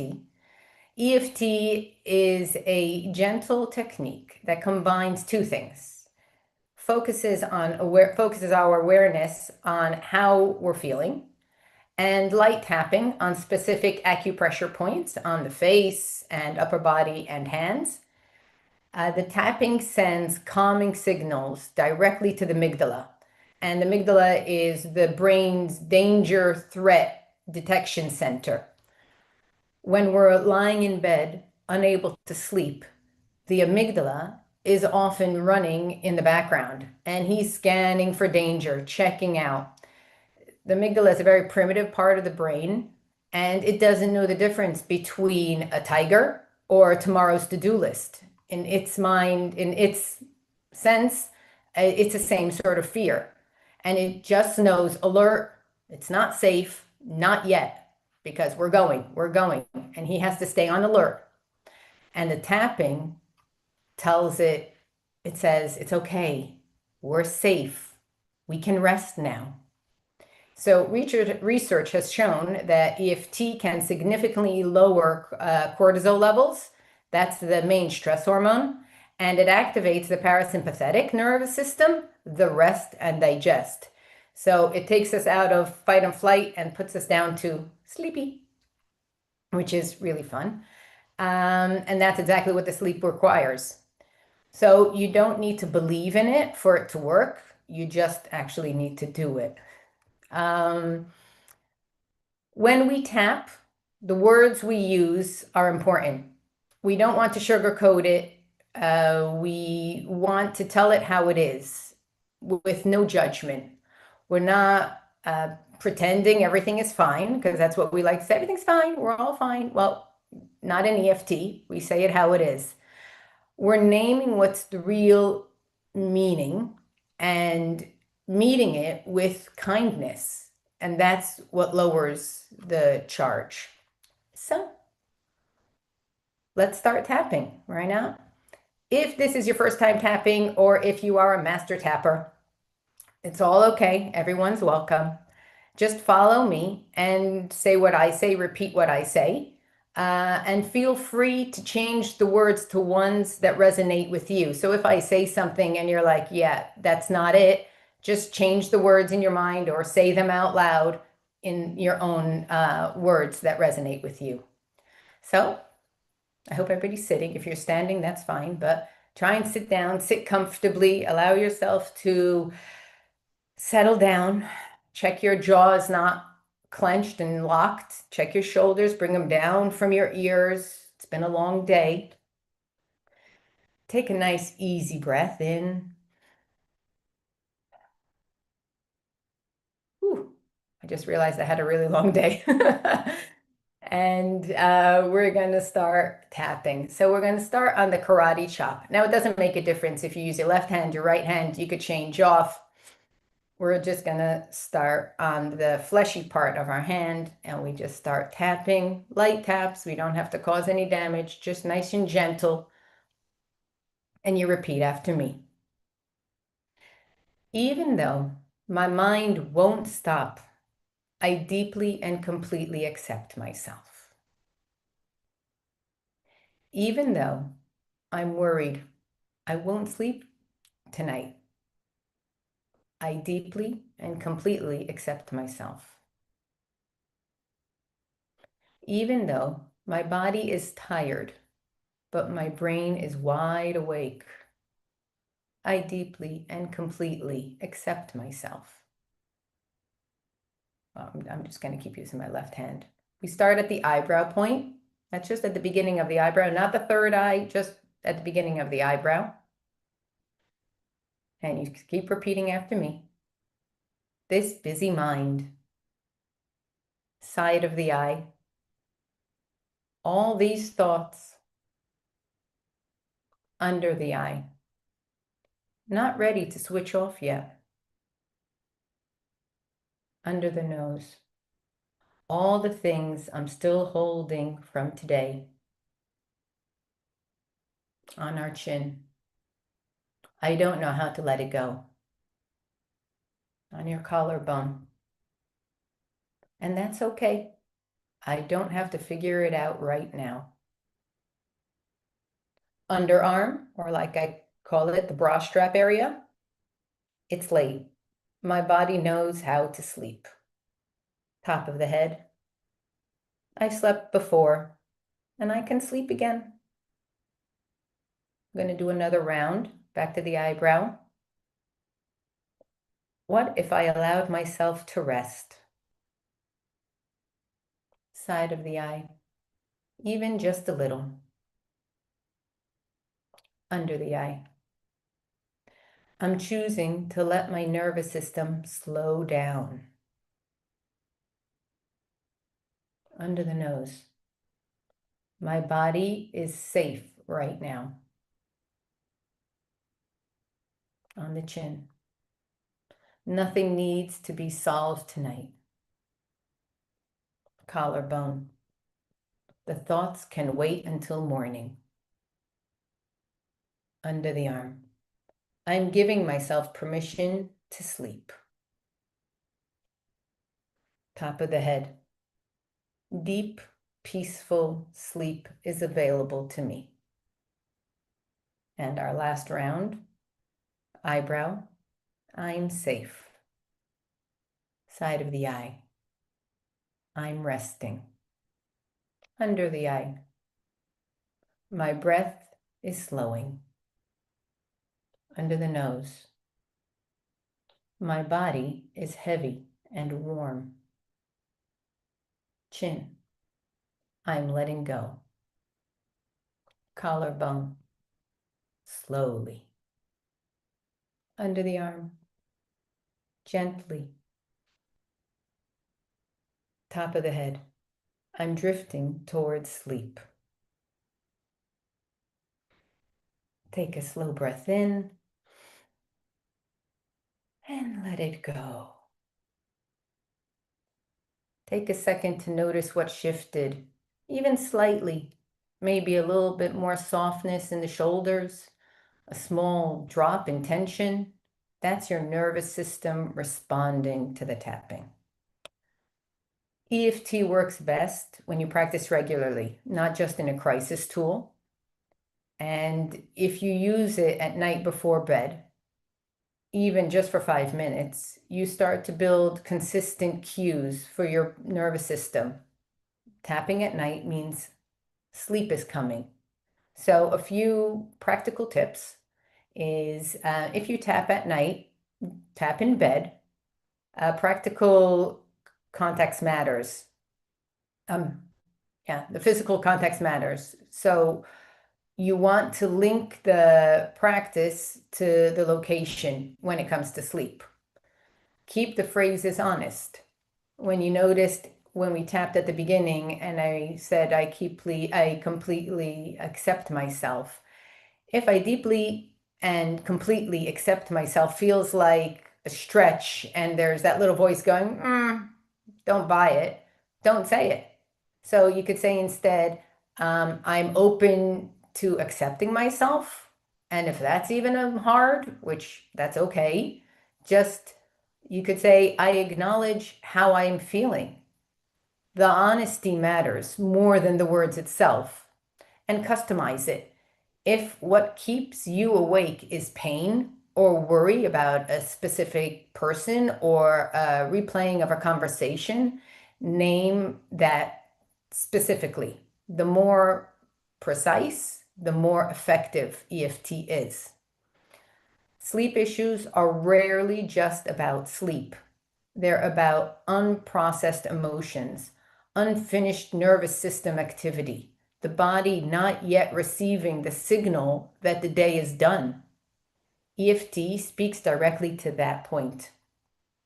And you could start practicing tonight. So I wish everybody sweet dreams. And if those dreams take a little bit of time to get there, now you know what to do while you wait. And if anybody wants more information, you could contact me on Rachel Wolf with 2 O's .health on Instagram or Facebook. How's that? Beautiful. Rachel, the beautiful part about you is that you're always happy-go-lucky, whatever time. Sometimes I ask you very late, how are you? And you're still positive. And you may be running into a shelter and protecting yourself, but you're always positive. And that's the beautiful part about life. Because self-care, self-love comes from within. Yeah. If you can care about yourself, if you can love yourself, then I think it's very easy to love others. Yeah. So tell me, do you think diet is very important to feel good? Of course. I'm a naturopath. Of course, diet has everything to do with everything.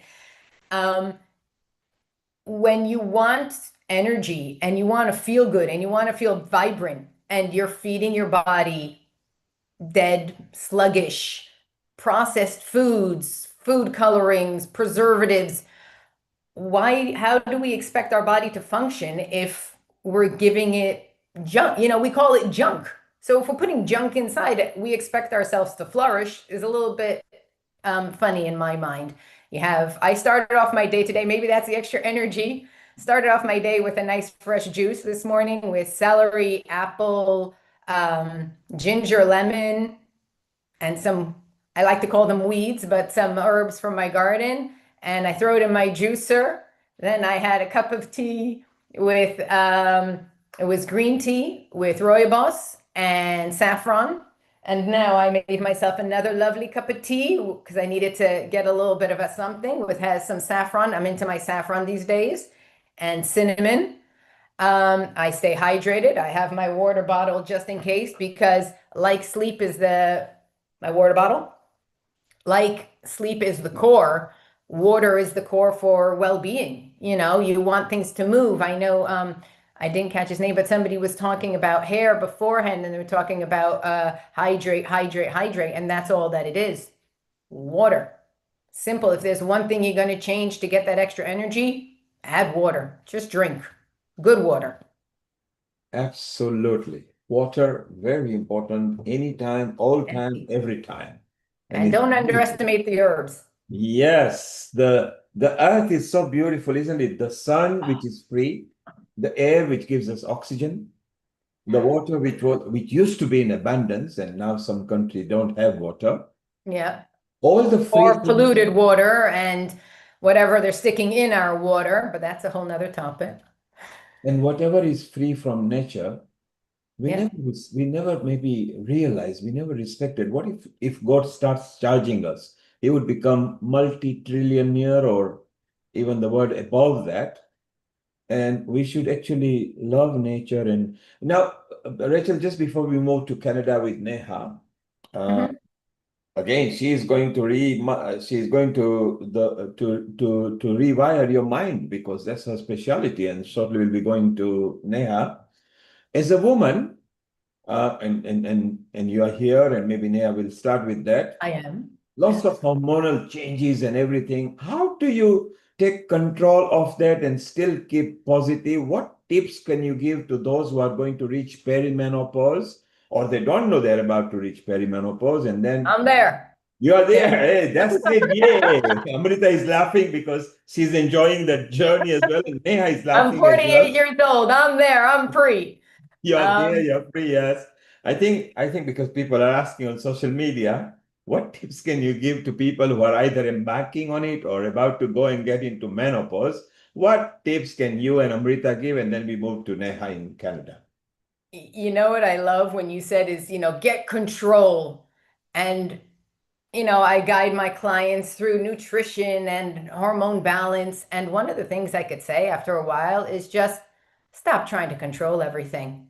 Your body is changing, and it's such a natural occurrence. And in tribes, when a woman stops her period, she becomes the wise elder woman of the tribe, and she's put up a notch, and she is feared. And in our day, when a woman stops getting her period, we're like, well, your job's done. See ya, done with you. And we feel like we have to be that 20-year-old, and we have to be as fast as them and as good as them, and got the phone going. My kids still laugh at me. And sometimes you just have to say, I'm giving myself a promotion, and just to tell all the women, premenopause starts before you have any, you'll get the symptoms way earlier, before your period or the bleeding stops. So don't say, oh, everything's fine, I'm just a little bit moody or bloated or whatever it is. But it's not, it's all premenopause. But hey, we got a title, so we could use that. But my best thing is just stop trying to control. You will have to modify your nutrition to what your body needs right now. You don't need to eat like you were 20, and you don't need to eat when you were 30. You are now 40 or 50, sometimes even 60, and your body has different requirements. So it's not getting control, it's going with the flow of your body and learning to listen to your body and say, what's right for me right now? Nutrition, and there's some wonderful herbs that we could use for hot flashes, sleeplessness, EFT for sleeping. We have a whole earth full of things we could use before we jump to chemical HRT or anything we want to slap on for a quick fix, because it might be a quick fix now, but I'm convinced you pay for it later on. So I don't want to wait to find out. And I opt for, it is what it is. I have bags, I have wrinkles, and I have a turkey neck. And you know what? That's me. I have 3 kids, proud of every mark that they left and proud of every night I stayed up with them, because I'm a mama. And a mama's not supposed to look like that. I'd be a little bit scared if I looked like I did when I was 20, but I'm a lot more outspoken than I am. So that comes with age as well. Embrace yourself and stop trying to compete. I could talk a lot. Rachel, Yeah. as you are, you're still very pretty. So keep looking the way you are, be the way you are. And yes, next Sunday, don't forget, next Sunday is a Mother's Day.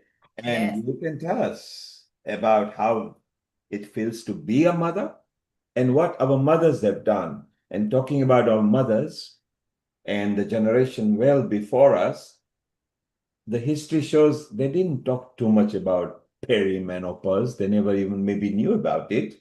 So I wonder whether their diet and their mental state helped them faster to ease into it. It's not a subject we're going to discuss today, but Heather, keep on smiling and be safe there in Always. Israel. Thank you so much for having me on. Thank you. Be around, and we'll Thank chat you. with Thank you you. I later. really enjoyed your talk, and I look forward to see you the Mama's Day. Thank you. Keep cheering in the same way. Thank you. It's amazing. Neha, have you got any comment for Rachel before we come to you in a moment? You can unmute yourself, please. Unmute. I'm missing the good parts. Neha, we can't hear you. We can't hear you. So if you could join, maybe if you are using a Bluetooth or something. Neha, can you hear us? Neha, put your thumbs up if you can hear us. Can you hear me now? Oh, yes, Yes. we can hear you now. Yes. We No, have. Rachel, I think Rachel summarized it all very well. I just would like to add that women and a lot of people I work with, even men, we're very unaccepting of our bodies. And something that has changed in my journey and my understanding is our body is doing so much every single second to keep us alive. And we're always in the zone of, oh, I want to fix this, how I look, my energy, the weight, etc., etc. But what shifted for me is just this thought and idea of my body is doing so much to keep me alive. How can I support it? And What Neha, can in I the do quest, to support it? Neha, in the quest of searching how I want to do and what I want to do, time flies, and then we find we don't have time left. So do things now. Don't think that you will shape up and you will take that suit out and you will wear that clothes. Get into it now and feel good. Neha, just before we introduce you, and Rachel, before you leave, Amrita, tell us what's happening in the next few episodes and why they are exciting. And let's commence with next Sunday. Yeah, I'm excited to host the International Mother's Day, which will be broadcasted on 10th of May 2026. And the Mama's Day, I look forward to have everyone to talk about with their moms. Pat on the back. We all get pats on the back. Yes, definitely. Thank you. Exactly, because we want to treat our mothers, but we want to also treat the mothers who have become mothers. Because when you give a birth, that's the time when a mother borns as well. Because when you give a child, when you born a child, then that's when you become a mother. So there's two births going on. So it's beautiful. And the heart of home, I think, is mother, who are our eternal beacon. And then we have the mental health awareness episode, action for yourself, for someone else, and for all of us, which will be broadcasted on 17th of May 2026 from 2 p.m. British Summer Time onwards. And then yoga and meditation for body, mind, and soul, which will be brought to you on 24th of May 2026 from 2 p.m. British Summer Time onwards. And then for the children to joy and learn, Kids and Teens episode to educate, empower, and heal our earth, which will be broadcasted on 31st of May 2026 from 2 p.m. British Summer Time onwards. And we want to bring the talented kids, including teenagers. And if you are a parent, how you can parent kids better, and more episodes are there. If you want to know more further, just go to visit our website, healingourearth.com, future sessions.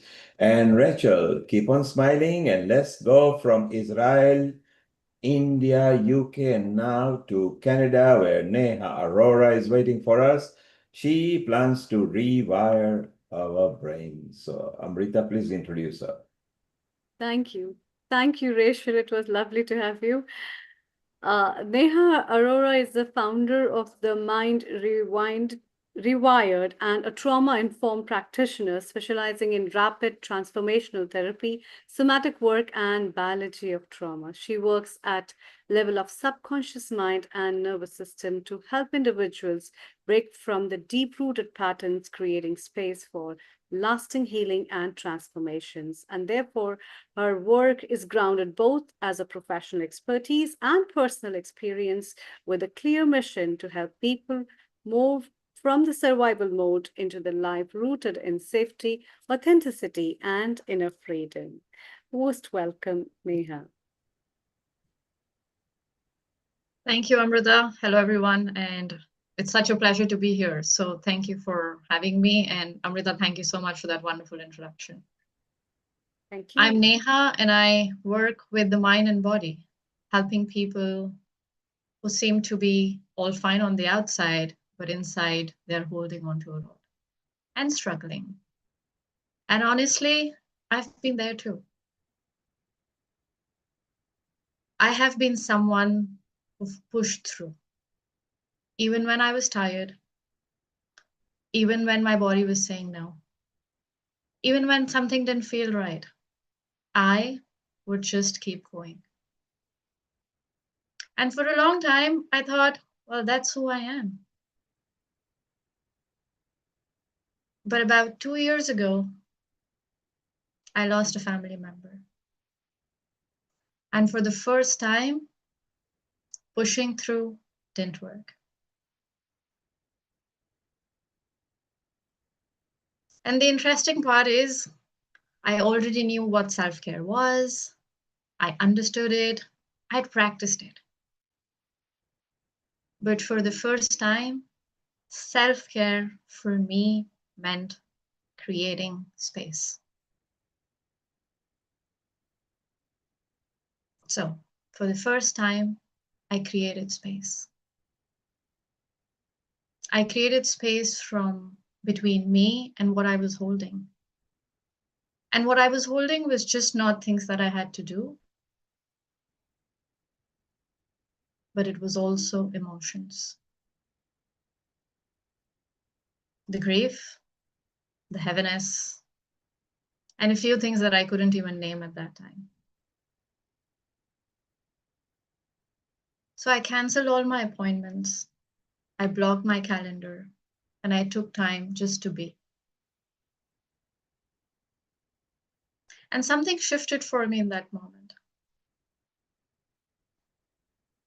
I felt the tension a little more less.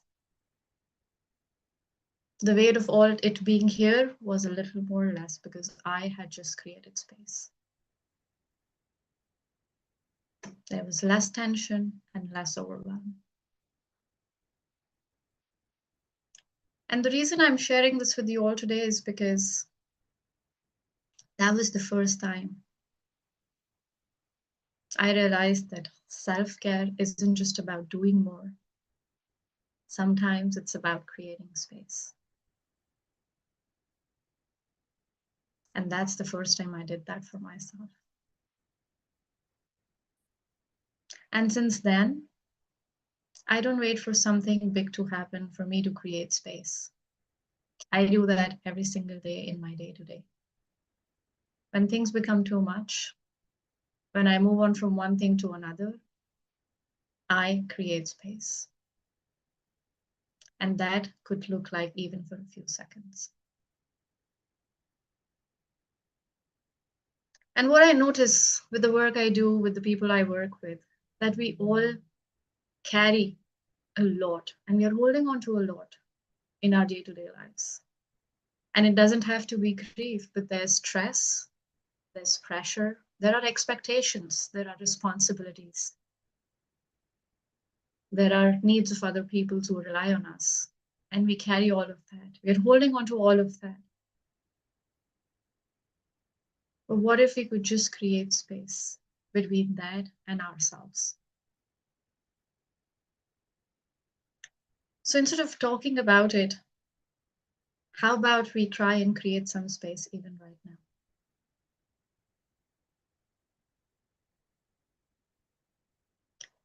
So I'd like to invite you to notice any tension, any stress, any discomfort in your body, and give it a number.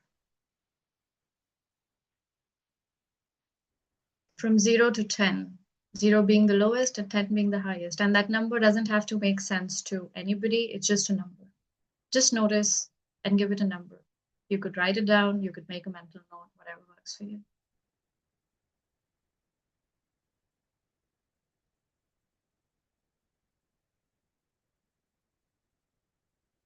And once you have that,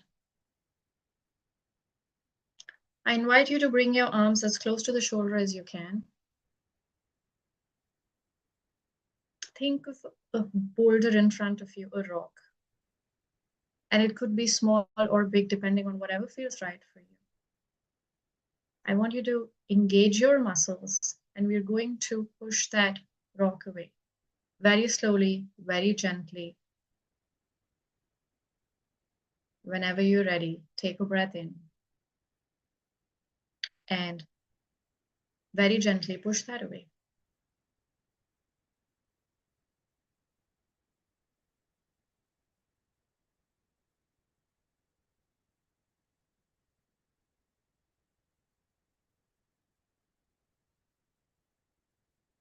And just feel the space that you've just created and drop your hands on the lap whenever you feel ready. And just let's pause here.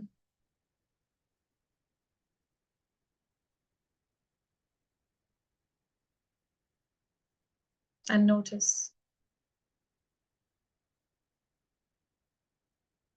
Did anything shift for you? I see Rachel smile.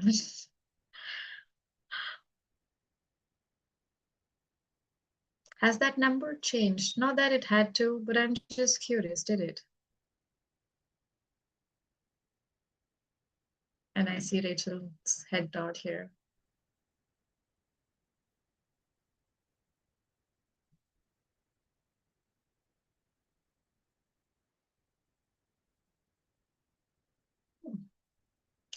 And this is what we did. We just created a little space here between you and whatever that was. So I'm inviting you one more time to create a little more space. And if this feels right, we'll do this one more time. You bring your arms as close to the shoulder as you can. Get ready, engage your muscles. And we're going to push that boulder away. And now this is just an invitation. If you'd like to say the words, give me space, or I need space, you could shout it out loud. You're on mute if nobody's hearing. And if it doesn't feel right, that's okay too. So listen to yourself. If it feels right, shout it out loud, say it softly. And these are my words, so you could change it, whatever feels right for you. So hands as close to the shoulder as possible. Take a breath in. And gently, very slowly, push that boulder away. And once you have, I want you to look at the space that you've just created. Feel that space that you've just created.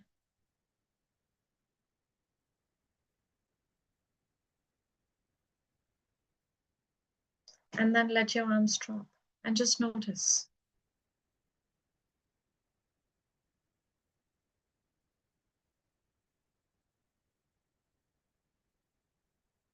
Just notice what's happening in your body.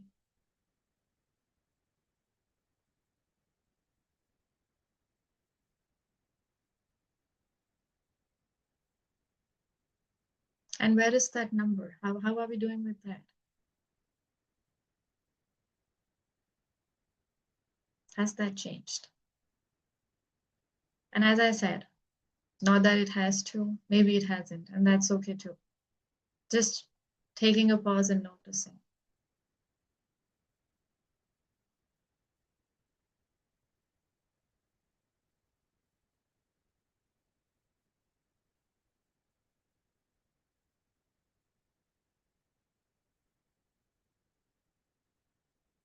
As I see some of you back on camera now. So, big smiles here. So what we did here was just creating space. And as I said, it doesn't have to be something big. It could be when you move on from one thing to another, a few seconds. Doing this is about creating space. And what I really want you to take away from this is when life feels too much, you don't have to wait for the perfect time to change everything. And self-care isn't just about adding one thing after another after another. Sometimes it's about creating space between you and what you're holding. And that is also a form of self-care and self-love. So today, maybe it's not about doing anything. Today, maybe it's about noticing, where do I need a little more space? And giving yourself the permission to take that. Thank you. And with this, I hand it over back to Amrita.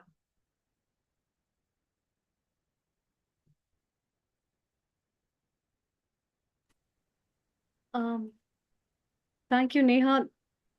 In fact, talking about space and the beautiful way you have explained, let's hear from Rachel as well as Dr. Seema what they have to say. Rachel, what are your thoughts? Well, my camera was on. I loved that. My shoulder, I was like, okay, there's my shoulders. I feel my shoulders. Don't know if the pain in the shoulders went down or the tightness, but you just feel a sense of, as weird as you say, it's just a sense of space of, I have the space to breathe. Like all of a sudden, okay, I could breathe. Like, it's weird because you're saying space doesn't have a feeling, but it really does.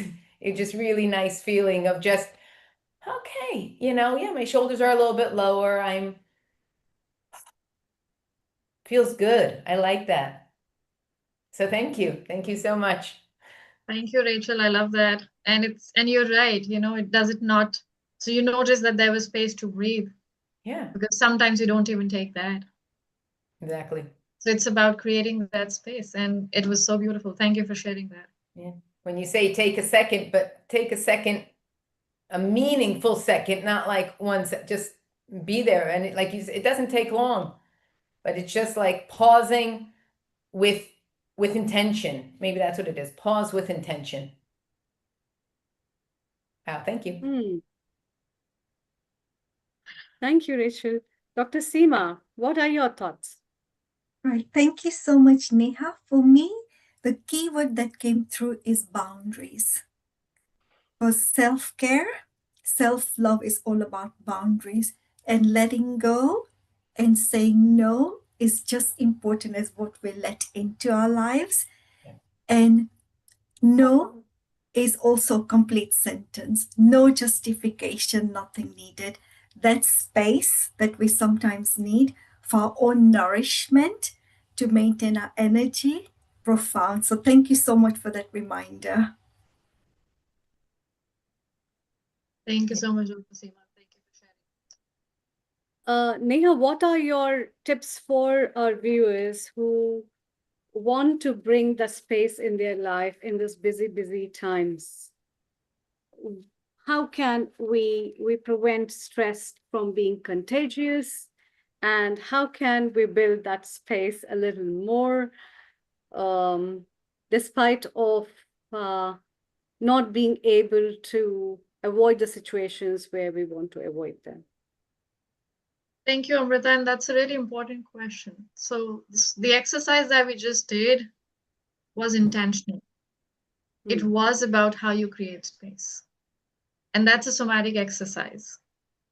So Rachel just said she felt that her shoulders were not as tight. She felt the sense of light, feeling light, and that she had more space to breathe. Because stress, for example, somatically impacts our body, right? Stress is a lot in our body. So when we're stressed, we're not breathing deeply, for instance, or we have tight jaws and shoulders, and there's so much bracing in the body. So there's so much tension. So just doing this exercise that we just did, and it took about a few seconds or minutes. It was not even, oh, you need to close your eyes and meditate. So my invitation to everybody who's watching this is to incorporate in your day-to-day. You can do it while you're at work on your desk. Sometimes people do it in the shower, right? I mean, you're taking shower, you have water running over your head. You could just do this exercise.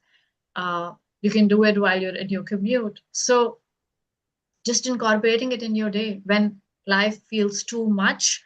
And you know that people say I'm carrying a lot on my shoulder, and that's literal because there's so much tension that gets carried away. And so stress is exactly like that. You know, there's so much bracing that happens in the body when we're stressed. So this helps give our bodies a message that it's okay for me to relax and take that space. And it reduces stress, even though we're not consciously working about stress and working on that. So the idea is to just create more space in your life. And as Dr. Seema said, and that space could look different from setting a boundary, saying a no. And it might not be easy for some people because I am a trauma-informed specialist and I work. So I can say, oh, say no, but saying no could not be very easy for a lot of people. It wasn't for me when I was for a lot of years. So this is the easiest that people can incorporate in their day. And you could do it in bed. You could do it at any time of the day. You could do one or you could do 5. And notice how you feel and see how your system relaxes, how your nervous system becomes very relaxed just after you do it.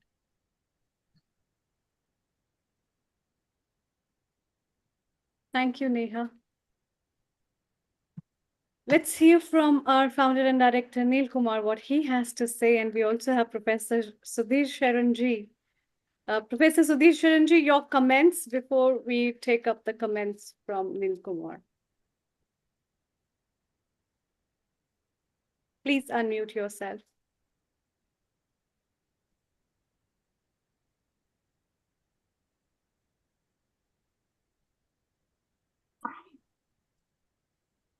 Life has many surprises, and not all of them are pleasant.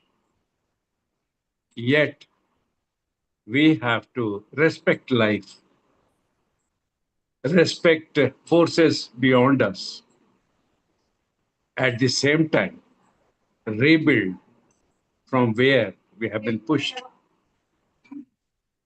Neha has outlined it beautifully, gives us a strength when things are not as we would have wished them. Thanks for sharing, Neha. Now, you see, we were talking about stress, and science says not all of it is psychological. A lot of it is physiological. And last time on 19th, I was talking, a big role is played by the farming system and integrity of the farmer. In India, I can tell you, farmers grow by a different methods for their own and family's consumption. They will not touch any synthetic chemical, either fertilizer or plant protection. They will only use farmyard manure and other forms of compost. But when it comes to growing for the market, then there is a different standard altogether. And most of us today, irrespective of the country in which we are, we buy our food, and the farmer is driven by agricultural economics, not by human nutrition. I am one of the guilty parties. I am trained to be a farmer. Now, as I mentioned in the 19th April program, I am trying to remedy the situation. And I'm happy to tell you that we have been able to find solution for micronutrients, the enzyme forming chemicals, the minerals, the vitamins which work as cofactors for rest of the metabolism to function. And I can assure you that as my community expands of responsible farmers who grow for nutrition, then at least that part of your turmoil will be less of a insoluble human challenge. And when the nutrition is proper, our cognition is on a different function. And when cognition is on different level, so then as Rachel was telling, amygdala also responds in our favor. The center for emotion does. Because that's how Mother Earth made us. And this is what is there. So thank you, Amrita, for letting me comment. Listening to Rachel was absolute joy. Listening to Neha was making me serious. For some time, I did switch off my camera because I didn't want my emotions to be visible to everybody.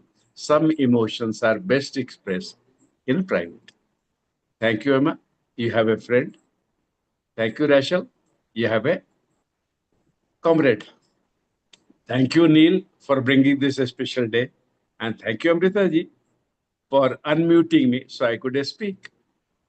Thank you, everybody. Thank you, Sudhir.